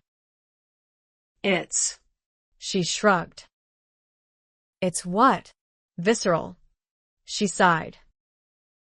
"I'm sorry." "Korban." The old woman turned from the window and patted her granddaughter's hand. When Mrs. Reinhardt looked at Korban, he saw tears in her eyes. She smiled at him, and it was the tenderest of smiles, one like he had never seen before in all his life. "Why don't I make us some lunch?"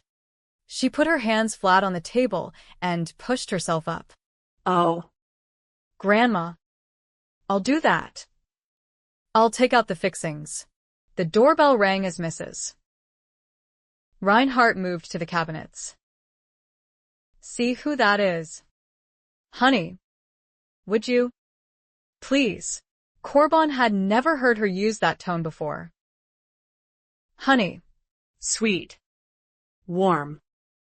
A melting fondness. Anne left the kitchen. A moment later, Korban could hear voices and laughter in the living room. Company he thought annoyed. So much for his afternoon alone with Mrs. Reinhardt and her granddaughter. So much for getting into their reasons for not liking his ideas. The day was going to be a complete waste. And came back into the kitchen followed by a punk-looking girl and a man a few years older than Korban. "Grandma," and said, "This is Susan Carter. My best friend and roommate." "Roommate?" Korban looked the girl over. She was looking back at him with one eyebrow up and a half-smile curving her mouth. And was oddly matched to this hip girl with her dangling earrings, black-dyed hair, tight jeans, black spandex top, and come-hither look. And her brother Sam. He's a student at San Jose State University. Criminology. Sam had his sister's dark hair and eyes. He looked like 500,000 other college students Korban saw every day: Levi's brown sports coat, white t-shirt, deck shoes, and no socks. Grinning, Sam extended his hand to the old lady. As Mrs. Reinhardt placed her hand in his, he lifted it with great ceremony and kissed it like a European count. Korban sneered inwardly. "This one's a rascal." The old woman actually sounded pleased. Susan laughed. "She's already got you pegged." "Sam." Korban rose and introduced him to the two. "Korban is a friend of my grandmother's." Korban stepped forward to shake hands. "Pleased to meet you both." Sam's eyes were cool and assessing as they shook hands. His grip was slightly harder than necessary. Korban smiled slightly. He could guess whom this joker wanted to impress. And it sure wasn't Mrs. Reinhardt. "Korban's a student at Berkeley," Mrs. Reinhardt said. "He comes by and walks with me to the supermarket once a week." She gave him a mischievous look. "And he has some bright ideas about how to manage the elderly." "We were just going to make some lunch," Anne said quickly. "Good." "We arrived just in time," Sam said. A look of distress filled Mrs. Reinhardt's face. "I don't know if..." Susan grinned. "No need to worry. Mrs. Reinhardt. We didn't come to mooch. We stopped by the deli on the way. Sam bought enough to feed an army. Sandwiches, potato salad, coleslaw, dill pickles, chips, and carrot cake." "Oh. "Well, in that case, You're welcome, Mrs. Reinhardt said. And they all laughed. All but Korban. I wish I could stay, he said drolly. He looked between Sam and Susan. My girlfriend and I have plans for later this afternoon. He saw the hard gleam leave Sam Carter's eyes. Susan gave a dramatic sigh and rolled her eyes. Well, my goodness. That was certainly to the point. She put her hands up and drew back as though his announcement had just made him a pariah. No need to worry. He gave a humorless laugh and held his hand out to Mrs. Reinhardt. When she placed hers in his, he didn't kiss it. He put his other hand over it. I'll see you on Wednesday, Mrs. Reinhardt. Thanks for the coffee. Releasing her, he looked at Anne. Can I talk to you for a minute alone? She followed him into the living room, where he lowered his voice so the others couldn't hear. Watch out for that guy. Sam's harmless. Yeah. Right. Do you think you'll be spending weekends with your grandmother? It'll depend on my work schedule. Where do you work? She told him. I'll be over to see her as often as I can. Would you mind giving me your phone number? Not at all. She looked around and spotted a notepad beside her grandmother's chair. Then jotted her number on a slip of paper. Tearing it off, she handed it to him. I just hope you won't have to use it. Korban could feel the heat coming up in his face. He felt as though he had just been slapped. She frowned slightly, searching his face. I'm hoping I can get to know Arba Wilson. Who? The lady next door. We saw her at church this morning. It's kind of you to want to keep an eye on Grandma Leota. Korban. But it really would be better if she got to know her neighbors.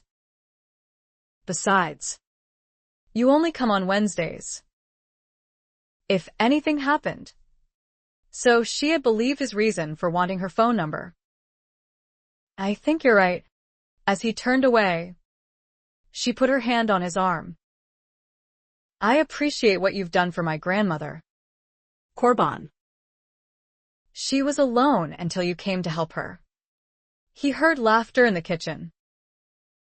She's not alone anymore. The house was too full for his comfort. I think there's room for one more. Or even two if you'd like to bring your girlfriend by sometime. His mouth tipped. Now there was an idea. Maybe. He's good-looking, Susan said when Annie came back into the kitchen. Annie laughed. I'm not surprised you noticed. Susie. And he's taken, Sam said pointedly. He made that clear. So what? Susan said. Men change their minds. Two. You know. How many girlfriends have you had and dumped? Sam's eyes darkened. Dumped isn't the word I'd use. Discarded? Left mooning for the sun. Moon. And stars. Annie could see Sam didn't appreciate Susan's ribbing. It's a pretty afternoon. Why don't we have a picnic in the backyard? Would that be all right, Grandma? I think that would be a splendid idea. There's more room to fight out there. Her dry comment drew a surprised chuckle from both Carters. You'll find an army blanket in the guest room closet. Honey. Sam carried one of the old American steel chairs out to the lawn for Leota. Where do you want to be, ma'am? Right there's just fine. Annie thought her grandmother looked darling sitting in the sunshine wearing a battered straw hat. Flapping open the army blanket, Annie spread it on the grass. Sam caught the other side and smoothed it for her while Susie set out the cellophane-wrapped sandwiches and plastic deli containers. They'd even thought to bring a package of paper plates and packets that each contained a napkin, a plastic fork, spoon and knife, salt and pepper, and a wet wipe. Sam surprised Annie and said a blessing. When he raised his head, she looked into his eyes, hoping he hadn't done it just to make a good impression on her. Susie reached for a plate. "What would you like, Mrs. Reinhardt?" "A little of everything, except a sandwich. Those big rolls are too hard for me to eat." Susie grinned. "My grandmother can't eat them this way either. She says she's worried her store-bought teeth would come out." "It happens." "Not to worry." Susie opened a sandwich and forked the fixings onto a plate. She cut half of the roll into bite-sized pieces. "There you go, Mrs. Reinhardt. You can't beat the taste of San Francisco sourdough." She handed the plate to Annie. Annie added salads, garnishes, and chips and gave it to her grandmother. Sam's hand brushed hers as she reached for a sandwich of her own. "Sorry," she murmured, withdrawing her hand. "Don't be." Sam held the sandwich out to her, a sultry look in his eyes. "Sam said he couldn't get anywhere with you Friday night," Susie said, dark eyes dancing at them over an open soda can. "So, he thought he'd give another try today." Annie blushed. "You didn't have to go to such lengths, Sam." "You mean, all I'd have to do is ask and you'd go out with me?" His mouth tipped. Annie could feel her grandmother watching them. "No, I didn't say that." Sam gave his sister a rueful look. "She doesn't trust me." "Probably because she's been hearing about your antics since we were in grade school." Sam looked at Annie. "People change." She could see he was in earnest. "I know they do." She had no doubt his life was much different from his wilder days, but that didn't change her mind about becoming involved with him. She didn't want to become involved with anyone right now. She didn't know enough about herself to move into any kind of relationship. She was vulnerable.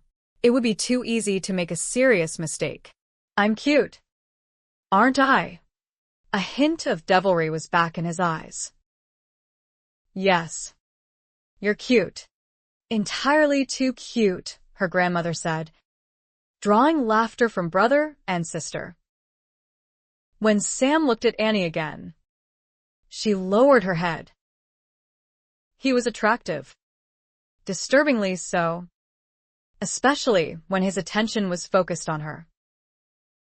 She had things to work out, things to think about deeply.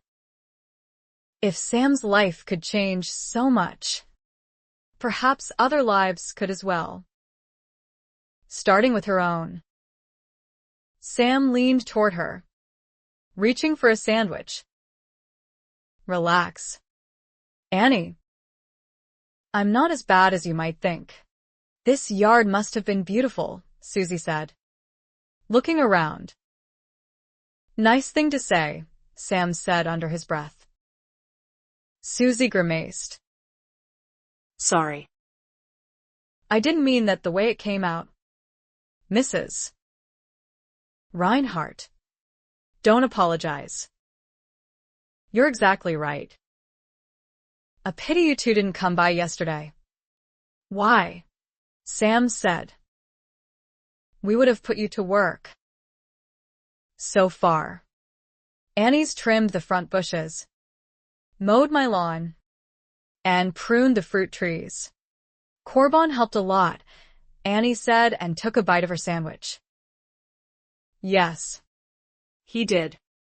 But he's gone now, and there's a lot more to be done.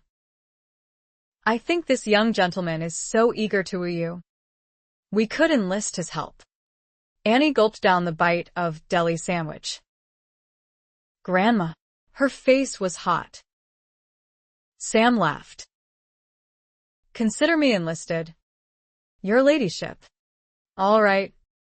Young man, we'll see if there's more to you than charm and good looks. Eat your sandwich. You're going to need your strength. As soon as you're finished, Annie will show you where to find the tools. And then I'm going to tell you what to do and where to do it. Chapter 11. Nora sat in Pastor Bernie's office, waiting. She realized she should have called before coming. Perhaps if she had, she wouldn't be left sitting where anyone might see her and wonder what she was doing here. She'd forgotten there was a Bible study today. Women were milling around in the great room waiting to begin their class. She'd also forgotten Pastor Bernie taught the class. If she hadn't been so upset, she would have stopped to think what others might say about her coming to church for counseling. Now she felt exposed, humiliated, and angry. There was no privacy in this big church. Everyone knew everything about everybody. Maybe the Catholics had the right idea about going into a confessional. At least their people had privacy. Why hadn't she realized when she saw all the cars in the parking lot that the women's Bible study was meeting this morning? Half a dozen women had seen her come in. She recognized two, and they were probably talking about her right now. She'd had lunch with them. She knew what they were like. How they delighted in knowing and discussing everyone's business. Uncrossing her legs, Nora crossed her ankles and folded her hands in her lap. Her palms were sweating. Her heart was pounding. She was trembling. She wouldn't be in this miserable situation if her psychologist, Dr. Leeds, had been willing to speak with her for longer than 1 minute. She'd been completely undone when his secretary told her the doctor's schedule was full for the next 2 weeks. 2 weeks. She told the woman she needed to speak with him right away, but the woman insisted he was with a patient and did not want to be disturbed. The patronizing tone of her voice had made Nora want to scream. Instead, she simply told the secretary she would not be put off. She'd insisted the secretary get Dr. Leeds on the line immediately. It was an emergency. He came on the line shortly after that, as she knew he would. She'd had to insist before. This time, however, he didn't seem to care that she was in crisis. She could tell by his tone that he was angry with her. When she tried to explain, he said it was old territory and he would call her back at his convenience. When she said she couldn't wait, he told her to take a Valium. He said he wanted her calm when he spoke with her. She told him she could be calm if he would speak to her right then, but he said, "I will speak with you later, Nora," and hung up. After the thousands she had paid Dr. Leeds over the past 3 years, that's all he had to say? Take a Valium and wait? If he'd given her 5 minutes of his precious time, she wouldn't be sitting in the church office in front of God and everyone waiting for Pastor Bernie to be free enough to speak with her. This was all Annie's fault. If she'd gone off to college where she belonged, there would be no reason to worry. Nora trembled with agitation. Seeing her mother always upset her. That's what was wrong. A few minutes in the company of Leota Reinhardt was enough to undo a month of sessions with Dr. Leeds. Nora never remembered the breathing and meditation exercises the doctor had taught her until after she left her mother's house. Dr. Leeds had told her to be honest with her mother. And say what? Tell her mother how much she despised her for abandoning her children, how she couldn't stand to go back to that house, how her childhood had been miserable. She'd said all that 100 times. Her mother knew, not that she cared. Nora raised a hand and pressed trembling fingers to her throbbing temples. It never failed. All she had to do was think of her mother, and her head started to pound. What was taking Pastor Bernie so long? Nora crossed her legs again. She started thinking about Fred and how angry he was with her for not showing up for dinner with his clients. She had tried to apologize, but he wouldn't even look at her. He scorned the omelet she had cooked for him. When have you ever seen me eat breakfast, Nora?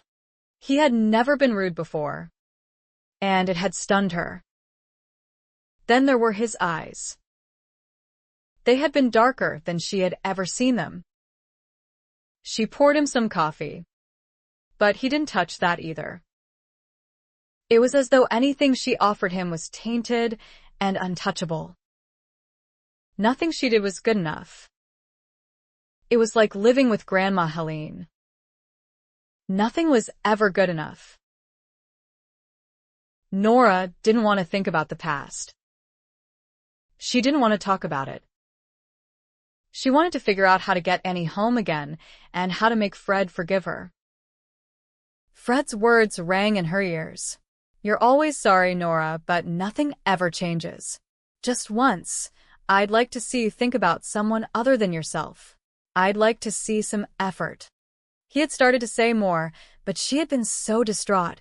She had fled into the living room and flung herself into the swivel rocker. She thought he would follow her and say he was sorry for upsetting her. That's what he usually did. But last night, Fred went upstairs and closed the bedroom door. When she went up and asked him whether he cared how she felt, all he said was, I'm going to bed. I'm tired. Tired? Of what? Of her? No one understood her.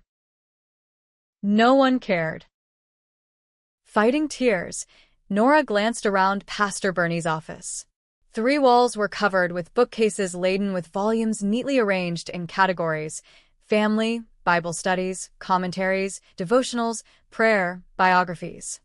2 entire shelves behind Pastor Bernie's desk held various versions and editions of the Bible: King James, New International Version; the Living Bible, New American Standard; Phillips, New Living Translation; the Jerusalem Bible, Touchpoint. Nora frowned. How many Bibles does one man need? Of course, the man was a pastor. Perhaps he collected them. 1 Bible was enough for normal people. More than enough. She had tried reading it once. After all, it was supposed to be classic literature, but it was boring. What was taking Pastor Bernie so long? Nora stood up and paced. The wall behind the couch on which she was sitting had family pictures on it. The beatific face of Sally Burney annoyed her, as did the laughing faces of the bunny's son and daughter. Here and there about the room were mementos from trips Pastor Burney and his family had taken to Israel, Africa, Greece, an Indian reservation in New Mexico, an orphanage in Honduras. They stood there, in every picture, smiling, always smiling. How did they manage to be so happy? She knew their lives hadn't always been easy. Sally had multiple sclerosis. Pastor Bernie's salary was a fraction of what Fred made, yet they got by. The bunny's son had learning disabilities, and though their daughter was quite intelligent, Nora studied the girl's features in the photos on the wall. Well, she would need her brains. Nora didn't understand it. How could the bunnies all be so happy when so many things were so clearly wrong? Why can't I be happy? What have I ever done to deserve the misery I live with on a daily basis? She heard Pastor Bernie in the outer office. It was about time. He entered his office. Hello, Nora. He closed the door quietly behind him. I'm sorry for the delay. We needed to have one of the deaconesses take over the class this morning. I had to give her a quick outline of what I was going to cover. Now, how can I help you? She burst into tears. She hadn't meant to cry. But what could she do when she was so unhappy? Dr. Leet sometimes put his arms around her and let her cry it out. Has something happened to Fred? Pastor Bernie's tone was concerned, though he kept his distance. Nora clenched her hands in her lap. Fred is just fine. Everything is business as usual. Annie left home. Had you heard that yet? Her father spent a ridiculous amount of money on a car for her, and she just got in it and drove away without so much as a backward glance. She's living with a hippie in San Francisco. Of all places. I'm so disappointed. I thought my daughter had a conscience. She's living with Susan Carter, he said quietly. I know her. And her family. Susan's been well-grounded. Nora looked at him. So was her brother Sam. Do you remember him? He's caused that family nothing but grief. Did you know he was in jail for a while? Pastor Bernie's expression made Nora's face go hot. She wasn't gossiping. It was the truth about Sam Carter. How could the pastor look at her as though she were carrying tales he didn't want to hear? He went around his desk and sat down. Nora felt as though a wall had gone up between them. She was on one side, he was on the other. She had never felt so uncomfortable and confused in her life. She couldn't look him straight in the eyes. What had she done to feel so ashamed? She dabbed at her nose delicately with her lace hanky. Maybe Pastor Bernie didn't understand the whole picture. He'd be more sympathetic when he did. And had a scholarship to Wellesley. All those years of hard work. And she threw it away. College isn't for everyone. It is most certainly for Anne Lynn. You seem very certain of that. His neutral tone irritated her. Of course, I'm certain. It's what she's always wanted. It's why we worked so hard. She's always had outstanding grades. And when she didn't, I made sure she had a tutor. She's belonged to the best clubs. What girl wouldn't want an opportunity to go to a prestigious school like Wellesley? Any girl with an ounce of sense would jump at the chance. And Lynn said she'd go. Do you think Annie might have said that to please you? Nora?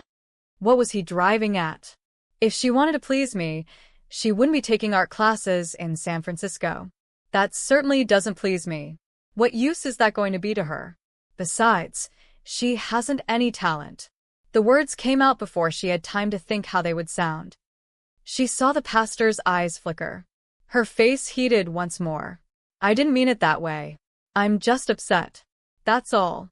Sometimes things come out badly when I'm upset. She dabbed her eyes and blew her nose delicately. I suppose some might say and can draw a little. But you can't make a living at it. She's only opening herself up to rejection. I don't want to see her hurt. I want to see her succeed. Pastor Bernie put one hand over the other on his desk blotter and closed his eyes. Was he praying? Nora cleared her throat nervously. He raised his head slightly and looked at her. Nora, all the answers to your problems are found in a new relationship with God. What was that supposed to mean? I know God. Do you? Of course. I do. I've been going to this church for 5 years. Have you any idea how much money Fred and I have given? And I've been on all the most important committees. People come to church for all kinds of reasons. It would help if you could tell me what you believe. Believe about what? About Jesus Christ. This is ridiculous. Nora felt cold with shock at the implications. You know what I believe. I believe what everyone else who goes here believes. She was completely at a loss as to what more she could say. And yet Pastor Bernie sat, waiting. Hadn't she said enough? Was this a trick question? Furious, she glared at him. She wasn't a Sunday school child to be tested on her recitation of the Apostles' Creed or the 10 Commandments. She was an adult, for heaven's sake. I don't know what you want me to say. I'm not asking you to recite anything. Nora. His smile seemed almost tender. What I do need is some idea of where you stand with the Lord. She gave a bitter laugh. Considering how my life is going, I would say I don't count with God at all. He certainly hasn't shown me any favors lately. No matter what I do, it's never enough to change anything. She stood up and moved to the window, overlooking the street.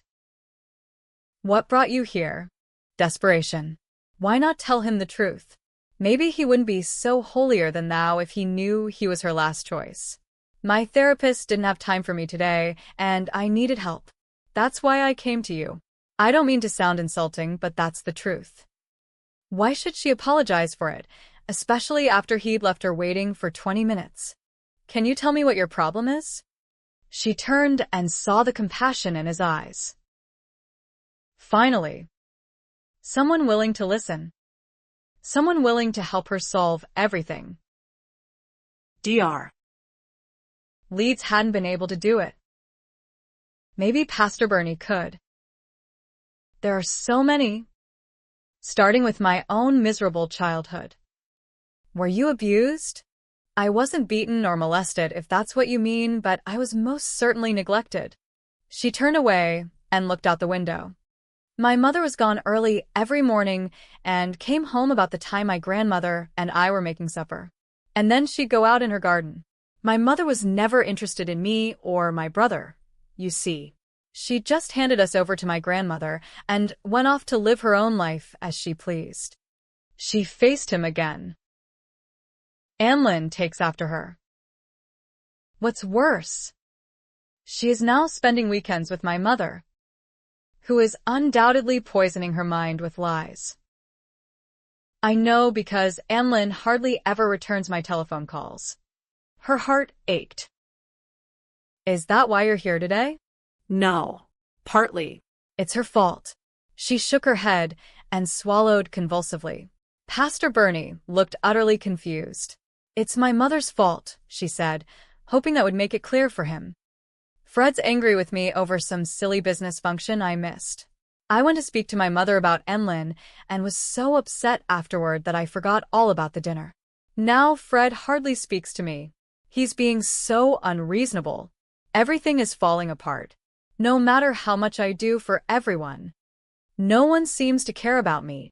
What do you want me to do? Nora? He looked and sounded so sincere, but hadn't he been listening? She wanted him to tell her how to fix everything. She wanted him to say he would come to the house and talk to Fred and make him behave like a loving husband again. She wanted her pastor to talk to Anlin and make her come home and behave like a loving and dutiful daughter. But when she looked into Pastor Bernie's eyes, she couldn't say all that because she had the feeling he wouldn't even consider doing it. Oh. Why had she come at all? Maybe all she really wanted was the chance to talk about how miserable she was. She wanted an empathetic listener. She wanted someone to understand her and stand with her against those hurting her.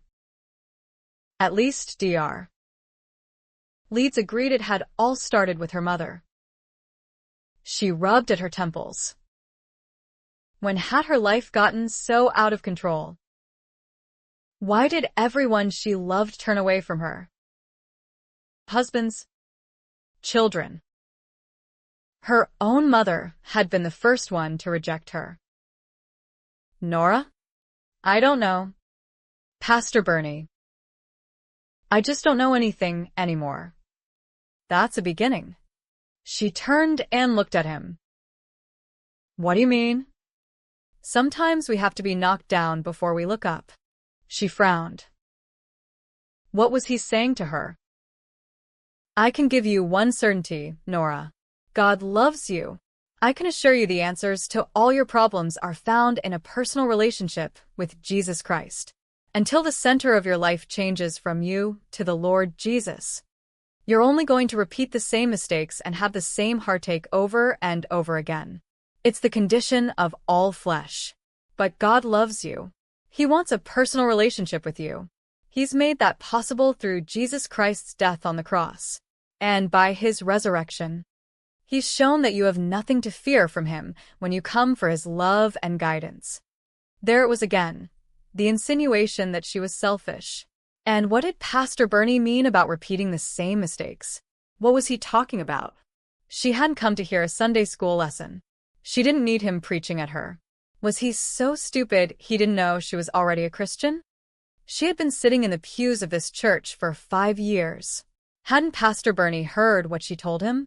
Wasn't he listening at all? God doesn't want part of you now and then. Nora. He wants all of you all the time. That's what it means to ask Jesus into your heart. Meaning what? I'm supposed to spend every day at a women's Bible study or involved in some kind of missions work. He gave her that look again. Sad. Enlightened. It was as though he saw something in her of which she was not the least aware. I didn't say that. Nora. I'm not speaking about works, but about a relationship. A relationship you don't think I have. Isn't that right? She allowed her anger to build. She was safe and strong inside her anger. She felt in control. How dare the pastor speak to her like this? She thought about all the times other people had said hurtful things to her, and the anger grew even more, burning coals that she fanned into flame. People had always persecuted her. Her own pastor didn't even try to understand her pain and sorrow. Where was his Christian compassion? Where was the support? Shouldn't he feel some righteous indignation over how meanly she was being treated by her daughter and husband? Didn't it say in the Bible to honor thy mother? Her mouth trembled. I come to you in desperate need of help, and all you can say is I need a relationship with Jesus? How dare you question my faith? Her voice rose slightly. After all I've done for this church over the years, how dare you question me about anything to do with religion? Clenching her hands, she pressed down the urge to curse him. I'm a pastor. Nora. It's my calling to try to draw a lost lamb back into the flock. I'm not the one who's lost. You should be talking to Anlin. But then, you haven't listened to a word I've said. Have you? On the contrary, trembling violently, Nora snatched up her purse from the couch. I should have known better than to come here. What do you know about counseling? Pastor Bernie's secretary glanced up as Nora yanked the door open. The woman's hands froze over the computer keyboard as Nora came out of the office. Ignoring her, Nora kept walking. Going out the doors of the church, she marched across the parking lot to her Lexus. Slipping into the driver's seat, she slammed the door and jammed the key into the ignition. The car roared to life. The tires screeched as she pulled out of the parking lot onto the main street. Someone pulled off a side street in front of her so that she had to slam on her brakes. Blasting her horn, Nora cursed as she pulled around the old Ford. Stupid old fool. They should get these people off the road. She drove around for over an hour before deciding to go to the mall. She would walk and give herself time to think. Maybe she'd feel better if she bought a new dress. Something green. Fred liked green. Better yet, something blue. She liked blue. She wandered through the stores, looking at the merchandise. Nothing appealed to her. Finally, weary and depressed, she stopped at the food court and bought a sweet roll and a cup of coffee.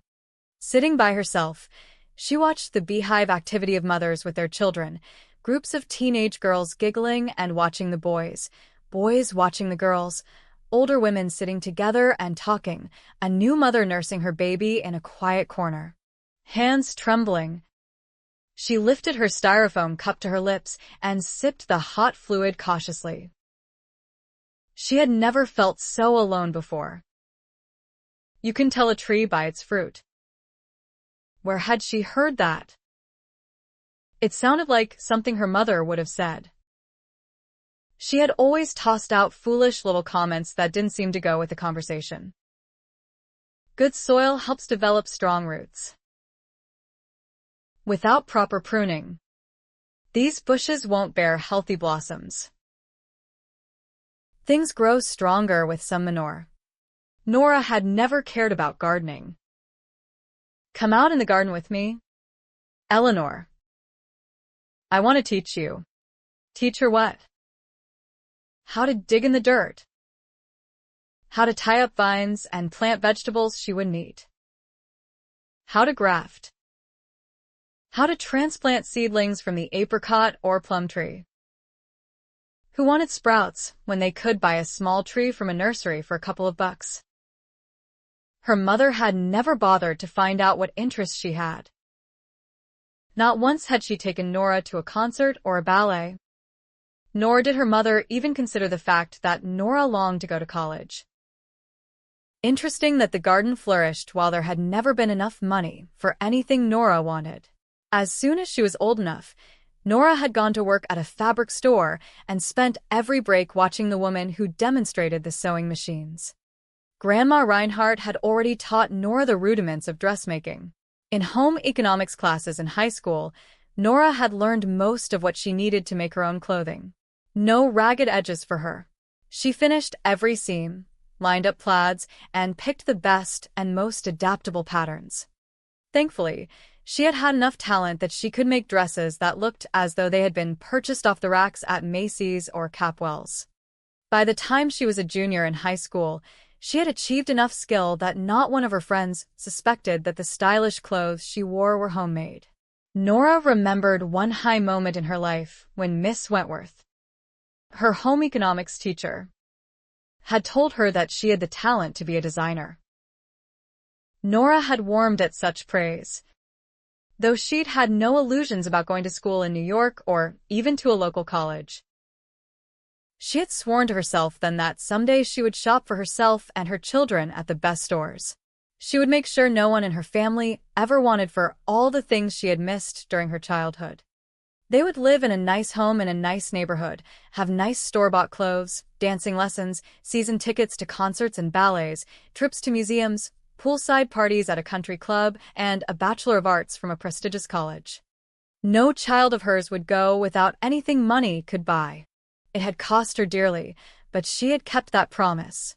Her first husband had run from the responsibility, her second had rebelled.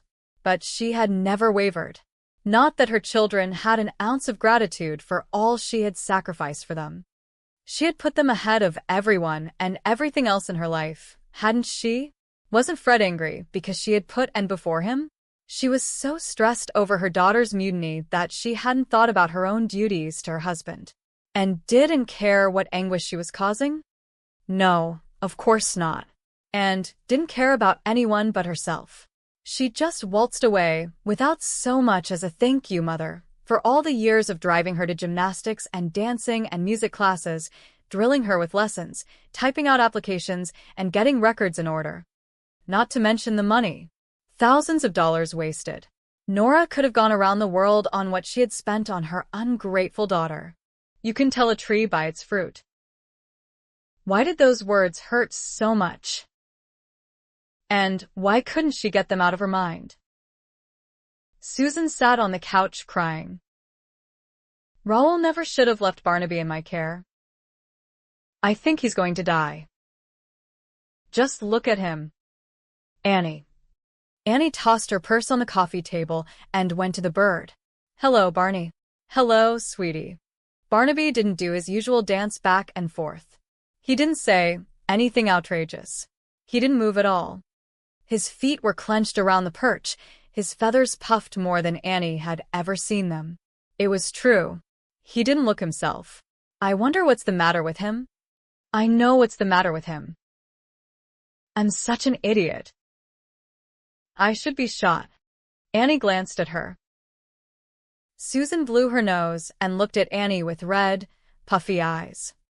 I borrowed that shop vac Howard has. You know, the guy across the hall? The handyman?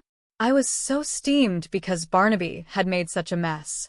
I was vacuuming up all the seeds and dried up chunks of fruit and vegetables and bird guano. Well, the phone rang. And I bent over to answer. It was Sam, and I was distracted for a second. Just a second. Mind you. But it was long enough. I heard this big slurp. Sam heard it, too, because he asked what it was. I looked, and Barnaby was gone. He must have gone through the hose head first. She sniffed and blew her nose. Maybe he broke some bones, Annie said, worried. She touched him. He didn't move. I guarantee he didn't break anything. Just look at my hand. She held it out. I shut off the machine and opened it, and he was flapping and pecking and scratching. He drew blood. He was covered with seeds and bits of dried and rotten fruit and whatever Howard had been vacuuming. Dog hair, I think. I had to clean him up. She cried harder. I gave him a shower in the sink. I tested the water, Annie. It was lukewarm.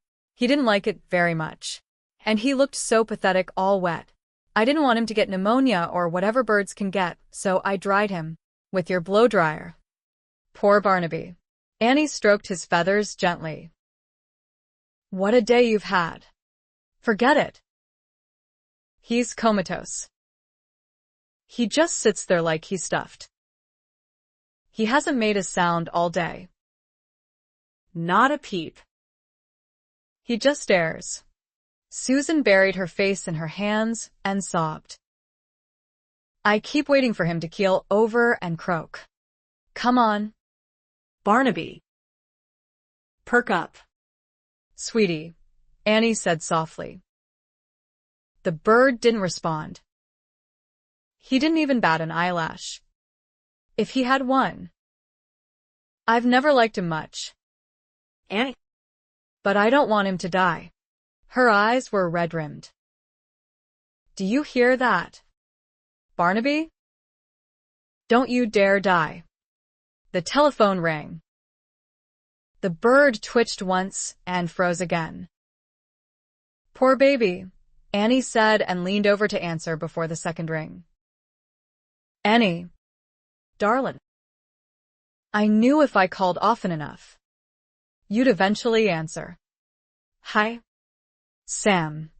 She smiled at his teasing. How's Barnaby? In shock. I think. And no wonder. Imagine being sucked into a tornado only to land in a flood and then be dried in a desert whirlwind. Is he on his back with his feet up yet? It's not funny. Sam. Don't worry. Honey. He'll live. That bird is too mean to die. You should see him. As a matter of fact, I was thinking I should drive up and check on Susie Q. Uh-huh, she said dryly. He chuckled. You gonna be around this evening? I think I'll take a jaunt to the beach. He sighed. Are you avoiding me? I'm running for dear life. You've got me pegged all wrong. Annie. She laughed. It was nice talking with you, Sam. She handed the telephone to her roommate. He's checking on you. Shrugging her backpack off, she set it on the floor beside the couch. She took an orange from the bowl on the counter and peeled it. Eating one section, she held another out for Barnaby. Come on, Barney. She didn't mean to scare you. He opened his beak, but she had the feeling it was a warning to leave him alone rather than readiness to take a bite of fruit. No, Susie said to Sam. Yes. Maybe. I don't know. I suppose I could try. All right. All right. Annie looked at Susie. Her roommate was not usually so cryptic on the telephone, and Susie's smile was faintly smug. Her good spirits seemed to be returning. The smile turned to a broad grin with a decidedly wicked gleam in her eyes. Right now? Oh, she's trying to tempt Barnaby with a wedge of orange. She laughed. I'll tell her you said that, Sam. Now, she's frowning at me. Oh, really? Why doesn't that surprise me? Okay. Okay. Bye. She clicked the phone off and set it back on the coffee table with a thunk. I have strict instructions to keep you on the premises this evening. Don't even think about leaving. She waggled her brows up and down. My daring and do-well brother is bringing a friend with him, someone he says is the man of my dreams. That's blackmail. Susie. She shrugged. Unrepentant. Eyes twinkling. So be it. Besides, you know how much I'd love to have you for a sister-in-law. You've got to be kidding. I'm 18. Maybe it runs in the family. You told me once your mother was married at 17. And divorced by 20. She grimaced. Oh. I forgot. Well. That doesn't mean it'll happen to you. When Carter men fall in love once, it lasts a lifetime. Susie. Your brother is not in love with me. The heck he isn't. I've seen him through crushes before. This is different. Entirely different. He's gone completely gaga over you. I can feel the heat coming off of him whenever he's around you. Annie felt the heat surge into her cheeks. Susan's expression softened. Annie, it wasn't that long ago that you had a crush on him. I know. She sank onto the couch and propped her feet up on the coffee table. So, what's the problem? Why does there have to be a problem? I know you. You've never been free enough to enjoy your own life. This is your chance. I am enjoying life. In a restrained, inhibited sort of way. With your grandmother. No less. How safe can you get? Annie laughed. And you think Sam is the cure for my ho-hum life? Yeah. Right. She got up and headed for the kitchen. She hadn't eaten since that morning. And she was hungry. Susan got up and followed her, lounging on the stool and leaning her elbows on the counter as Annie took out eggs, cheese, mushrooms, half a green pepper, and a small tomato. I'll admit Sam was pretty wild. Annie, is that what's bothering you? No.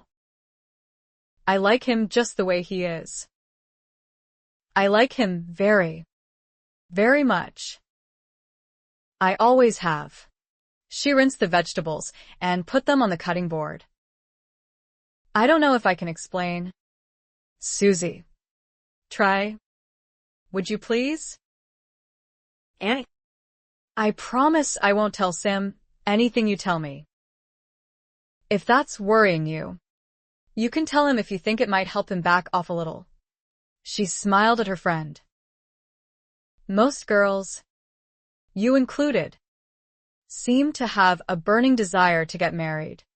She shrugged. I don't. Because your mother hasn't been able to make a marriage work? Annie paused from dicing the bell pepper. Please don't talk about her that way. Susan. Sorry. No. It's my fault. I told you too much of what went on whenever I was upset. You had to talk to someone. But don't you see? You've only gotten my side of the story. She wanted me to do well. There's nothing wrong with that. She drove you to do well. And that's not right. I don't know. She started cutting again. I've been thinking about my mother, trying to put everything together and make sense of why she's the way she is. There's a history between her and Grandma Leota that isn't clear yet. I want to find out what happened to make my mother so bitter and resentful. You can't make excuses for her. Annie. I'm not trying to make excuses. I'm trying to understand. Maybe if I can see things from both sides, I can help build a bridge between them. Good luck. Annie knew it didn't make sense to others, but the Lord was speaking to her heart. If she let her head rule her life, she would walk away and seldom, if ever, look back. The way Michael was doing. Maybe it was just protection. Maybe it was selfishness. She didn't know, and it wasn't her right to judge her brother. Yet, sometimes she worried that she was doing the same thing. She knew her brother held no deep affection for her, no deep affection for anyone, especially not for the mother who had paved the way for his success. Annie didn't want to become like that. Yet part of her saw the draw of not having to worry about anyone else's feelings or needs, especially her mother's.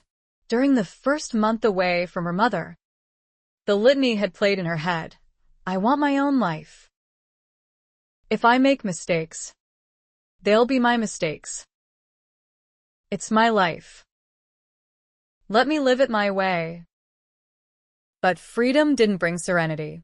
She hadn't been able to find any peace until she contacted her grandmother that first time. Since then, things were changing. Like the seasons, the heat of summer was giving way to the cooling fall. She relished the time spent with Grandma Leota. She was learning so much from her, absorbing vignettes on life. All the while they were in the garden, Annie felt Grandma was talking to her on two levels. You need to open up the tree so that the air can circulate and the light can reach into it. Those words had struck something deep within her. Air and light. Good soil. Living water. Her heart ached. And she knew God was speaking to her, though her grandmother. No matter what Susan thought, Annie knew she was doing exactly what she was supposed to be doing. There was a rightness to it, a sense of homecoming. She couldn't allow anything to get in the way of going forward on this path. Sam wanted to draw her another way. Not that he meant to pull her away from God. She knew he didn't. He loved the Lord, too. She had learned. He credited Jesus with pulling him up out of the pit he had dug for himself. And yet, Annie sighed. Sam was handsome and charming and intelligent. He had a spirit of fun about him, a boyish delight in tackling life. He was attractive enough to set her pulse racing, but that didn't mean she should allow herself to be swayed. She knew he was not part of the plan God was unfolding to her. She couldn't explain how she knew, not even to herself, let alone to Susan. She just knew. If she went against that knowledge, she would miss the wonder that awaited her. Whatever it was. Pruning. She smiled to herself as she prepared the omelet. A simple thing like pruning. You need to open up the tree so that the air can circulate and the light can reach into it, Grandma had said, and all the while Annie was up in that old apricot tree, she kept thinking that people were the same way. God would cut away his people's dead-end ideas, diseased philosophies, broken promises, and twisted dreams. Why couldn't people allow the creator of the universe to have his will with them so that he could prune and shape them into the people they were meant to be? For then, what a harvest of good fruit there would be come summer. Oh, God, that's what I want. Oh, Holy Father of life, you who cause things to grow, prune me. Cut and trim as you will. Lord, let your spirit come up within me like the living sap of a tree. Let it be your heart that beats within my breast. Let the fruit of my life be a reflection of your love, peace, patience, kindness, goodness, faithfulness, and gentleness. Father, I can't do anything without you. I don't even want to try. Be the gardener. That looks pretty good. Susan was watching Annie fold the omelet in the pan. Are you hungry? Annie slid the omelet onto a plate and offered it to Susan. I can make another. See what I mean? Susan took the plate. You should be telling me to make my own omelet. Annie laughed. And have the whole apartment smell like burned eggs? I think not. She handed Susan a fork and cracked 2 more eggs into the bowl. You can do the dishes. Susan ate a bite and waved the fork at Annie. You can't undo years of animosity, Annie. You know your mother. And don't give me that look. You can't change people. You're only going to get yourself hurt. It's been 3 months. And she still hasn't forgiven you for stepping out on your own. How do you think you're ever going to get her to forgive her mother after decades of hating her for whatever it was she supposedly did? How? I don't know. But one thing she did know, nothing was impossible for God. For some reason, he had put it in her heart to establish a relationship with her grandmother. Why would he do that unless he had plans? And his plans were always for a good purpose. I know the Lord is working in all this, Susie. And I want to be there to see what happens. Susan chuckled. Leota is pretty cool. I was a little worried what she'd say about us showing up on her doorstep and taking over the afternoon. Not Sam. He figured he'd waltz in and take charge. Next thing he knows, he's turning the soil in the back 40 while I'm transplanting apricot and plum sprouts. That sure taught him a lesson. He told me he ached for a week.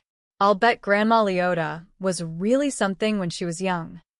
Annie rolled the frying pan and the melting butter hissed as it coated the bottom. She poured in the omelet mixture. I'm hoping she'll tell me more about herself. She cast Susan a rueful smile. My mother always said I was a lot like Grandma Leota. I'd sure like to find out what that means. Sam showed up at 6 o'clock with a promised friend. Annie noticed Susan's eyes light up when she was introduced. Chuck Hoagie seemed to think Susan was all he had hoped for as well. Sam's told me a lot about you. Believe everything you heard, she said with a cheeky grin. However, within half an hour, her mood was clearly dampened. What on earth is Sam thinking? Susan said under her breath as she nudged Annie out of the way in the small kitchen and took ice from the freezer. We have zilch in common. He's got a master's degree in business, for crying out loud. He's been working for some computer company in Silicon Valley for the past year. He doesn't say much about what he does, but he's probably on his way to being a CEO. And here I am, a waitress. He reads the Wall Street Journal. I read the funny papers. He likes sushi. I like steak, well done. He likes classical music. You like classical music? Annie barely suppressed a smile. Yeah. When I have insomnia. Annie put the vegetable dip on a tray with crackers. Classical music is supposed to raise the IQ. He doesn't need a higher IQ. And I'm a lost cause. Susan rolled her eyes and shook the ice into a bowl, scooping a handful of cubes into her soda. She glanced over her shoulder. Can I get you anything to drink? Chuck. Annie grinned at her while putting more crackers on the tray. There's enough sugar in your voice to draw bees. Shut up, Susan said sotto voce. She fixed another soda, then headed back into the living room. Sam's days are numbered for getting me into this. Annie followed her and put the tray on the coffee table. Sam glanced at her from where he was standing near the windows, where Barnaby resided silently on his perch. Pretty morose bird. No change. I take it. Annie shook her head. Not a peep. Susan looked up sharply, her eyes darting flames at her brother. Not a word. At Sam's slow, taunting grin, Susan stood. Why don't we take a walk, Chuck? It's only 6 blocks to the ocean. As soon as the door closed behind them, Sam left the window and sat on the couch, one arm resting along the back. That couldn't have worked out any better if I'd planned it. He gave Annie a slow, teasing smile. Annie swallowed.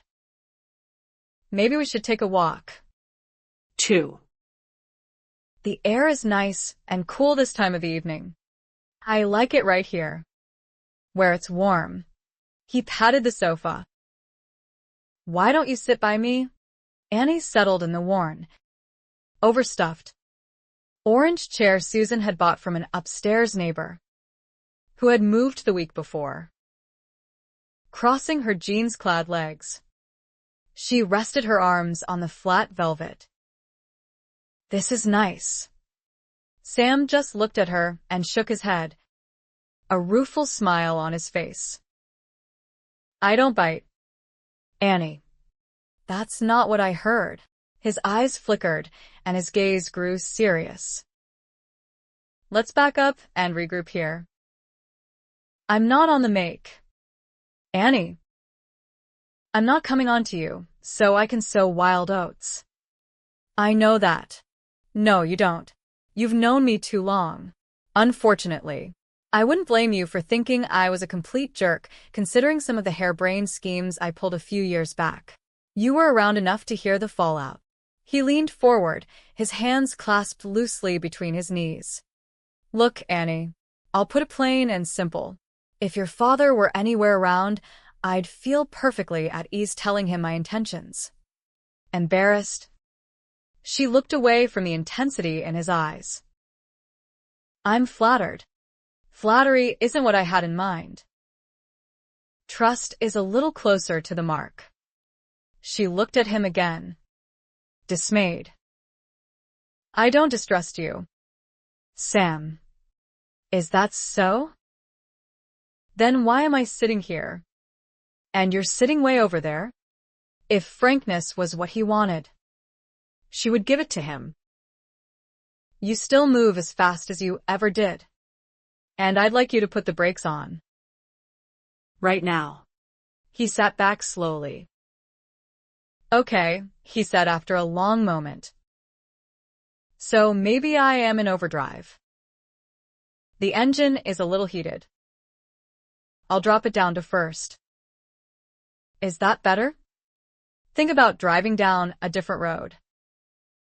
I'm not going to get involved with you. Sam. Involved. His mouth tipped. What a loaded word. We're friends. I don't want to do anything to spoil that. He grinned. Now, there's an age-old kiss-off if ever I've heard one. I've used it a few times myself. His expression softened. Okay. Friends. It is. Which means we can go out and have some fun instead of deciding on plate patterns. What would you like to do? I haven't the foggiest idea. We'll just go and see what looks interesting. Late supper. Some swing dancing. A walk on Pier 39. Whatever. What about Susie and Chuck? We'll leave them a note. I don't know. Sam. All right. We'll stay here. Fine by me. Just the two of us. No television. I'll try not to make a pass at you, but I can't guarantee anything. She laughed. You are incorrigible. He grinned. That's what all my teachers said. Now what'll it be? She softened at the look in his eyes.